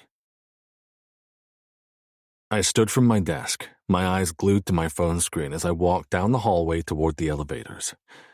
Veronica's cryptically cold words repeated in my mind. I could see that the blip on the screen was still moving down the interstate, further away from the city and gaining speed. I ran my hand through my hair, stressed, as I thought about how I could get to Monica. I passed Kathy's door for the elevators, trying to think of a plan. "Troy," she called out curiously. "I have to go," I said, barely stopping. "Please, talk to me." The worry in her voice caught me off guard. I slowed my steps. "You're as white as a ghost," she said, walking toward me. "I think Monica is in trouble." She swallowed hard as the seriousness of my words registered. I looked down at my feet and shook my head slowly. "I can't lose her," I whispered, feeling my eyes burn with tears threatening to fall. I blinked them back. I hated letting Kathy see me like this, but my emotions were getting the best of me. My fears were consuming me. "You love her, don't you?" she asked in almost a whisper. I looked up at Kathy and saw a knowing sympathy in her eyes. There was no snide satisfaction in knowing that she had been right about us secretly being together, no matter how many times she had tried to catch us or rat us out to my father. No, there was an understanding in her eyes. I wondered if it was because she also loved someone she couldn't have. My father. I couldn't let that thought get to me now. Not when the woman I loved was in danger and I could do nothing to stop it in this moment. I would never forgive myself if something happened to her. I had brought this world of trouble onto her, had brought this awful woman in her life. Veronica had made her life hell at the gala, at my apartment, and now this. I thought I had done what I could to protect her. Us. Still, it wasn't enough. And after everything she had been through with her own stalker, Monica must be absolutely terrified right now. I hated myself for it. "Yes." I nodded slowly, wiping at my eyes with the back of my hand. Kathy put her hand on my shoulder, giving it a gentle squeeze. "What can I do?" she asked, her eyes intent. "Call for a helicopter. And hurry." She nodded and rushed back into her office. I watched her as she picked up the phone and dialed quickly. I looked back at my phone, feeling helpless as the blip on the screen moved further away from the city. I heard the click of the phone on her desk. That was fast. "I was able to get one of your fathers in the next 20 minutes down to the pier at the East River. You have to leave now," called Kathy after she hung up the phone. "Thank you," I said with a nod. "Be careful, Troy," she said softly. It was probably the nicest thing she had ever said to me. I stepped into the elevator and rode down to the lobby, thinking about how different I had seen this day play out. If only I had gotten here sooner, then I could have stopped Veronica's plan. There were a lot of things I could have done sooner, like cut Veronica off from me and my family a long time ago, or quit this job, or stand up to my father, or fight for Monica from the very beginning. The woulda, coulda, shouldas wouldn't help me now. I shook my head free of them and headed out the open elevator doors. As I strode for the heavy glass doors that Monica had just passed through not even half an hour before, I felt the receptionist at the front desk eyed me warily. "Why didn't you tell me about Veronica? It should have been the first thing you said when I walked in this morning," I said, turning on her. She looked sick with unease. "I thought we had security measures in place," I said gruffly, barely slowing down. "Mr. Gunner, I tried to stop them, but Monica—" "Monica what?" I asked, softening my voice. Maybe she had some sort of clue about where they were headed. Anything would help. "Monica left with her. She seemed willing," she shrugged. I wondered what Veronica had said to her to convince Monica to go anywhere with her. I was sure she came up with something diabolical, and unfortunately Monica fell for it. I couldn't blame her. Veronica was a conniving woman. "Well, do you have any idea where they were headed?" She shook her head. "Did they say anything at all?" No, sir." "What direction did they go?" I don't know." Useless. Completely useless. I sighed frustratedly. "That woman is dangerous. I should have you fired. And you." I pointed at the security guard at the door who looked down at his feet. I didn't have time to waste here anymore. I strode out the doors and hailed a cab, then clambered inside and gave him the address to the pier. It wasn't far, but the traffic added on minutes. I kept a careful eye on my phone screen and my watch, fretting as the minutes ticked by and the miles grew between Monica and me. 30 minutes later, we arrived at the pier. I had the cab drop me off as close to the landing platform as possible, which was busy with traffic from other helicopters. I ran across the runway, the wind from other crafts deafening as it whipped through my hair. I searched frantically for the sleek, black helicopter belonging to my father. Finally, I spotted it at the end of the runway. I picked up my pace, ignoring the warning yells from the other pilots and runway directors. I didn't care about anything but getting to Monica. I spotted the pilot inside the helicopter, rushed in doing his safety checks. I knocked on the window, startling him. "We have to go!" I yelled through the window. He hopped out of the helicopter and rounded to the other side to pull open the heavy door. I slid inside and pulled over my seatbelt and put on my headphones. "What's our destination, Mr. Gunner?" asked the pilot as he settled into the seat next to me. "I'm not sure." He looked at me confused. "I need you to follow this map." I held up my phone and showed him the tracking on screen. "Can you do that?" "Yes," he nodded. He put on his own seatbelt and opened the throttle, and the rotors above us whirred faster as he lifted the helicopter up from the runway with ease. We were soon above the river and making our way to the interstate. I could see that Monica was miles and miles ahead of us, but traveling by air would close the distance quickly. As the miles between us became fewer, I could still see that they were moving quickly, too quickly for a cab driver to allow. Veronica must be driving. I shut my eyes, trying to block out the image of her little red sports car smashed into another car of the interstate wall, with Monica inside. The thought made my stomach lurch. I had to get to her before Veronica did something truly stupid. Soon, I could see from my phone that we were practically on top of the red dot I had been following on my screen. I looked out the window and down at the interstate. My eyes darted from car to car until it landed on the bright red one I was looking for.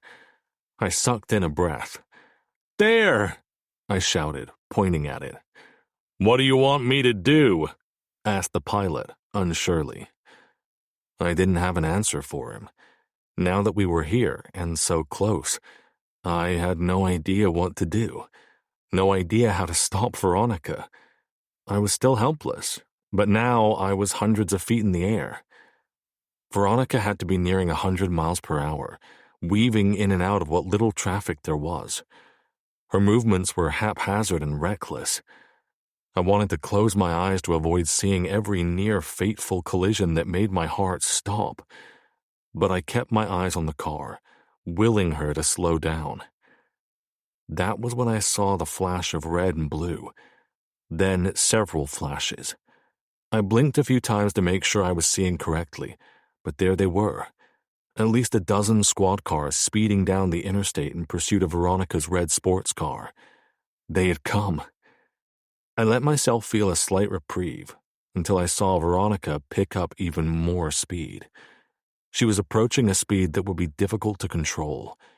She must have seen the cops in her rearview mirror, must have heard the sirens. She didn't care that they were after her. She wasn't stopping. I could only imagine what Monica was feeling being trapped inside the car, and I couldn't do anything. "Shit!" I yelled frustratedly, banging my hand against the top of the control board. "Are we part of a police chase, Mr. Gunner?" asked the pilot, not tearing his eyes away from the scene below as more squad cars joined the pursuit. "I'll pay you triple," I muttered into my headset.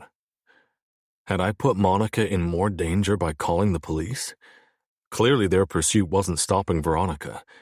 Maybe this was what she wanted. A big show. Her grand finale, something to grab my attention. To grab everyone's attention.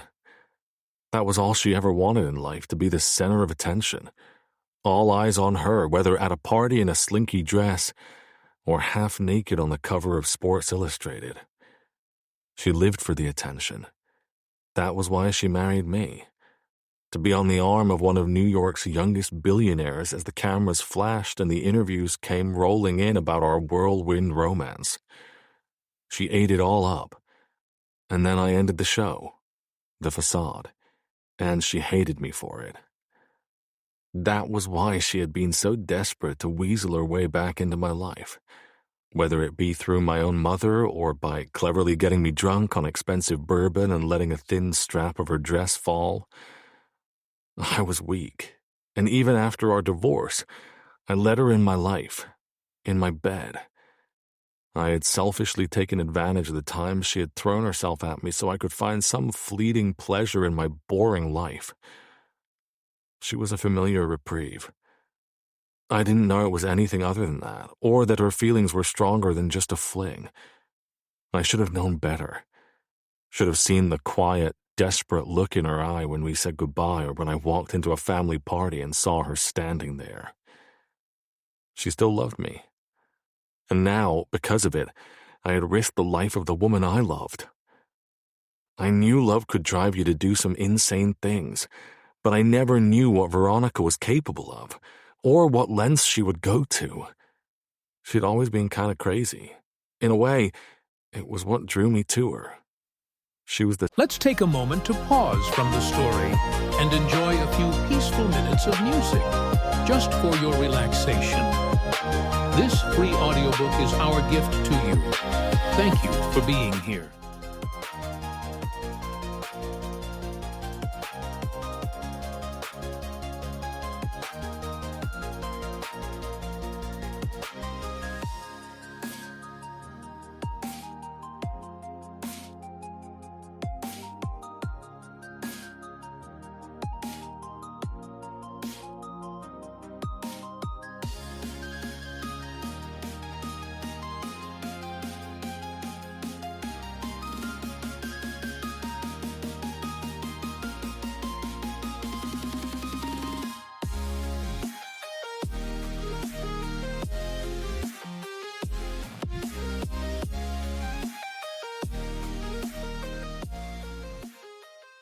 supermodel party girl who drank too much champagne and danced on tables, or leaned off balconies at parties, knowing someone would pull her to safety, shaking their heads with a little laugh and a, "Oh, that's Veronica." But this was different. This was truly a scary version of her I had never seen before. I didn't know how to stop this Veronica. Chapter 51. Monica. As we continued down the interstate, the car approaching a speed I had never seen in my life, I looked over at Veronica for any sign of fear. There was none to be found. Her hands were firm on the wheel, no shakiness to be seen. Her face was set like stone, and her eyes were straight ahead on the road. Veronica's mouth was tight, her lips pressed in a straight line that could either be mistaken for a frown or a smile. I shuddered slightly. She looked like she could be a villain straight out of a movie or described in the pages of a book. I felt like I was a character in a thriller, but I didn't know how it was going to end. I wished I could turn the pages to see my fate, but the author hadn't finished writing the story yet. If I ever got out of this, I would have my own story to write. It was a cruel thought, given the severity of my situation. We had been driving like this for at least an hour now, and my hands had finally eased from the handle on the car door, as if I somehow had gotten used to the speed and the possibility of my life ending. The mile markers passed by in a blurry flash, along with the large green overhead signs I couldn't make out. I could only assume we were heading toward Pennsylvania, but I really didn't think that that was the destination Veronica had in mind. The end was what she had in mind. Whether it be me or the both of us, I didn't think it mattered to her based on the crazed look in her eye. She was so obsessed with Troy that she didn't care if she died, just as long as I went with her. She couldn't bear the thought of him being with anyone else. It was the scary truth that occurred to me a few miles back, making my heart sink to the floor of my stomach, settling there like a rock. I was never going to see Troy again. The sly smile that crossed his lips, or the unruly dark hair that fell perfectly imperfect across his forehead. I was never going to feel his lips against me, or his fingers interlaced with mine. Never going to hear the way he said my name, soft and sweet, or gruff in a passionate moment. I would never know the life we wanted to start, the one we had been dreaming of when nothing was holding us back anymore. We had been so close, and now it was being ripped away from us. My life was being ripped away. Hot tears blurred my vision as I watched the passing trees, black and barren, but on the cusp of new life for spring. It was a cruel reminder that life was beginning for them, but for me, it was going to end. I couldn't bear the thought of not being able to say goodbye to Troy, to not say, "I love you," one last time. I realized I had to tell him, no matter what it took. I looked over at Veronica, focused on the road, her eyes on the horizon that felt like it went on forever, no matter how hard she pressed her foot on the gas. I glanced quickly to the back seat, searching for my purse that she had thrown. I saw it in the corner, its contents strewn about the seat and the floor. My eyes quickly scanned for my phone, and then I spotted it, black and sleek on the middle seat. It was just within reach, but I would have to unbuckle my seatbelt to get it. It seemed like an impossible task. I turned and faced forward again, trying to figure out how I could get my hands on my phone. My only way to reach Troy without Veronica stopping me. I would have to be quick. If I could just make it to the back seat and out of reach, I could quickly contact Troy to say goodbye. Taking deep breaths, I planned my next move. I snuck glances at Veronica every so often, but she remained focused on the road. I knew I had to do it now. Slowly, I reached to my side and pressed my thumb against the red button of the seatbelt. I closed my eyes as I braced myself for the sound of a click that would give me away.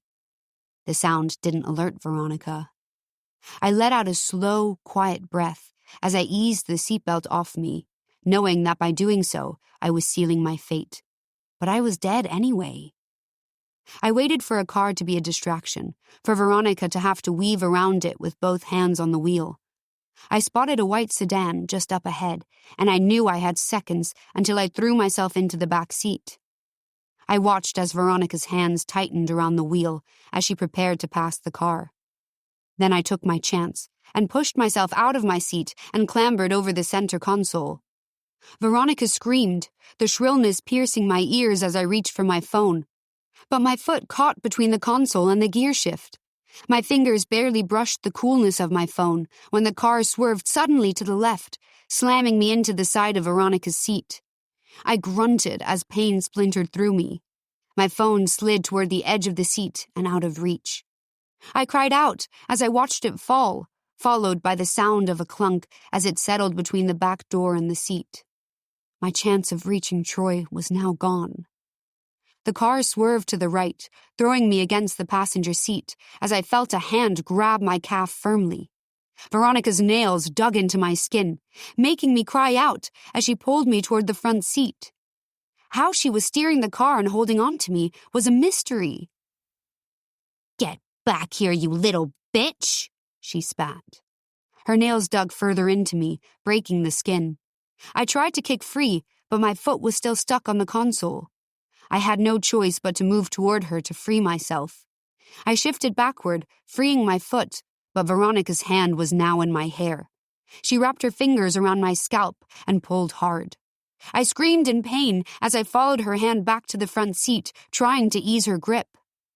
As I settled back in the same seat I had tried to escape, she pushed my head so hard that it slammed into the cold window. A million jolts of light exploded in my mind as the pain shattered through me. I groaned and closed my eyes, trying to block out the brightness, but it was inside my head. There was no escaping it.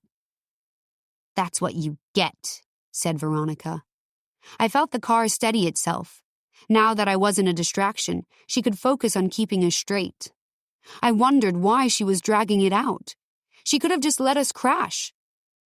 With my head still against the window, I reached for my seatbelt and slid it back on, even though I didn't really see the point. I peeled my head from the window and felt a stickiness it left behind. My eyes slowly fluttered open to see blood dripping down the window, a red contrast against the barren landscape outside. I put my hand to my head and felt the warm trickle of blood dripping down my temple. Something else red caught my eye in the wing mirror, a red flash of light, and another. Several red flashes of lights mixed with blue. I blinked a few times to make sure I was really seeing it and it wasn't the aftermath of what was sure to be a concussion. It wasn't, though. They were the lights of squad cars, several of them. There had to be at least 24 closing in behind us. I sat up a little straighter, feeling myself growing hopeful that they had come to rescue me. I maybe had a chance to get out of this, to live, to see Troy again. I looked out the mirror a little longer before looking at Veronica, who hadn't seemed to notice the flashing lights that were approaching from behind. The distant sound of sirens reached my ears, and then I saw it register on her face. She looked up and out the rearview mirror. "Shit!" she yelled, slamming her palms against the steering wheel. "Veronica," I said softly, "it's over." She stayed silent, her eyes fixed on the road. She wasn't slowing down. "There's no way out of this," I said. "Shut up!" she yelled. "If you just slow down, stop the car. Let me go. Maybe they'll let you go." Veronica laughed sarcastically. "I'll tell them I went with you willingly. I won't press charges." I tried again. She pressed the gas even harder, and the car lurched forward. I watched the speedometer pass 100 miles per hour. I swallowed hard. "You can have him," I croaked, my throat dry from fear. "What?" she spat. "Troy, you can have him." "Huh, he doesn't want me." "He does, he loves you. I was just a distraction, but I know I'll never live up to you. I know that now." Veronica muttered something under her breath that I couldn't make out. She was talking to herself, and the crazed look in her eye was now glossed over with something else I couldn't identify, but it sent a shiver down the length of my spine. I reached a shaky hand over and placed it gently on her forearm, causing her to flinch slightly. I tried to keep my voice steady and calm, hoping to convince her. "I won't ever see him again. You two can be happy again. I know that's what you want, what you both want." I noticed her breathing begin to slow, like my words were breaking down her barrier. "Veronica, I will never live up to you. I can't fit in his world like you can. You are right. There is only one woman who belongs in Troy's life. It's you. Now just slow down before you get yourself hurt. Don't you want to see him again?" She slowly turned her head and looked at me, her eyes narrowed. I didn't dare break her gaze for fear I might lose her trust or for what I might see on the road ahead. "You must think I'm stupid," she said. "No," I feigned surprise. "I know what you're trying to do, but it's not going to work." "I'm not trying to do anything, Veronica," I said, my voice raising. "You don't seem to understand. Neither of us are leaving this car until someone pries us from it." A quiet sob escaped my throat as she turned back and faced the road. My words had been futile. I was going to die in this car, alongside her. I would never see Troy again, never write again, never start a family or see my own again. I let the tears fall down my cheeks, not caring if it satisfied Veronica. I closed my eyes and leaned my head against the window, shutting out the image of the road I was going to lose my life on. The sirens of the police cars were closer now, filling my ears with their taunt of a rescue that would never come. I thought I heard the rotors of a helicopter overhead, but again, a taunting noise when I knew there was nothing anyone could do to save me. Chapter 52. Troy. I tried calling Veronica again, hoping the distraction of taking a phone call wouldn't send her crashing into the sidewall of the interstate. I heard the tread of the ring against the loudness of the rotors overhead. I hoped she would pick up. Maybe I could convince her to stop the car and to end this madness. I would tell her anything she wanted to hear, just so long as she put an end to this chase and Monica was out of harm's way. But to my disappointment, the rings kept trilling and no one picked up on the other end. I slammed my phone down on the seat as soon as I heard her voicemail pick up. I had no way of reaching her or Monica. Even though the helicopter hovered right above the red car, Monica still felt so far away. "What's our next move, Mr. Gunner?" asked the pilot, a wary look in his eye. I knew we couldn't stay up here forever. I just wished I had a plan. I wished the cops were enough to put an end to this, but all they could do was follow. They had shut the interstate down, so no innocent bystanders could get hurt. I watched as more squad cars joined the pursuit, but I was starting to realize their efforts were futile. My efforts were futile. Veronica was moving too quickly, too erratically. At this point, all we could do was just watch the terrifying scene play out before us. Then an idea came to me. A desperate one, more dangerous than desperate, but it just might work. "Can you get ahead of the red car?" I asked, pointing up ahead. The pilot nodded, although I could tell he wasn't sure where I was going with my idea. He pushed down on the shift, causing the nose of the helicopter to dive down slightly, increasing speed. I watched below as we quickly passed over the red car.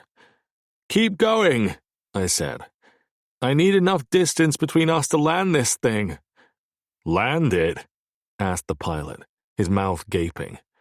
"Yes," I nodded. "Where the hell am I going to land?" "Down there." I pointed up ahead at the length of the interstate. He shook his head. "I can't do that, sir. It's not safe, nor is it legal. We have no choice," I said grimly. The pilot swallowed hard, his hand clutching the cyclic tightly. He seemed to be debating in his mind, but eventually began lowering the helicopter down, miles ahead of Veronica. I knew with how fast she was going, we didn't have much time. There was a curve in the interstate which just might be an advantage if we were out of sight and able to take Veronica completely by surprise. "Over there!" I pointed past the trees that cornered the bend in the road. He nodded and continued his descent, making the turn and then straightening out before slowly lowering to the empty lanes below, the black asphalt swallowing us in its emptiness. As the helicopter touched down, I unhooked my seatbelt and tossed off my headphones. "Mr. Gunner, what are you doing?"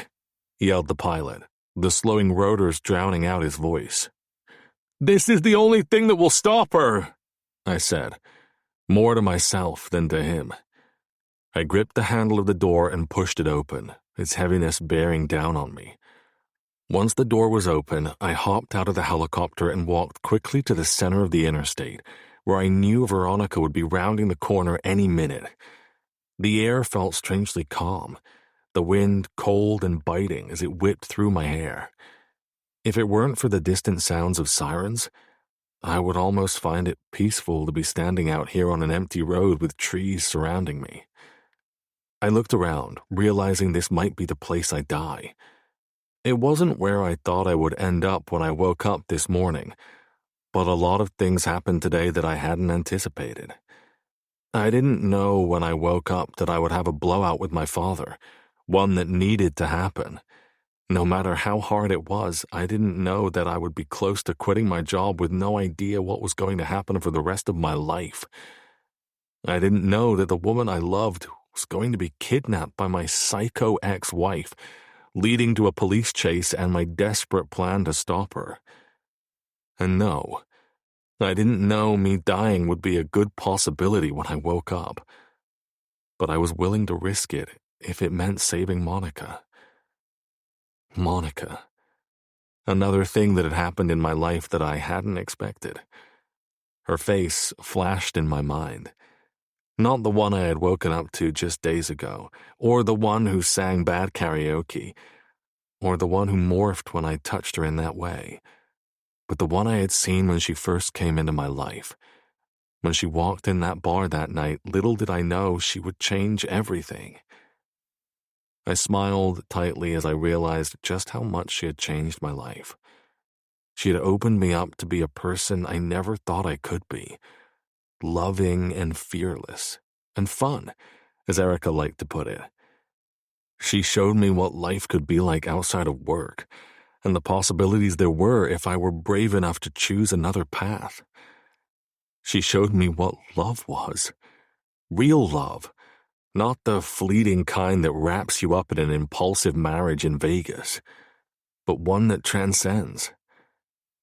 As I pictured her soft face in my head, I knew I had to tell her goodbye. I reached into the pocket of my jacket and slid out my phone. I knew she wouldn't pick up, but if she somehow made it out of this, if I could save her, then I wanted her to know how I felt. The phone rang and rang as expected, finally clicking to voicemail. Her short message filled my ears, and at the sound of it, my heart contracted and expanded at the same time. Beep. I sucked in a shaky breath before speaking. Monica, it's me. I don't know how this is going to end, but I hope it ends with you living. Even if I'm no longer here, I can't imagine the world I leave behind without you in it. I love you.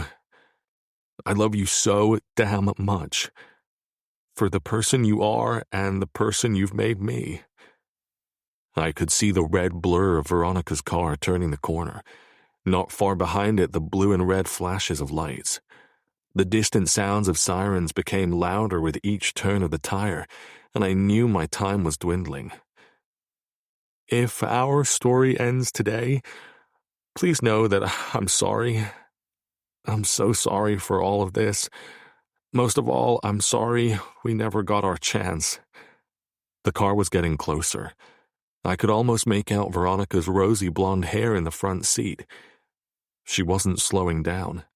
Not yet, at least. I took a solid step forward, even though it felt like my knees might give out. I needed her to see me. I knew I was the only real chance of her stopping the car. She might be homicidal, suicidal even, but she wouldn't hurt me. At least, not on purpose. I knew it deep in my bones. Still, me standing here in the middle of the road was a risk I was willing to take if it saved Monica. I love you, I whispered into the phone before pressing my thumb against the red button on the screen. My hand dropped to my side just as the car closed in, the smell of tires and gasoline filling my nose. My heart stopped, and I dared not close my eyes. Please stop the car, I thought. Please stop. I prayed to whoever was listening that Veronica would stop the car. As if my prayer was answered, I heard the squeal of brakes just as Veronica's eyes met mine through the front windshield. There was surprise and fear and madness in them. The nose of the car dipped as the car began to slow, but it struggled to stop itself from continuing to plow down the road. I could see Veronica struggle to keep hold of the steering wheel. Her foot on the brake wasn't enough to stop the car that had just been traveling over 100 miles per hour. I jumped out of the way just in time, a flash of red flying past me. I landed roughly on the asphalt with a thud as the sound of tires squealing roared in my ears. Sitting up, I was in time to see the car skidding across the road, the tail moving erratically. I watched in horror as the car crashed through the barricade and off the shoulder of the road into the trees. "Monica!" I screamed. I pushed myself to my feet, running to the car. A squeal of tires was behind me, sirens filling my ears. I kept running, even as the car doors opened and the police shouted at me to stop. I couldn't stop. I had to get to her. I kept running through the crunched metal of the barricade and out onto the rocky terrain, tree branches whipping my face as I tore through them. Smoke was ahead and the dull orange light of headlights bouncing off the dark trunks of trees. I ran faster. I reached the car and clutched the passenger door handle tightly, pulling at it desperately, but it wouldn't budge. The door was caved in slightly from the impact of the barricade. I peered through the window and saw Monica in the front seat, not moving. I pounded on the window, scared out of my mind. I needed to get to her. I tried the door again, pulling the handle as hard as I could, but it still wouldn't budge. I slung off my jacket and wrapped it around my hand. Without thinking, I slammed my fist through the passenger window, glass shattering around me. I hoped the tiny shards didn't hurt Monica as they sprayed around her. That was, if she wasn't too far hurt already. I swallowed the thought down and reached for her through the window. As soon as my hands touched her, I felt her wince. She threw her hands up to her face, covering it and cowering away from me. She was alive. I looked her over quickly, assessing the damage, but she seemed mostly unharmed, just frightened. "Monica?" I said softly. I eyed the driver's seat warily. Veronica lay slumped over, her head against the steering wheel. She was barely moving, except for the slow rise and fall of her back. A shiver went down my spine at the sight of her. Her eyes were empty, and her chipped red-polished fingers were wrapped around the steering wheel like the thin legs of a spider. I hardly recognized her. "Monica?" I tried again, placing my hand on her shoulder and gently shaking her. She said dreamily. "It's me," I assured her. "I'm going to get you out of here." Her voice was as if she were far away. I wrapped one arm around her lower back and scooped the other under her legs, pulling her from the seat and carefully out the window, avoiding the sharp edge of glass. She breathed steadily in my arms as her eyes fluttered closed. She was here. She was okay. At least, I prayed she was as I stood in the darkness of the trees, clutching her against me. Chapter 53. Monica. As I blinked slowly, the shadows and shapes of the tall trees taking a sharper form as my vision adjusted, I couldn't understand where I was. My head felt fuzzy, like an old television covered in gray static. The clouds overhead darkened the forest around me, and I suddenly felt very cold beside the large hands that gripped me. I knew those hands. I just couldn't quite place who they belonged to. I looked to my right and saw crushed red metal and the splintering of a tall tree, its insides light and splayed out for the world to see. Smoke rose, or was it mist? I couldn't tell through the orange haze of headlights that jutted through the trees. I saw broken glass scattered along the rocks and grass on the floor beneath me. I felt like I was having an out-of-body experience, knowing I was just in that car. Or was I still? My mind was too blurry to understand where I was, who I was. I sucked in a breath at the woman who sat in the driver's seat, or rather lay there. Her head was bent in a way that made my insides cold, her light blue eyes slowly blinking as I stared at the window toward me. "Oh," I gasped, sucking in air that I didn't think would come. "It's okay," said a soft voice as a hand ran through my hair, softly combing it. I turned my head toward the voice and looked up. I wasn't sure if I was seeing correctly as I took in the green eyes that were as dark as the forest around us, or the mouth I swore I had kissed hundreds of times, now pressed in a hard line of fear. I studied his face for a long moment, not believing he was real.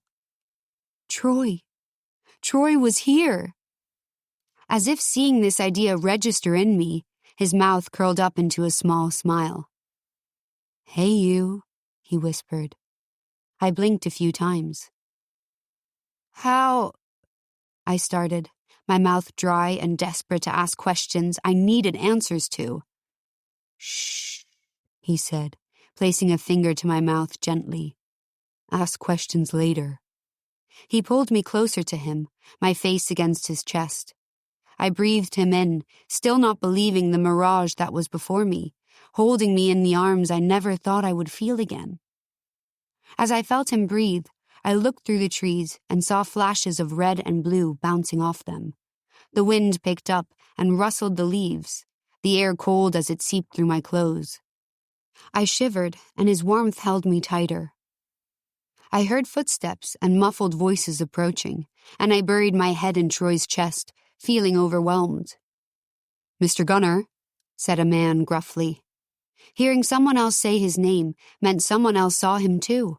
He wasn't an illusion. Troy was real. I wrapped my arms around his neck and clutched him tightly. His hands tightened their grip on me as I kept my face buried in his chest, his familiar scent enveloping me. Is everyone okay?" asked the man I could only assume was a police officer. I think so," said Troy, his deep voice sounding in my ears like music.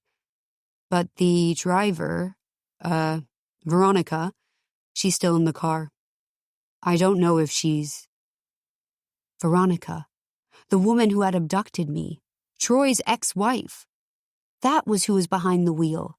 It was all coming together now as I pieced together the conversation before me. It had felt like a nightmare, but now I knew it was real. The red car, the speedometer arrow shaking on the dash, the sound of tires squealing, the crunch of metal around me. She had been more dangerous, more deadly than I could ever imagine. I couldn't believe I had let her take me with her, accepting her bald-faced lie as the truth.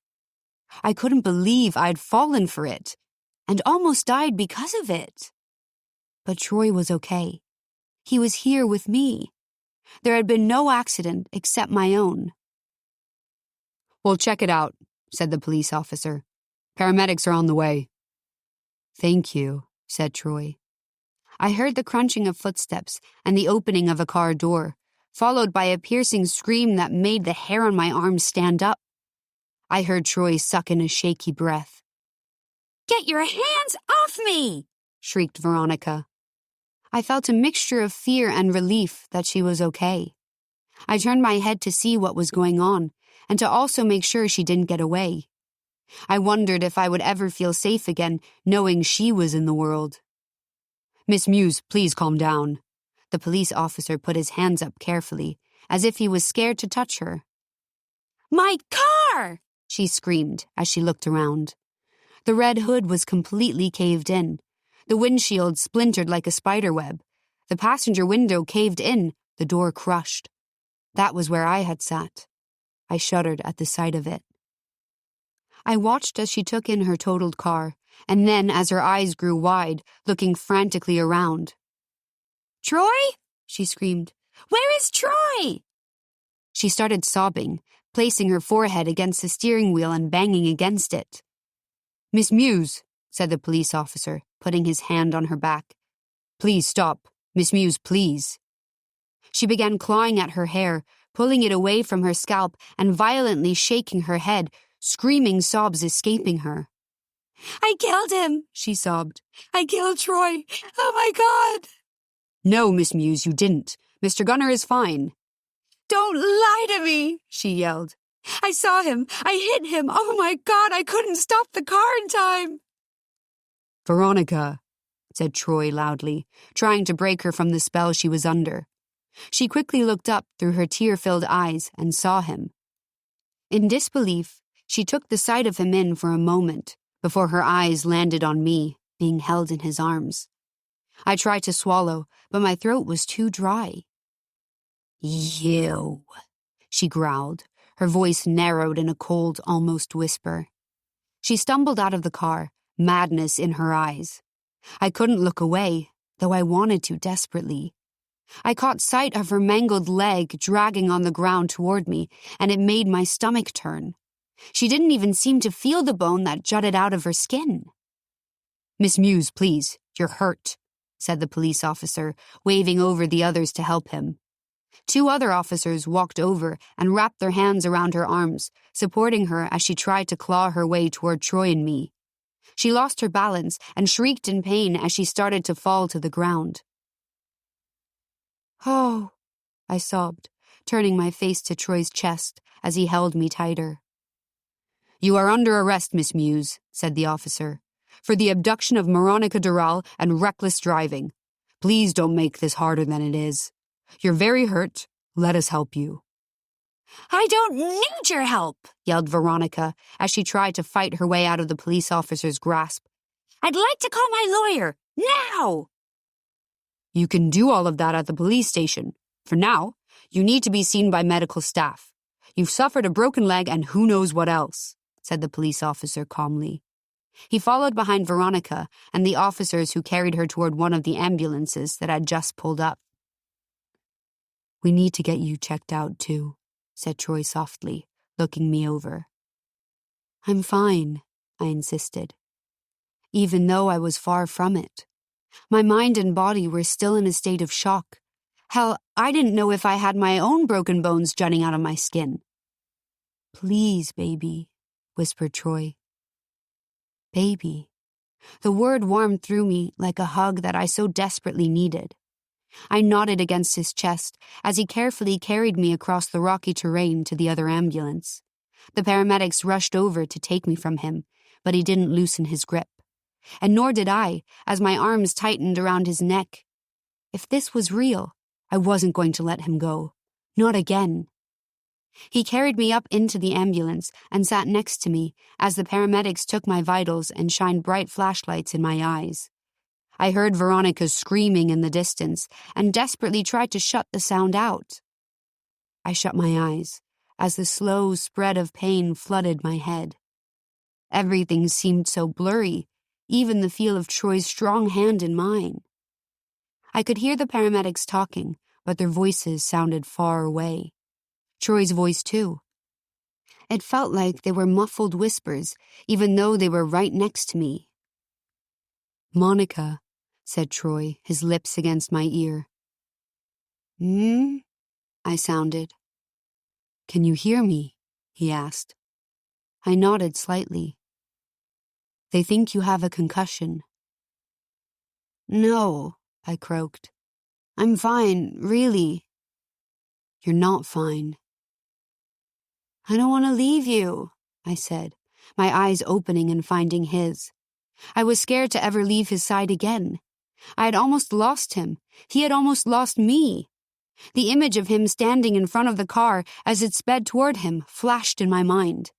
I grabbed onto him, in disbelief he was here with me and not dead. "Please don't leave me," I sobbed. "I'm not leaving you, baby. I'm right here." He wrapped his arms around me, and I felt his lips press against the top of my head. "We need to get her to a hospital," said a nearby paramedic. "I'll get her there," said Troy. "Probably faster than you." There was a brief pause, as if the paramedic was thinking it over. "Okay," he said warily. "I will call the hospital and let them know you're on your way, and to give the helicopter clearance." "Helicopter?" "Thank you," said Troy, as he slowly got to his feet, taking me with him as he scooped me up. He carried me down the steps of the ambulance, the air biting into us as the sun began to set in the distance. I saw a sleek black helicopter on the road before us as Troy carried me to it. I wondered what was happening as the pilot jumped out and opened the large door for us, the rotors above slowly coming to life. "Troy?" I asked, fear in my voice. "It's okay," he assured me. "We're going home. After I'm sure you're okay." He carried me into the helicopter. The pilot closed the door behind us. Troy carried me to the back seat and gently placed me down. He pulled my seatbelt over me and took the seat next to me, taking my hand in his. Groggily, I laid my head on his shoulder, suddenly desperate for sleep.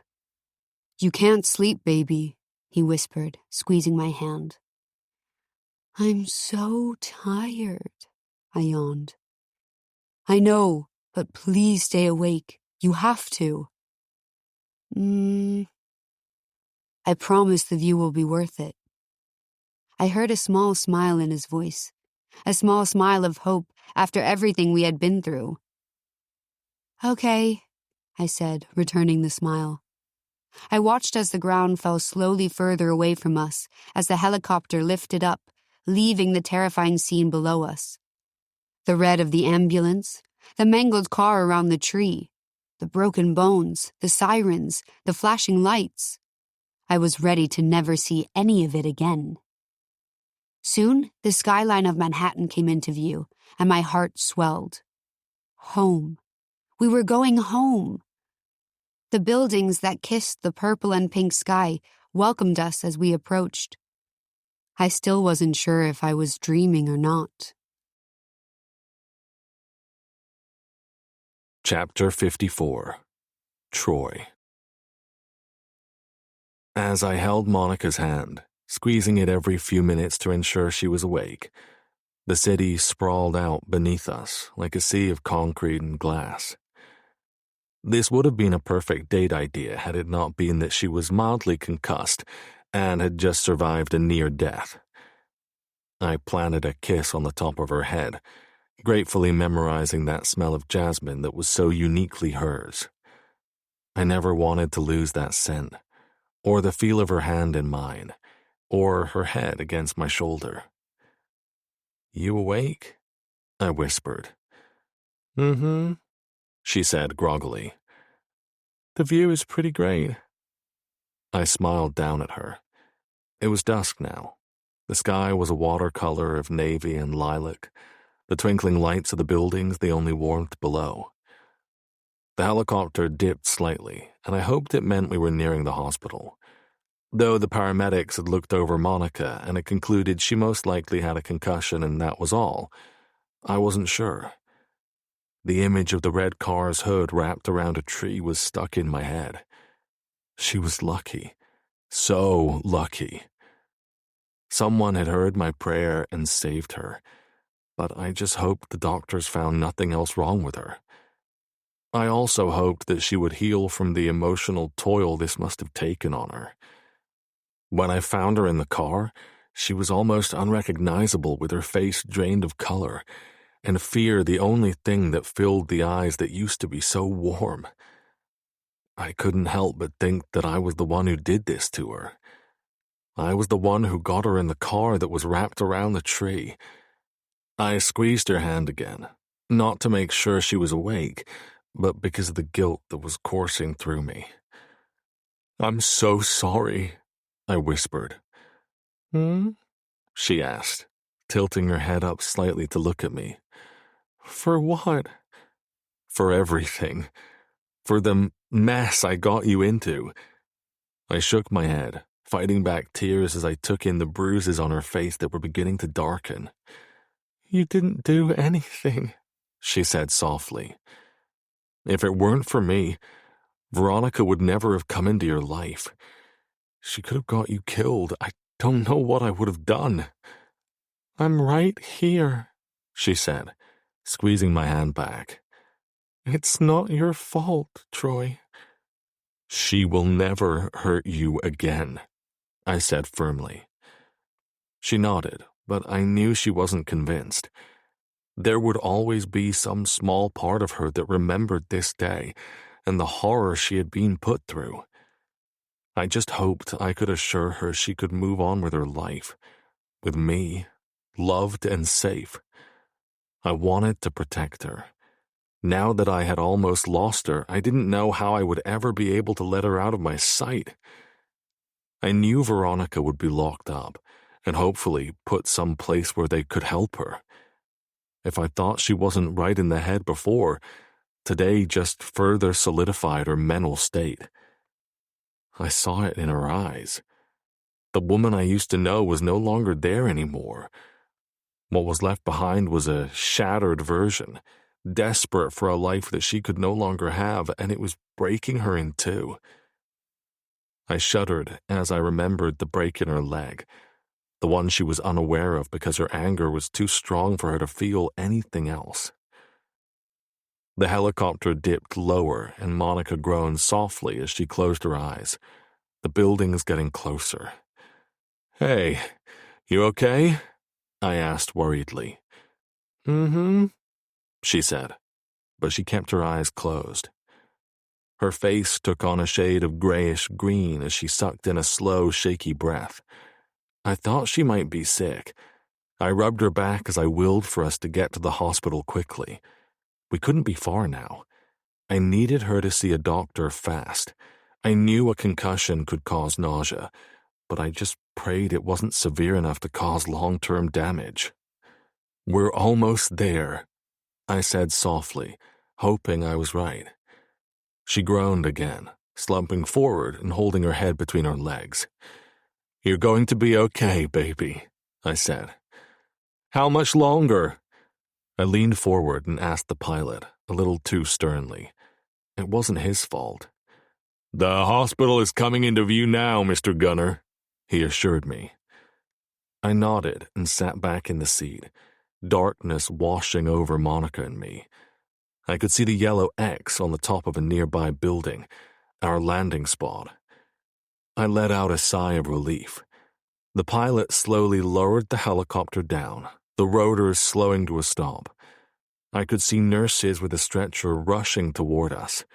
The pilot came around and opened the door, and I lifted Monica out of the helicopter and placed her on the stretcher. "We will take it from here," said the nurse urgently, taking the handles of the stretcher and pushing Monica toward a nearby elevator on the rooftop. "I'm coming with," I said, trying to keep up. "Are you family?" She eyed me. "I'm her." "He's coming. He has to come."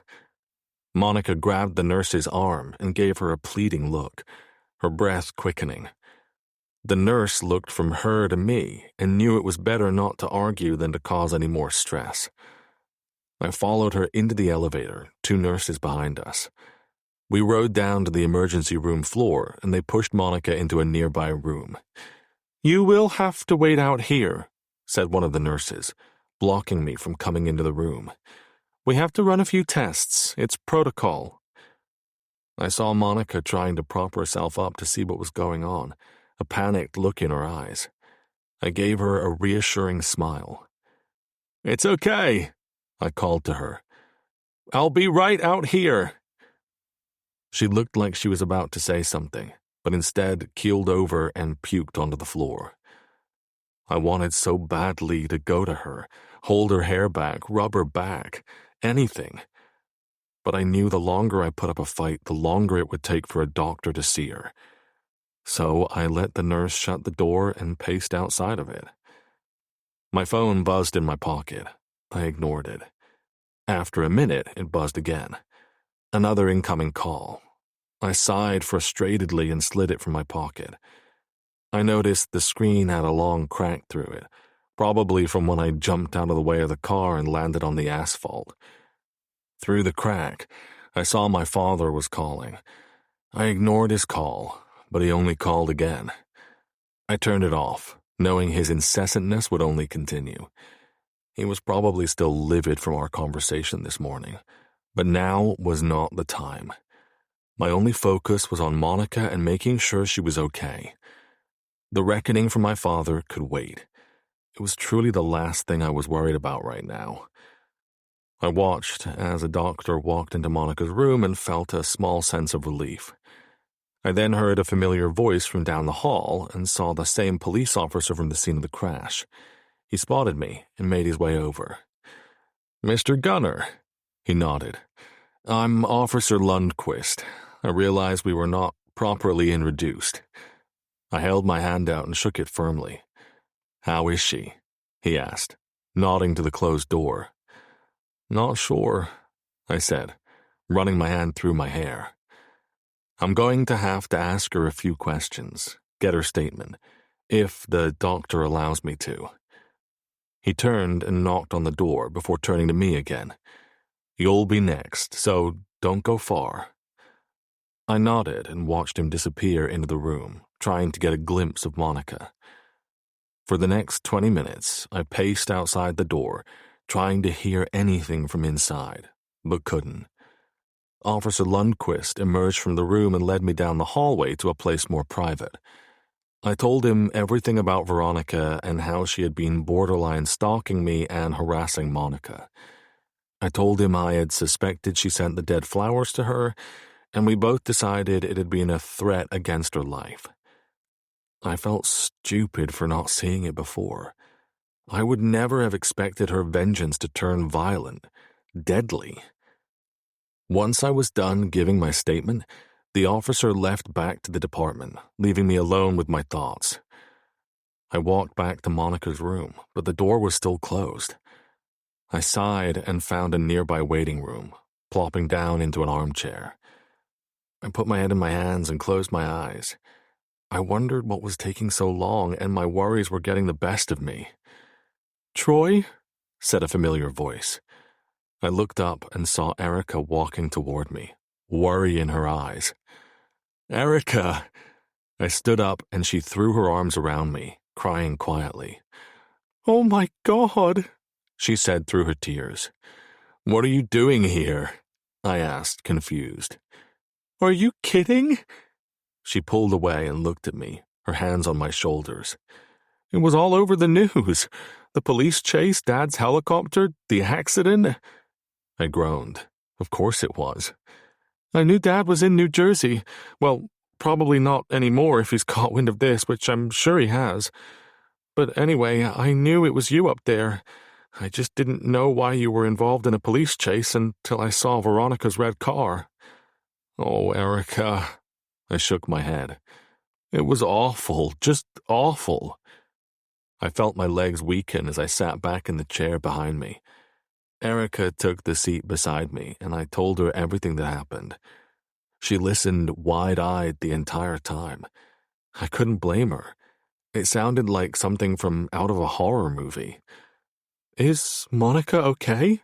she asked, urgency in her voice as she looked around. "Yeah, I think so. I hope so. They think she has a concussion, but she's been in there so long, I don't know what's going on." I felt warm tears threaten to fall. "Oh, Troy, she'll be okay." She gave me an assuring nod as she took my hands. "I hate to ask, but Veronica?" "She's alive, but got pretty banged up." Erica nodded in relief. She stayed quiet for a moment longer before putting her hand on my shoulder. "I hate to bring it up, but the news is speculating." "About?" I raised an eyebrow. "A romantic connection between you and Monica." "Of course they are," I muttered. Only the news would take something horrific and spin it into something else entirely. Now, I assumed my father was calling not because of our fight, but because his helicopter was on the news in a high-speed chase, and the rumors broke out about me being romantically involved with my assistant. He was probably more worried about the latter. I groaned as I sat back in my seat. "I don't even care. I just want to see Monica." "You will," said Erica. We waited in silence for what felt like hours, until the doctor I saw go into her room came to find me. I stood up quickly when I spotted him, eager for answers, eager for anything he could tell me about Monica.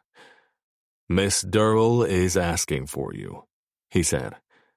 I took a deep breath and followed him into the room, leaving Erica in the waiting room. Chapter 55. Monica. I clutched the white sheets up to my chin tightly, hoping it would cover the fact that my hands, my everything, were shaking. Everything in my life had just changed here in this hospital, and it had nothing to do with the car accident that could have taken my life. "Are you all right?" asked the doctor, looking up at me from his clipboard. I nodded, even though I was far from it. My insides were churning and rising to my throat. I looked around quickly for the bowl the nurse had brought in earlier. I spotted it on the counter by the sink after she had washed it out for the third time. I pointed at it frantically, my lips pressed tightly to hold it all in. The doctor's gaze followed my finger and quickly grabbed the bowl, handing it to me. I emptied out into the bowl until it felt like there was nothing left. I clutched the bowl tightly against me as I dry heaved. Every shudder of breath I sucked in was painful as my body began to realize what it had gone through that day. The doctor had said I was pretty banged up, but the bruises would become more apparent and the soreness more painful over the next few days. He said I was lucky I had my seatbelt on. I thought back to the moment in the car when I was so sure my life was over that I had taken it off to try to say goodbye to Troy. Things could have ended a lot differently moments later. I groaned as another dry heave rolled through me, and my back screamed in pain as it lurched forward. The doctor put his hand on my back. Nausea is normal with concussions. It's also normal in the first trimester, or sometimes beyond that, he said gently. I clutched the bowl tightly and shut my eyes, shaking my head as if that would somehow erase what the doctor had told me minutes ago. You're pregnant.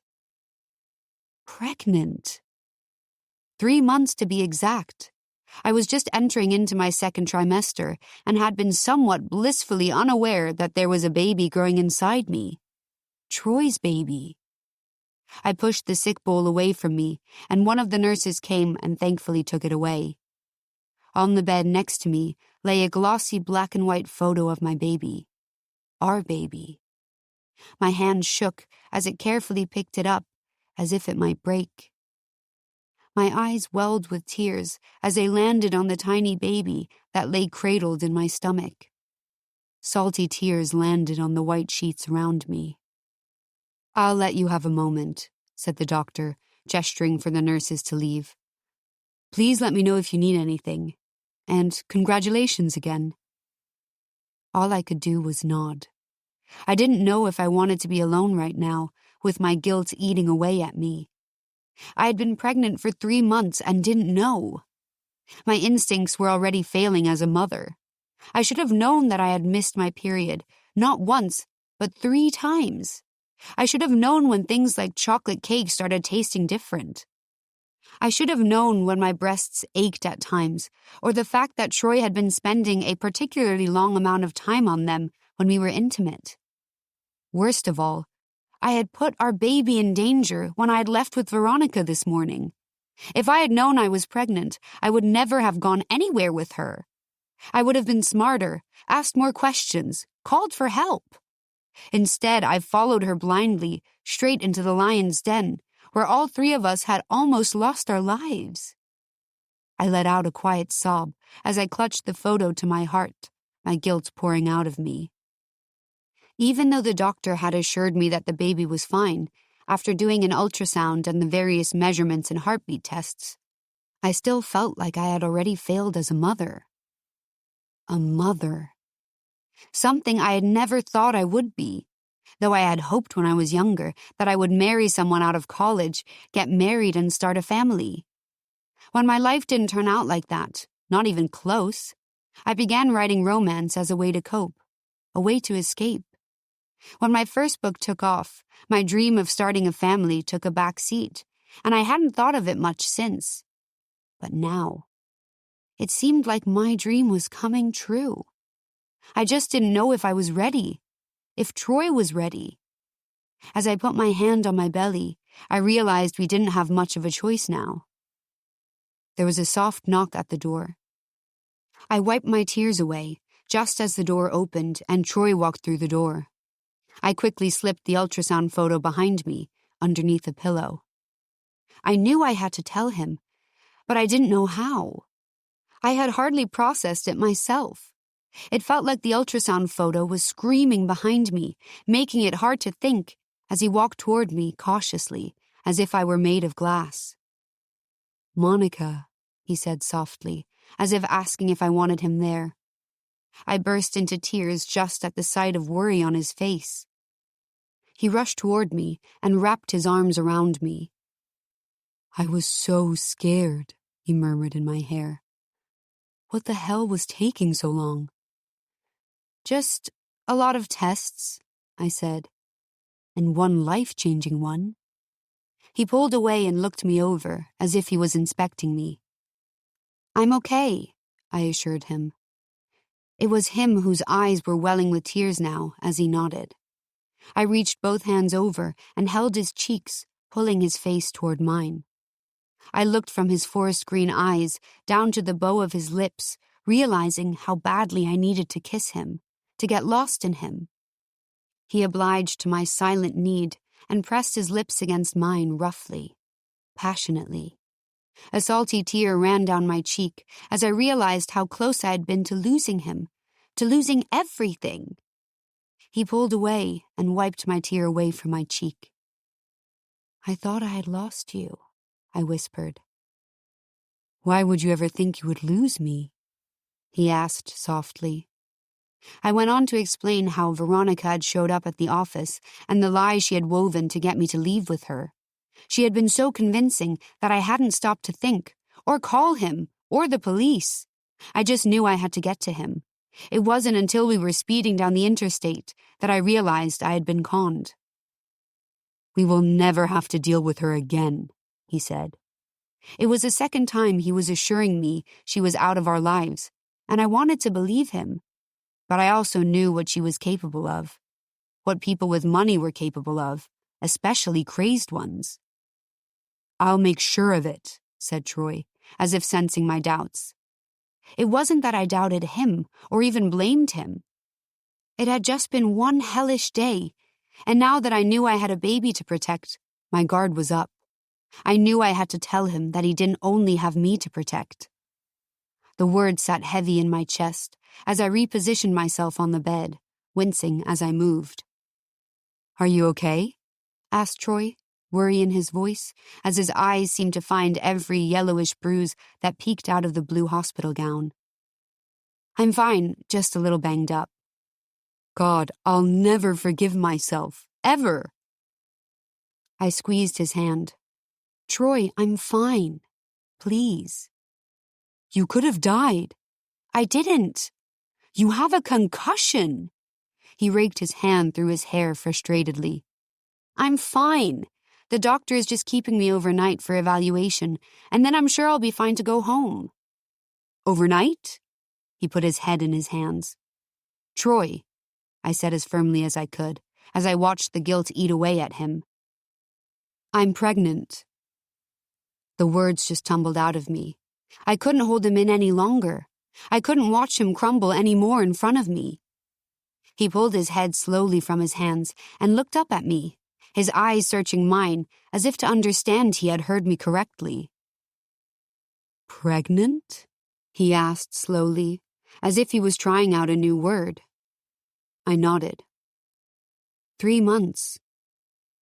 "Did you—" "No, I was just as shocked as you are." "Is it—" "The baby's fine. They did multiple tests." I reached behind me, and my fingers felt for the glossy photo under the pillow. I pulled it out and showed it to him. His eyes fell from me to the photo, but I couldn't get a read on what he was thinking. I knew it was a lot to process, but Troy had practically gone catatonic. When I realized he wasn't reaching for the photo, I let it fall to my lap. "I know this wasn't what you were expecting," I said softly, trying not to focus on my heart that felt like it was in his hands and at the risk of being dropped. "It wasn't what I was expecting either." He remained quiet, and a creeping panic began to set in. "I understand if this isn't what you wanted," I whispered. "I don't want you to feel trapped." He avoided my gaze and stood up from the hospital bed, slowly. "Troy," I started. "I need some air," he said, turning toward the door. I watched him slip out of it in a trance-like state, leaving me alone in the room, completely in disbelief. A sob escaped me as I picked up the photo and clutched it to me. I rocked myself and the baby as if trying to comfort us both. The man I loved and thought I knew had just walked out on me when I needed him most. I understood he was in shock, but so was I. I had just received the same news he had. I wasn't walking out, though. I didn't have that option. Our baby was growing inside of me. Alongside it were fear, confusion, and sadness that filled me. In the last half hour, I hadn't even had the time to envision what our life would look like as parents, but now images of Troy rocking the baby to sleep and singing lullabies floated in my head. I didn't know whether to smile or cry at the images of him as a father. Deep down, I knew he would be amazing at it. I just didn't think that he knew that. The images I had of him floating in my mind now popped like bubbles, leaving me empty. There was a knock at the door, and I looked up to see Erica standing in the doorway. I didn't know she was even here. I gave her a confused look. "How did you—" "I'm guessing Troy didn't tell you that you were on the news." I shook my head. I came as soon as I saw. I could tell she was holding back tears, so I held out my hand to her. She rushed over and pulled me in for a hug. "Are you okay?" she asked, her voice shaky. I didn't know how to answer that question. I was far from okay, and it had nothing to do with my concussion or the pain that pulsed in my body. I couldn't answer her as the tears streamed down my face. Erica didn't ask any more questions. She sat there and held me in silence on the hospital bed, not knowing her brother had just broken my heart, and it was a worse feeling than anything I had endured today. Chapter 56. Troy. Pregnant. The word whispered in my ear over and over, like a song on loop, as I rode in the elevator down to the lobby of the hospital.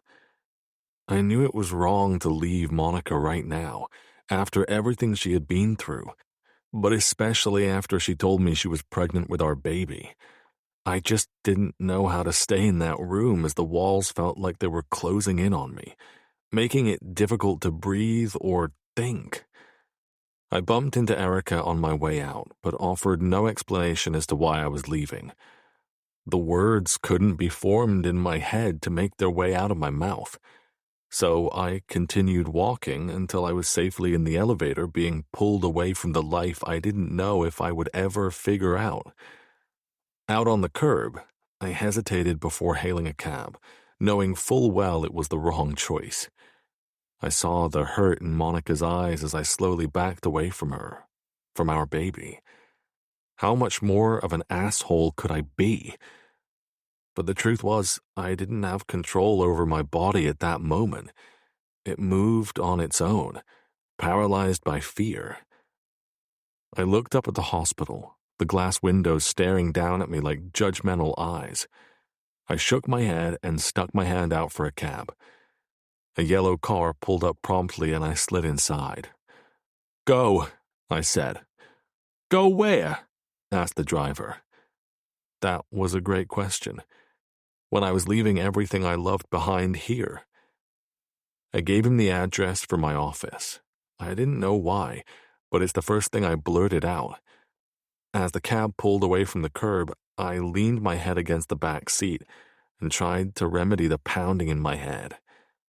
It was as if all of the adrenaline from the day had worn off, and now I was left with the thoughts I needed to sort through. Veronica, arrested and insane. Monica, concussed and pregnant with my baby. Me, completely lost in life and about to become a dad. That about summed it up. I sighed heavily and closed my eyes, but all I saw in the darkness was the image of our baby. I saw the head and the arms and the legs. It was a real human, growing inside of Monica. Didn't even seem real. And to know that it had equal parts of me and her inside it was enough to make me bite back my tears. I was terrified to screw it all up.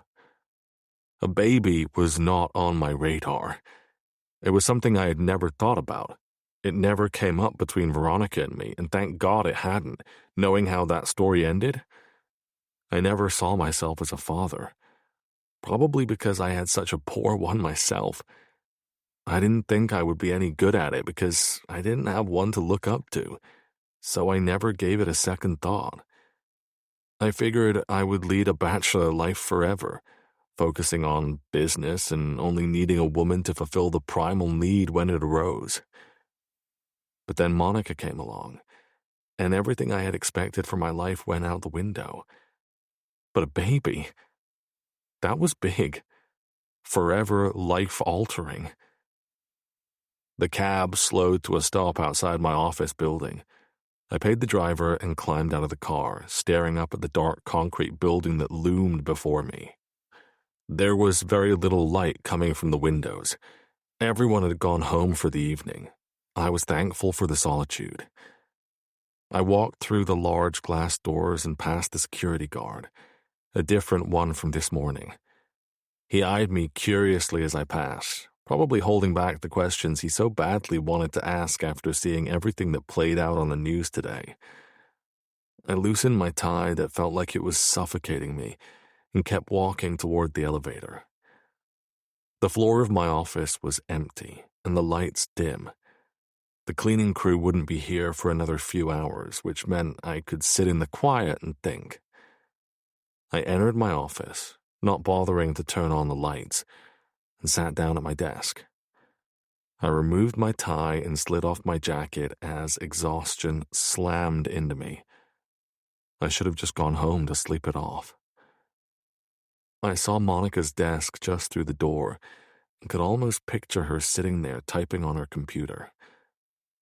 I realized I missed her and felt like a coward for how I had reacted when she had told me about the baby. She had just found out herself. I'm sure she was just as terrified as I was. How could I face her again after what I had just done to her? She probably hated me for leaving her when she needed me the most. I hated myself for it, but my brain needed time to process everything. It needed to catch up after all that had happened in the past several hours. I heard footsteps approaching down the hall, coming in my direction.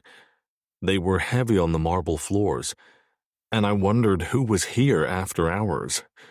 "Troy!" I heard the familiar bark of my father's voice breaking the silence. "Where the hell are you?" I grimaced. The last thing I needed was to see my father right now. I stayed quiet in the darkness of my office, hoping he would walk past me. "I know you're in here. Security saw you come up." The light above me turned on, making me blink a few times against the harsh fluorescent cast that filled my office. Then I saw my father standing in the doorway, his face red and his eyes dancing wildly. "What the hell are you doing?"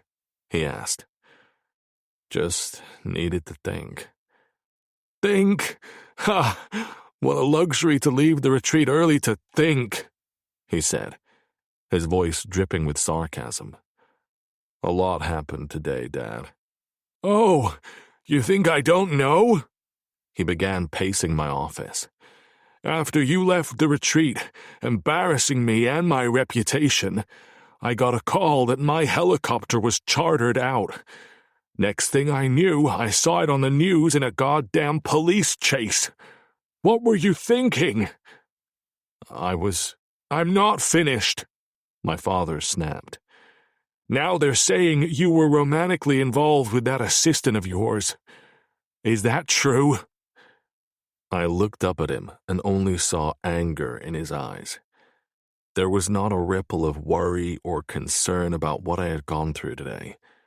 The only thing he cared about was his reputation. He was so damn selfish and self-absorbed. Something in me snapped. "That's all you fucking care about, isn't it?" I asked, my voice narrow. "Excuse me? You don't care that someone could have died today? Your own son could have died today? You don't care that people got hurt? You don't care about any of it, so long as your image stays pristine. Well, I'm sorry that I tarnished your image by caring about someone more than I care about myself. But you wouldn't know anything about that, would you? You don't even care about your own wife." "Watch it, boy," said my father, stopping in his tracks and shooting me a look. "You think I didn't see you at the restaurant? At the strip club? You're a disgusting excuse for a husband, an even worse father. If you're so worried about your reputation, maybe you should start acting dignified yourself." How dare you? Seethed my father. No, how dare you? I said, standing from my desk. I can't believe I used to look up to you. I can't believe I chose the same path as you just because I thought it would make you proud. But nothing will ever please you. I see that now. Oh, boo-hoo! He put on a sarcastic pout that I wanted to slap off his face. I'm sorry that billions of dollars doesn't make you happy. It doesn't. None of this does, I said, looking around my office. Oh, and I suppose your assistant makes you happy, he laughed. She does, actually. And I almost lost her today. Not that you care. If you are, in fact, involved with her, then that is the last straw. You're fired. You're done. I warned you, Troy. My father pointed a finger at me, the smug look on his face now pulled into a frown. No need to fire me, because I quit. Think carefully about what you're saying, Troy, he warned. I have thought about it. I quit. I hate this job. I have no interest in making the rich richer, and I have no interest in working under you. I'm nearly 40 years old, yet you treat me like a child. Then don't act like one. You think screwing your assistant is wise? I don't know. I could ask you the same thing about Kathy. Watch it, boy, he repeated. And I'm not just screwing my assistant. I'm in love with her. My dad scoffed. In fact, we're having a baby. It was the first time I had said it out loud, making it even more real. I wished the first person I told wasn't my father, but it seemed to knock the air out of him temporarily. For a moment, I thought he would see that I really meant what I said, that I was happy with her, that it was real, that he was going to be a grandfather. I should have known it was wishful thinking. How stupid can you be? He asked finally, his voice almost a whisper. You let her trap you. She doesn't love you. She loves the money. That's not true, I said, taking a step toward him. Yes, it is. That's exactly what whores like her do. His words bit into me like poison and filled me with rage. I pulled my arm back and punched him straight in the face. I watched as he fell to the floor, almost in slow motion, his eyes following me as he met the ground. I felt no remorse, just satisfaction. How dare you? He spat, blood falling from his mouth. I stood over him and pointed at him. Don't you ever talk about her like that again.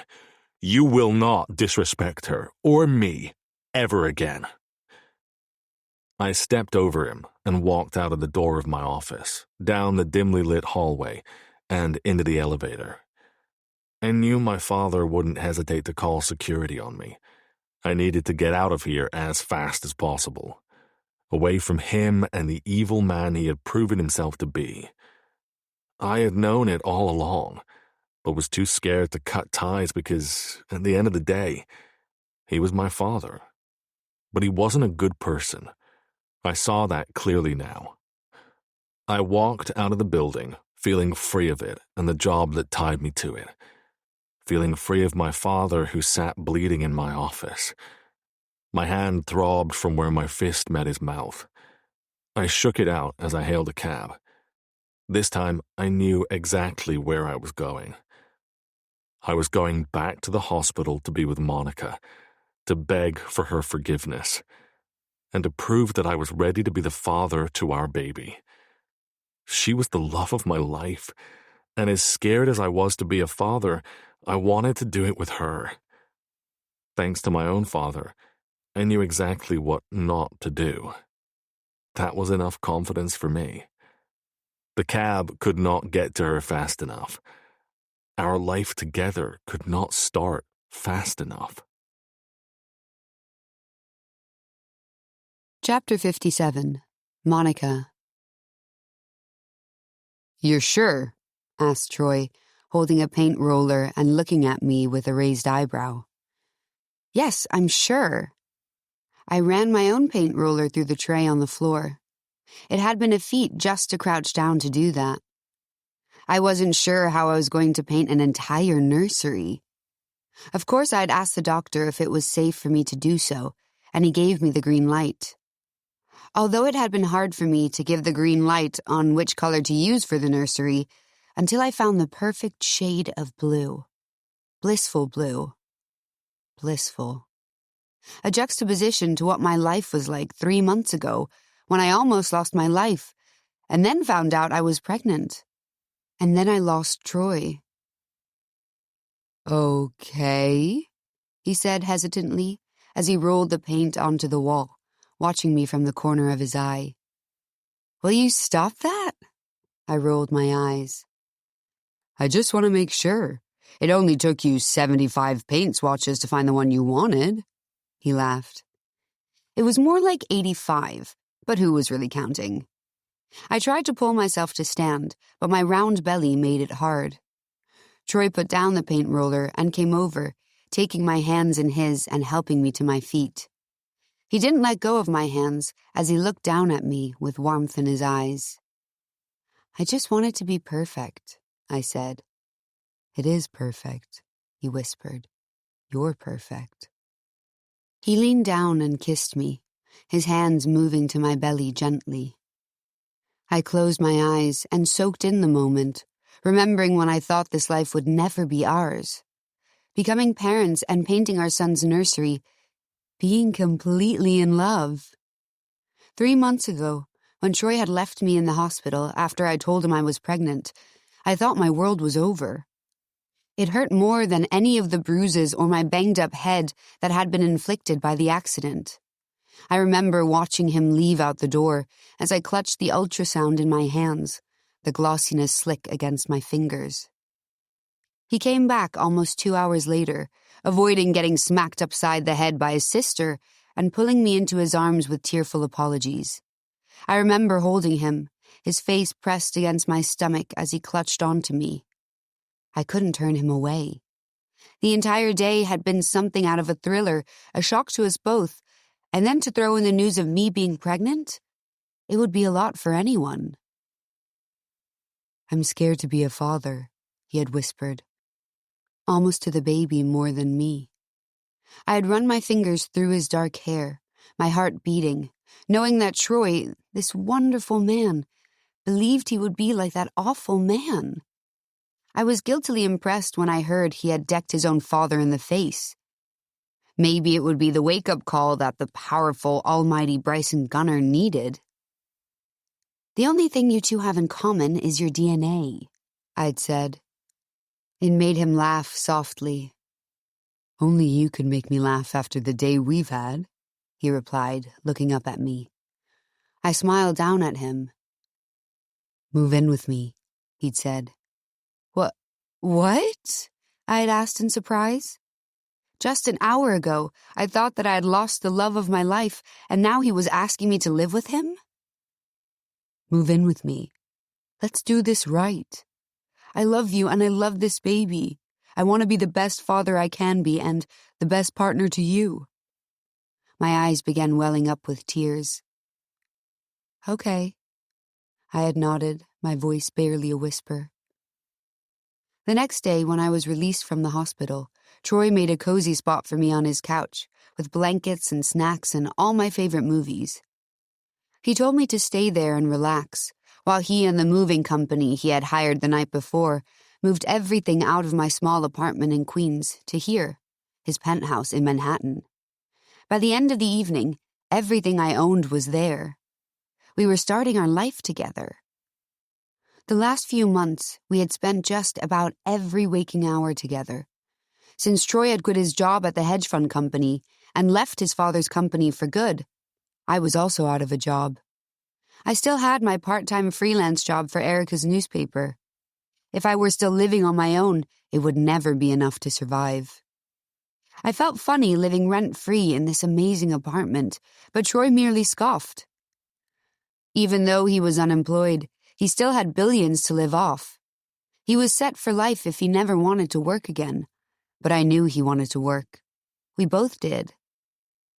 Before we figured that part of our life out, and before it was deemed too late in my pregnancy to travel, Troy whisked me away on a beach vacation.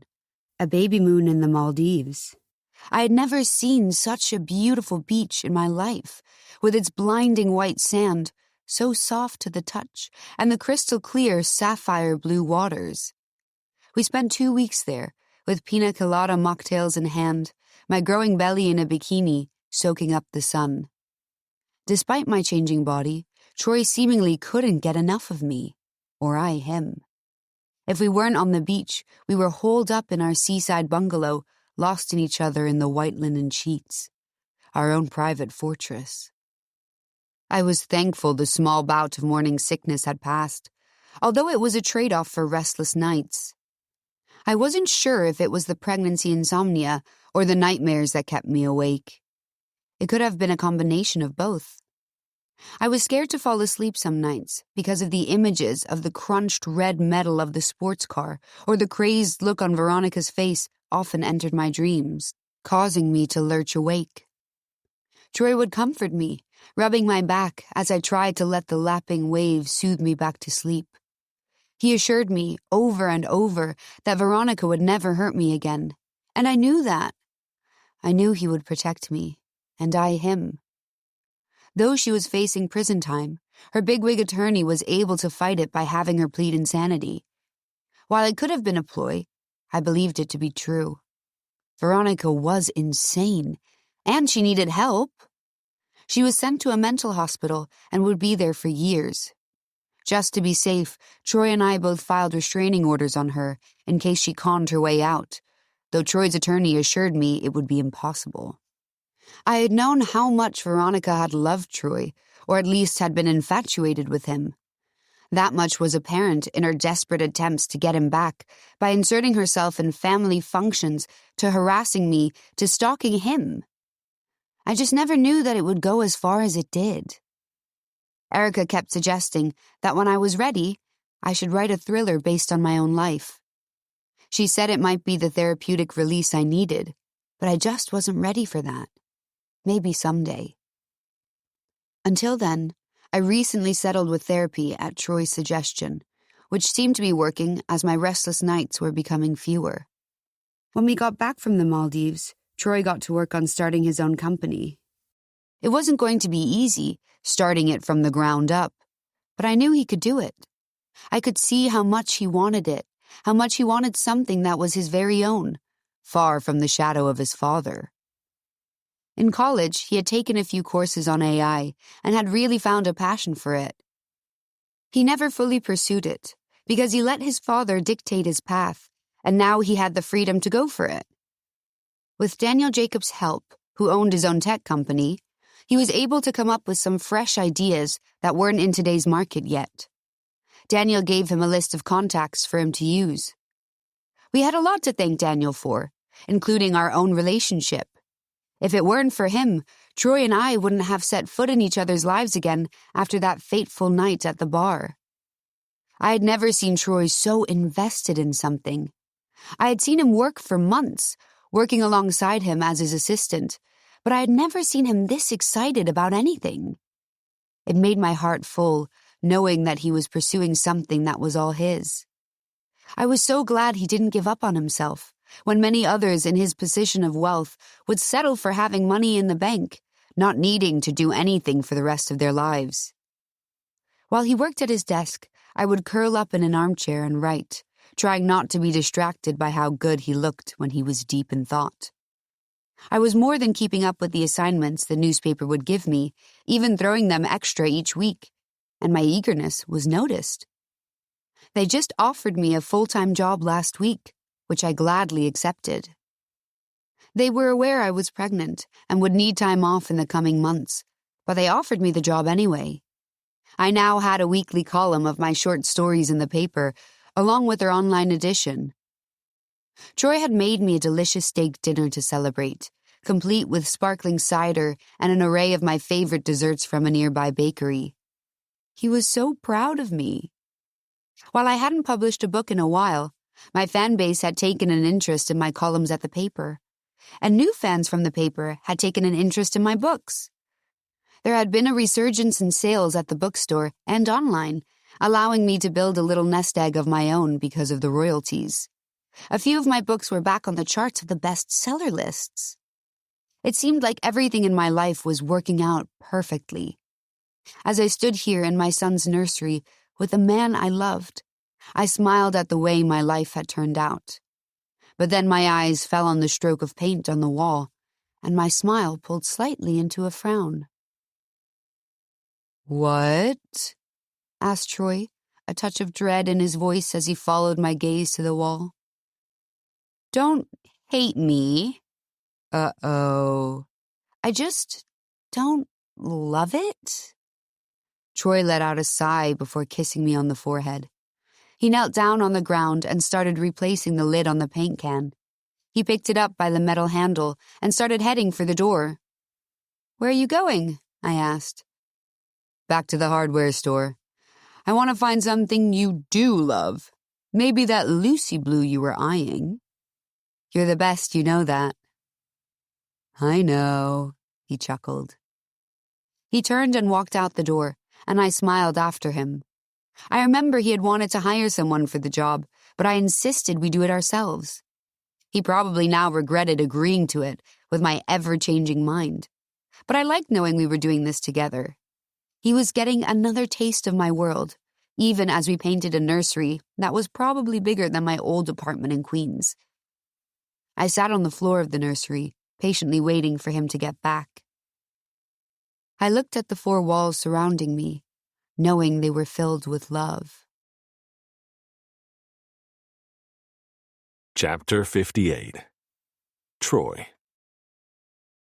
I found Monica sitting in the nursery, the gray-blue walls surrounding her in a peaceful embrace as she folded baby clothes. She hadn't seen me yet, so I just watched in silence in the doorway. She hummed a lullaby as she held up a tiny white onesie, admiring it, before she folded it and added it to the growing pile in front of her. She had been in full-on nesting mode for the past few weeks as her due date approached. Our son would be here in just a few short weeks. As prepared as we were with the nursery being done, complete with the perfect shade of blue walls and an oak crib nestled in the corner of the room, I still felt completely taken aback that I was about to become a father. I was grateful to Monica for her calmness through it all, as if she was made for this. The fears I had for screwing this baby up diminished just watching her, knowing that all I wanted to be in this life was a decent man for her and a loving father for our baby. I tried not to think back on the day I almost lost them both, especially since Monica had seemed to be doing better in the aftermath, but it really put things into perspective. "What are you thinking about?" she asked softly, noticing me in the doorway. "How much I love you." I walked toward her, weaving around the piles of tiny clothes that surrounded her. I sat down beside her and leaned against the crib, taking a onesie and folding it into a tiny square. She laid her head on my shoulder and folded 2 blue socks into a ball. We folded the rest of the clothes in a comfortable silence, taking in the fact they would be filled out by our baby in a few weeks' time. "He's almost here," I whispered. "You ready for it?" She found my hand and interlaced her fingers in mine. "I think so." I gave her hand a gentle squeeze. "You're going to be the best dad. And you, the best mom." She lifted her head and pressed her lips against my cheek, her warmth running through me. She looked around the room, at all we had accomplished in the past few months, slowly curating the perfect pieces for the nursery. "You picked the perfect shade of blue," she said, looking at me. "Someone had to." I winked at her. She nudged me playfully with her shoulder. "How was work?" she asked. "Good. We're all set for tomorrow's launch." "I'm proud of you." "Don't be proud yet. You know how technology goes. There is always something that could go wrong." "It won't." The website is seamless, and you have a team of geniuses to fix any problem that comes up, which it won't. I nodded, but my nerves were still fluttering in my stomach. When I thought up this tech company months ago, I knew I would be taking a risk by stepping foot into a territory I had never been before. I didn't have my father to fall back on. It was all on me, which was what I wanted, but it was still terrifying. The only thing that kept me going was my interest in AI, which I learned of in college but never pursued fully. It wasn't as big of a thing back then, and even if it had been, my father's pressure of joining the family business was overbearing. I let it control my every move and my every choice, but not anymore. I had brainstormed a few ideas when Monica and I had been enjoying the unemployed life, though it wasn't meant for us long term. I ran a few by Daniel Jacobs, who had his own successful AI software company, and he graciously lent an ear and advice, helping me narrow down my direction. I settled on an AI tool that automatically searched the internet for copyright infringement, making it easy for startups to know which logos, branding, or company names were already in use, while generating ideas for their own. The press and the business world were waiting with bated breath, ready to praise me or to prove that I was nothing without my father. I needed the launch to go off without a hitch if I were to make it in this world. I had only 12 hours until the launch the next morning. "Come on, let's get you out of your head," said Monica, giving my hand a little tug. I helped her stand up, her round belly looking ready to burst. We stepped over the piles of clothes, and she led me to the kitchen. She pulled out a list of takeout menus and told me to pick. I chose the same pizza place we had ordered from after I burned dinner all those months ago. It was not only good, but held a special place in my memory. She smiled and called to place an order. As the phone rang, she nodded to the living room. "You know what to do?" I smiled at her and headed toward the console under the TV, pulling out a large plush blanket and laying it on the floor. I heard Monica order a pepperoni jalapeno pizza and a case of beer for me, and a case of sparkling water for her. Soon we were on the floor, eating pizza from the box and watching a new comedy that had just come out. It was just what I needed to forget the stress of tomorrow.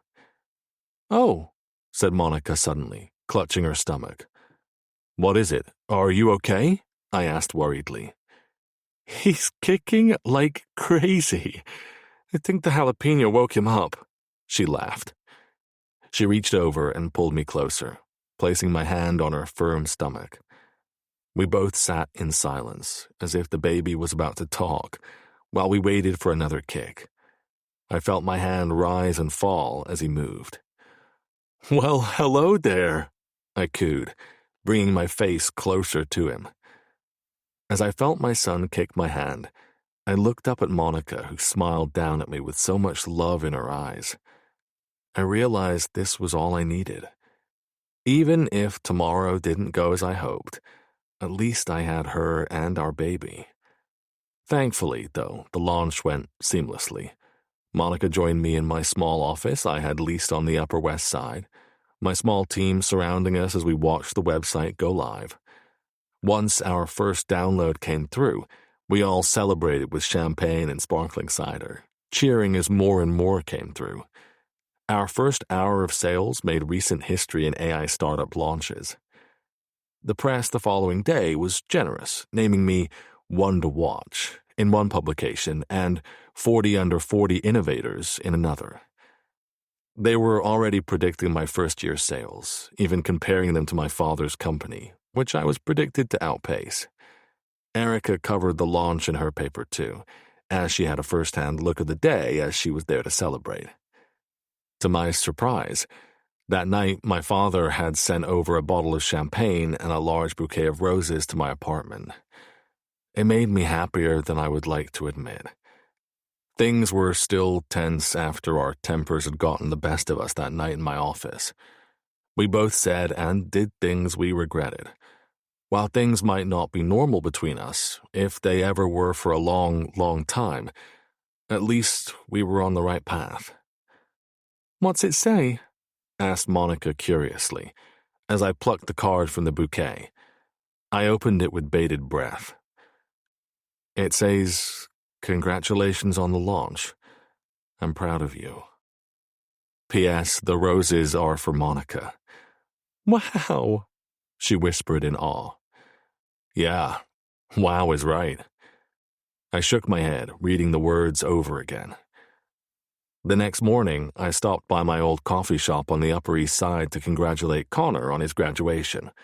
Plus, I missed his coffee. I had yet to find one on the Upper West Side that I liked. To congratulate him, I gave him a generous check, which he almost refused to accept. I told him it was for all the coffee and for inspiring me to find my own passion in life. I left him speechless and headed to the office. In the small waiting room, I found an old college friend of mine, Alex Rogers. I hadn't seen him in years. He looked the same, just a few more creases around the eyes formed through the ears. As I approached 40, I knew all about it. Monica liked to tease me, saying I was like a fine wine. "Alex?" I asked curiously.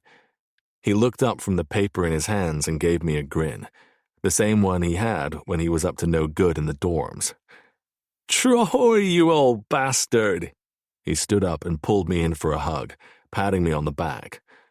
"What are you doing here?" I asked as we pulled apart. "I wanted to congratulate you, face to face." "Thank you. Wow, it's been too long." "Well, come on." I waved for him to follow me. "Come into my office, it's not much." "Are you kidding? This is incredible, and it's all yours," he said, as he followed me into my office, much smaller than my last one. We spent the next hour catching up, as I filled him in about leaving my father's company to do my own thing. He told me about his own company, which I felt bad for not keeping up with. I saw his name every so often in the press, but it covered more on who he was sleeping with than his business deals, something I was familiar with. "So, you're going to be a dad?" he asked, leaning back and raising an amused brow. "Looks that way," I smiled. He shook his head and grinned. "I never thought I would see the day. Troy Gunner, a dad, settling down and doing the whole white picket fence thing. More like a penthouse in Manhattan thing, but yeah. And what about you? Anyone special in your life?" "There's always someone special." He wiggled his eyebrows. "Who that is depends on the night of the week." I chuckled. Same old Alex. "I'll never change." He winked. I remembered how I thought the same thing until Monica came into my life. And even then, I still tried to fight it, but I was so glad I let myself fall for her. My life was exactly where I wanted it to be. "We should celebrate your launch," he said, smacking his hand on my desk enthusiastically. "I saw in the papers there was no party. I'm disappointed." "I'm not sure I can keep up like I used to." I thought back to all the parties we would go to, the copious amounts of liquor we drank, and the women we sweet-talked back to our college apartment. It was a wonder we even graduated. I was sure our fathers had something to do with it. They probably donated a gymnasium or something to keep us from failing. "Probably not," teased Alex. "But look, why don't you come to a party at my place? Once the baby is born, we want to host friends and family so you all can meet him." "A baby party?" asked Alex skeptically. "I'll make sure there's a nice bottle of bourbon for you." "I'm there," he laughed. A knock sounded at my door just then, and my new assistant popped his head in, looking slightly frazzled. "Yes, Brad?" I asked. "Sorry to interrupt, but Monica?" "What about her?" I asked, standing from my chair suddenly. "She's gone into labor." Chapter 59. Monica. Troy pulled my favorite plush blanket around me and the baby, who was pressed against my chest sleeping. I smiled up at him as he tucked the sides underneath me like a cocoon. He was the one who had suggested we bring the blanket from home, the one where we had many pizza picnics and movie nights. I was so glad he did it, because it was a little piece of home, a place I was excited to get back to, now that our son had arrived in the world. I looked down at him, sleeping on my chest, his perfect lips pursed as if he was about to coo. They were Troy's lips. His hair was dark and thick and lay flat against his perfectly round head. His nose pinched up at the end, small and cute. My nose. I had never seen anything so perfect. "We did good," whispered Troy, rounding the hospital bed and laying his chin on my shoulder so he could admire our baby. "We certainly did," I whispered back. "You did good." He gently kissed my bare shoulder, and I closed my eyes at the warmth of his lips and the exhaustion that was now hitting me. It had been a long day, and when it started, I didn't think I would end up here in the hospital. I wasn't due for another 3 weeks, but clearly our baby had other plans, as he was eager to make his debut early.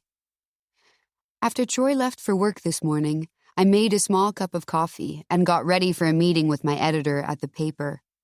As I pulled my go-to black maternity dress over my head and over my round belly, I felt a dull cramping, but didn't think anything of it. I figured it was just the acidic coffee. I left the apartment, which I still couldn't believe was my home. When Troy had asked me to move in with him, I was shocked. We hadn't been together that long, but that hadn't stopped us from falling in love and having a baby. Things might have been a little backward, but I wouldn't have them any other way. I eagerly accepted his invitation, and somehow, he managed to have my entire life moved in the next day without me even lifting a finger. That was the thing about Troy. He spoiled me, but even more so in pregnancy. I greeted the doorman with a smile and a nod as he pushed the door open for me. I figured I would walk to the meeting. It was only a few blocks away, and my doctor had suggested light exercise to help with circulation. It was a beautiful fall morning, and the leaves were beginning to morph into deep shades of orange and red. I loved fall in New York. There was just something about it. As I walked down the sidewalk, admiring other mothers who were pushing their babies in strollers, they gave me knowing smiles. It was as if to say reminiscently, I used to be there. I smiled back, rubbing my belly, knowing that would be me someday soon. It was everything I had ever wanted, but I'd pushed down because I was afraid it wasn't going to happen for me. But then I met Troy, and all the things I used to dream about started pushing their way through the cracks of the shell I'd built in myself. I arrived at the coffee shop to find my editor already at a corner table, sipping on her usual caramel macchiato. I gave her a wave and began to make my way over, but suddenly winced at another dull cramp. She stood up, looking concerned, and helped me to sit down. "Are you okay?" she asked, studying my face. I don't think the baby liked this morning's coffee." She nodded warily before sitting across from me. I ordered a glass of water and a raspberry Danish, hoping it would settle my stomach. "Well, Monica," my editor said with a slow smile spreading across her lips. "Sarah?" I said curiously, nibbling on the Danish. "I have some exciting news." "Really? What is it?" I sat up a little straighter in my seat. "You've been writing for us for a little while now. You've built a hefty fan base who buys our papers solely because of your short stories." And I know your previous publisher cut ties a few months ago." I nodded, remembering the call from my agent. I knew it was coming. I hadn't written anything new in almost a year, and her patience, along with my publishers, had grown thin. They had to let me go. It had been a blow, but it was understandable. "Well, there is another publisher, a big one, that wants to sign you." "What?" I exclaimed. "They want to publish all of your short stories in a coffee table-style book." "Oh my gosh!" I squealed. "Sarah, this is amazing!" She smiled at me. "I thought so too." I pushed back from the table and stood up, eager to give her a hug, but stopped short when I felt a burst of water between my legs, splashing onto the wood floor below me. "Oh my God," I said loudly, putting my hands to my face as I looked down at the puddle below me. "Monica, we have to get you to the hospital," said Sarah, rounding the table and putting her arm around me. She threw cash on the table and led me outside to the curb. She shot up her hand and frantically waved down a cab. On the cab ride to the hospital, Sarah called Troy's office to let him know what was going on. 8 hours later, he was here with me in the low glow of the hospital lamp, the sky darkening outside, reminding us how much had changed within a day. While we were in the thick of labor, it felt like time was moving slowly and quickly all at once. The nurse was coaching me as I pushed for what felt like the 100th time, and Troy held my hand the entire time, stroking the back of my hand with his thumb. He had been so calm, so confident. My teammate. It wasn't until our son let out his first cry that I saw something beautifully break inside of Troy. I swore I fell even more in love with him in that moment. He was a father. I knew right then he would be a good one. All of his fears could subside, and I hoped they would. I hoped he could see himself how I saw him. "So, what should we name him?" asked Troy, looking down at our baby in my arms. His eyes fluttered open for a moment before he stretched his little arms out and settled back against my chest, making a grumpy little face. I laughed softly. We hadn't really talked much about names. We had decided to wait and figured we could decide on a name once we officially met the baby. Now that I looked down at him and saw so much of Troy in him, a name came to mind. "What about Troy Jr.?" I asked, looking up at Troy. His eyes widened slightly, and he repeated the name back as if trying it out on his tongue. Without saying anything, I knew it meant everything to him. I could see it in the way his eyes glassed over as he stared down at his son. "We could call him TJ for short," I said. All he could do now was nod as he reached out and ran his fingers through the soft, dark hair of our beautiful baby boy. "TJ," he whispered. "I love it." "Me too." He leaned in and kissed me before giving TJ a kiss on the cheek.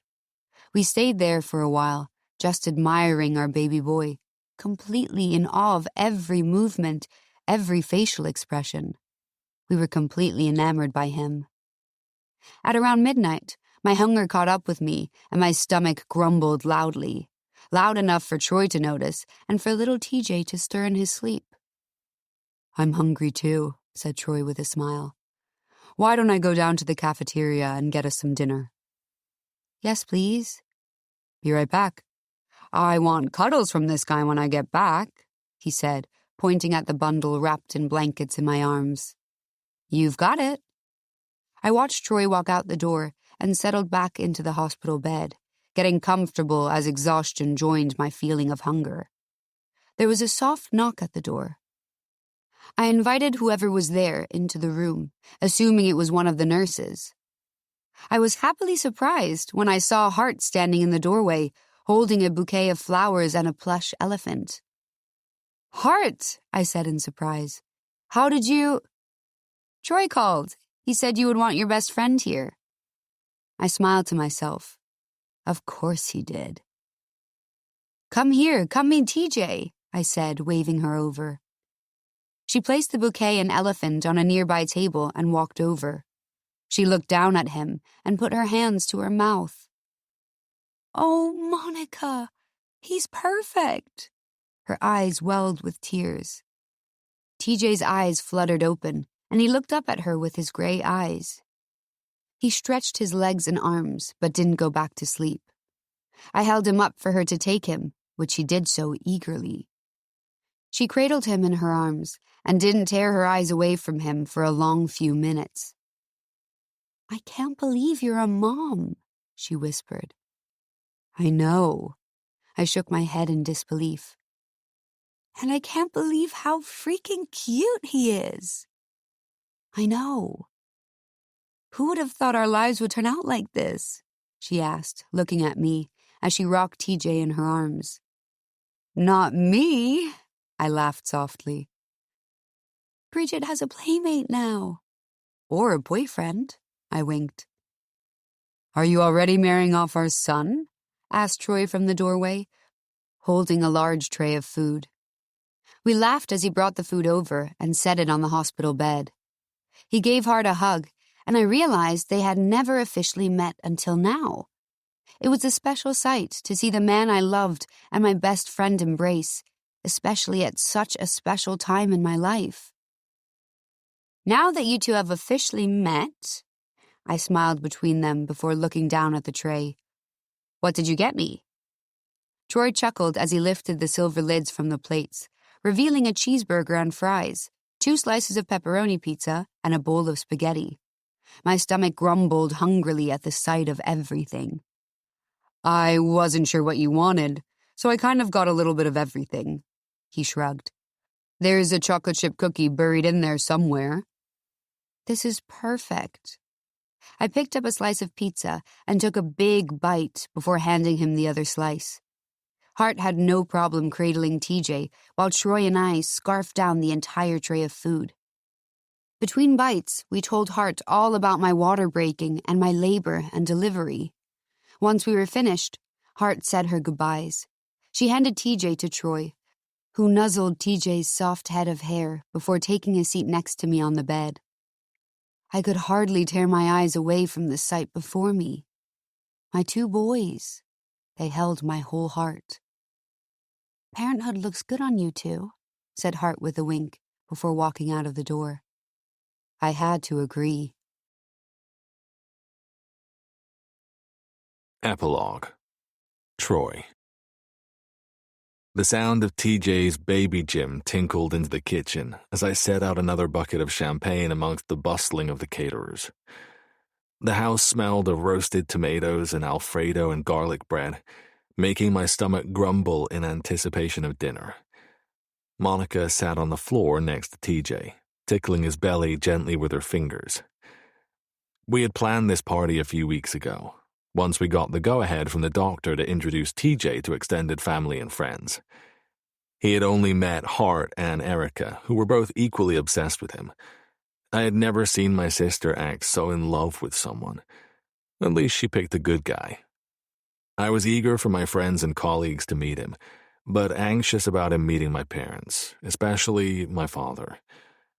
Things had been rocky between us for the past 3 months, though we had been in communication since he had sent a gift to the hospital. We had kept our phone calls brief and mostly about TJ, sometimes about business. He seemed to actually be showing an interest in my AI company, as it was something completely foreign to him. My mother had profusely apologized over the phone after what happened with Veronica. She said she had no idea how far things had gone and that Veronica's feelings for me were actually dangerous. She said she would never have invited her to things, knowing so. She was just trying to do what she thought would make me happy. I knew her intentions were pure, but I was just glad Veronica was out of all our lives now. The intercom next to the elevator trilled before the receptionist's voice came through. "Mr. Gunner, your guests are arriving." I walked over and pressed the button on the system we had installed after everything with Veronica. "Thank you. Send them up." Security had been tightened in the building, even though I knew she was upstate at the same mental hospital she'd been at for months. Plus, though we knew Monica's stalker was on parole, thanks to my attorney digging up information, and seemed to be staying away, now that I had come so close to losing both her and the baby, I wasn't taking any chances. "You ready for this?" asked Monica, picking up TJ and cradling him in her arms as she walked toward me. I let out a breath. "I think so." She gave me a reassuring nod just as the elevators dinged and the doors opened to reveal my sister. I let out a small sigh of relief that it wasn't the rest of my family yet. Her eyes landed on TJ and she practically ignored me and Monica, who was holding him. "Hello, little one," she cooed, bending down and nuzzling him. "And how is my little TJ today? Are you ready to meet everyone? Hello to you too, I said in amusement. Oh, right. Hey, brother. She stood up and gave me a hug. Hey, Monica. Monica laughed as Erica embraced her too. The rest of the guests started to show up. A few old colleagues, mostly new ones who didn't work for my father. Hart and Daniel, Alex Rogers, Monica's parents, her old agent, her editor, some colleagues from her newspaper. We were all enjoying some chilled glasses of champagne at the high-top cocktail tables that surrounded our living room. TJ in the center of it all as Monica and I traded holding him. He really was a good baby, but I was sure all parents said that. In the 3 months of his life, he was just curious about everything, always looking around and listening to his mom and I talk. We still had a few tiring nights, but for the most part, he was now only waking up around once a night for Monica to nurse him. I always got up with her, sitting on the floor of his nursery as she rocked him back to sleep in the plush glider we had picked out together. Monica and I made a great team, but I had to hand it to her. She was a brilliant mother. She was so attentive and loving, even when balancing her writing career. She was able to work from home most days, but I would always help out on days she had to go into the newspaper. We switched off making dinners and doing nightly routines with TJ, same with breakfasts and morning routines. I felt like we had really found our groove as parents, and it had made me love her even more. TJ was starting to look more and more like both of us. Hart said he was a perfect combination of Monica and me, as if we had both given equal parts. I could see the green of my eyes starting to come through the gray, and his button nose was clearly Monica's. He was perfect in every way. As I looked down at him in this crowd of people who knew me well and probably never saw this on their bingo card, I realized how much I loved being a father. All the fears I once had about screwing it up had subsided because of the love I had for my son. Even though he was only a few months old, I knew I would do anything in my power to make him happy. I wanted him to make his own happiness by making his own choices in life, whatever they may be. Of course, I wanted to guide him, but I would never want him to feel the pressure my father put on me. That pressure had started at a young age. Sometimes I wondered if I had much of a childhood at all, at least one free of expectations and pressures to do certain sports or join certain clubs, all ones that my father had done. I knew that resenting my father for his choices would only poison me in the end, which was why I had tried my best to rise above all of it. Plus, I wanted TJ to know his grandfather. At least he had taught me one thing: to be different. Just then, the elevator doors dinged and in walked my father, looking a little unsure for probably the first time he had ever entered a room. There was no boisterous presence, no booming voice, just a quiet meekness that I hadn't expected. I hadn't seen him since that day in my office. My mother was draped on his arm, and her eyes found me, already welling up with tears. She tugged my father to follow her, and soon they stood before me, taking in their bundle of a grandson who lay in my arms. "Oh," my mother gasped, tears already flowing. My father stayed still, quietly taking in his grandson for a minute. "May I?" he whispered, his voice quiet and strained. "Of course." I nodded and carefully handed him TJ. My father held him awkwardly at first, as if he wasn't sure what to do, but then he found a position he was comfortable in, and his unsureness seemed to melt away. He swayed TJ gently, a smile spreading across his lips, and a tear rolling down his cheek. My heart felt like it stopped. I had never, not once in all my life, seen my father cry, yet here he was. "I'll let you two have a moment," I said, putting my hand on his back. I kissed my mother on the cheek. They got settled on the couch with their grandson. I spotted Alex Rogers by the bar, ordering a drink. I was surprised he had shown up. When I had mentioned the possibility of a party for our baby months ago, He seemed less than enthused. I couldn't blame him, though. This was far different from the bachelor parties and club outings he was used to. "Glad you could make it," I said, slapping him on the back. "Wouldn't miss it." He smiled before taking a sip of the bourbon I had promised him. I could see the young bartender batting her eyelashes his way as he turned his back to her. She was blonde, with a red lip. Surely his type. "You seem to have made an impression on the staff," I said, nudging him. The bartender? "Oh, her. Yeah, I guess so." He seemed completely aloof. "She's pretty," I offered. "Yeah, I'm just not really looking right now."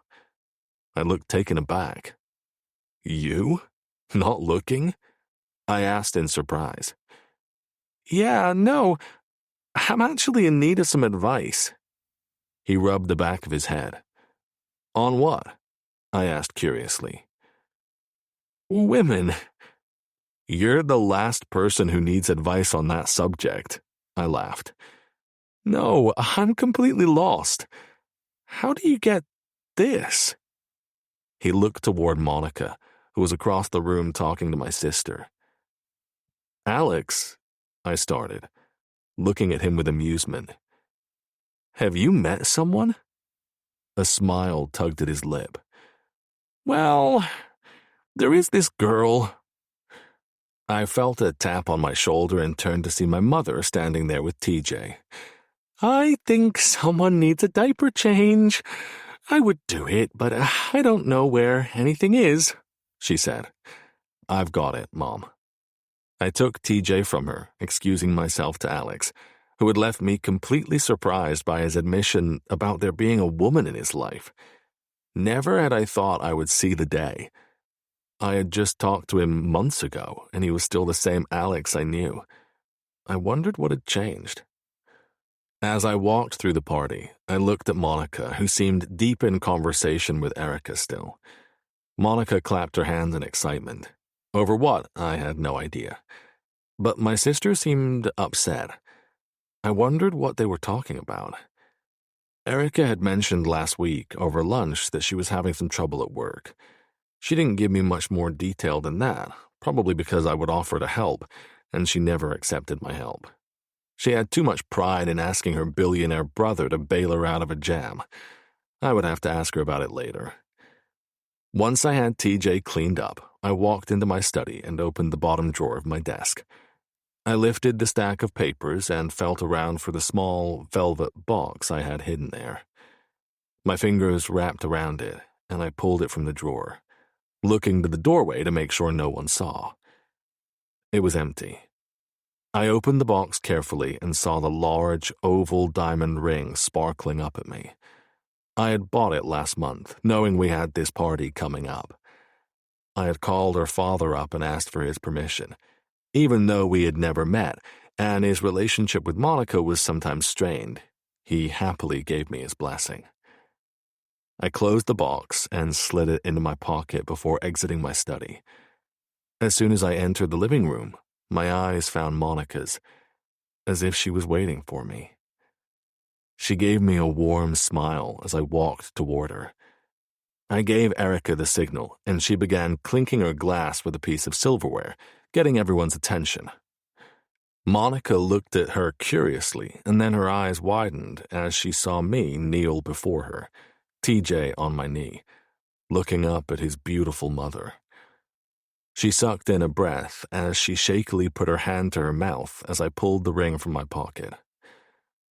"I've loved you since the day you walked into my life, and I love you more every single day. Monica, will you please marry me?" I opened the box, but her eyes didn't fall to the ring inside. Her eyes stayed on me, as she gave me a resounding yes. The end. You've been listening to Scandalous Secrets, One Night with Baby Consequences by Rebecca Baker, narrated by Anya Sauter and Bastian Allen. Published by Quest Audiobooks, an imprint of W.F. House Limited. This recording is copyrighted by W.F. House Limited.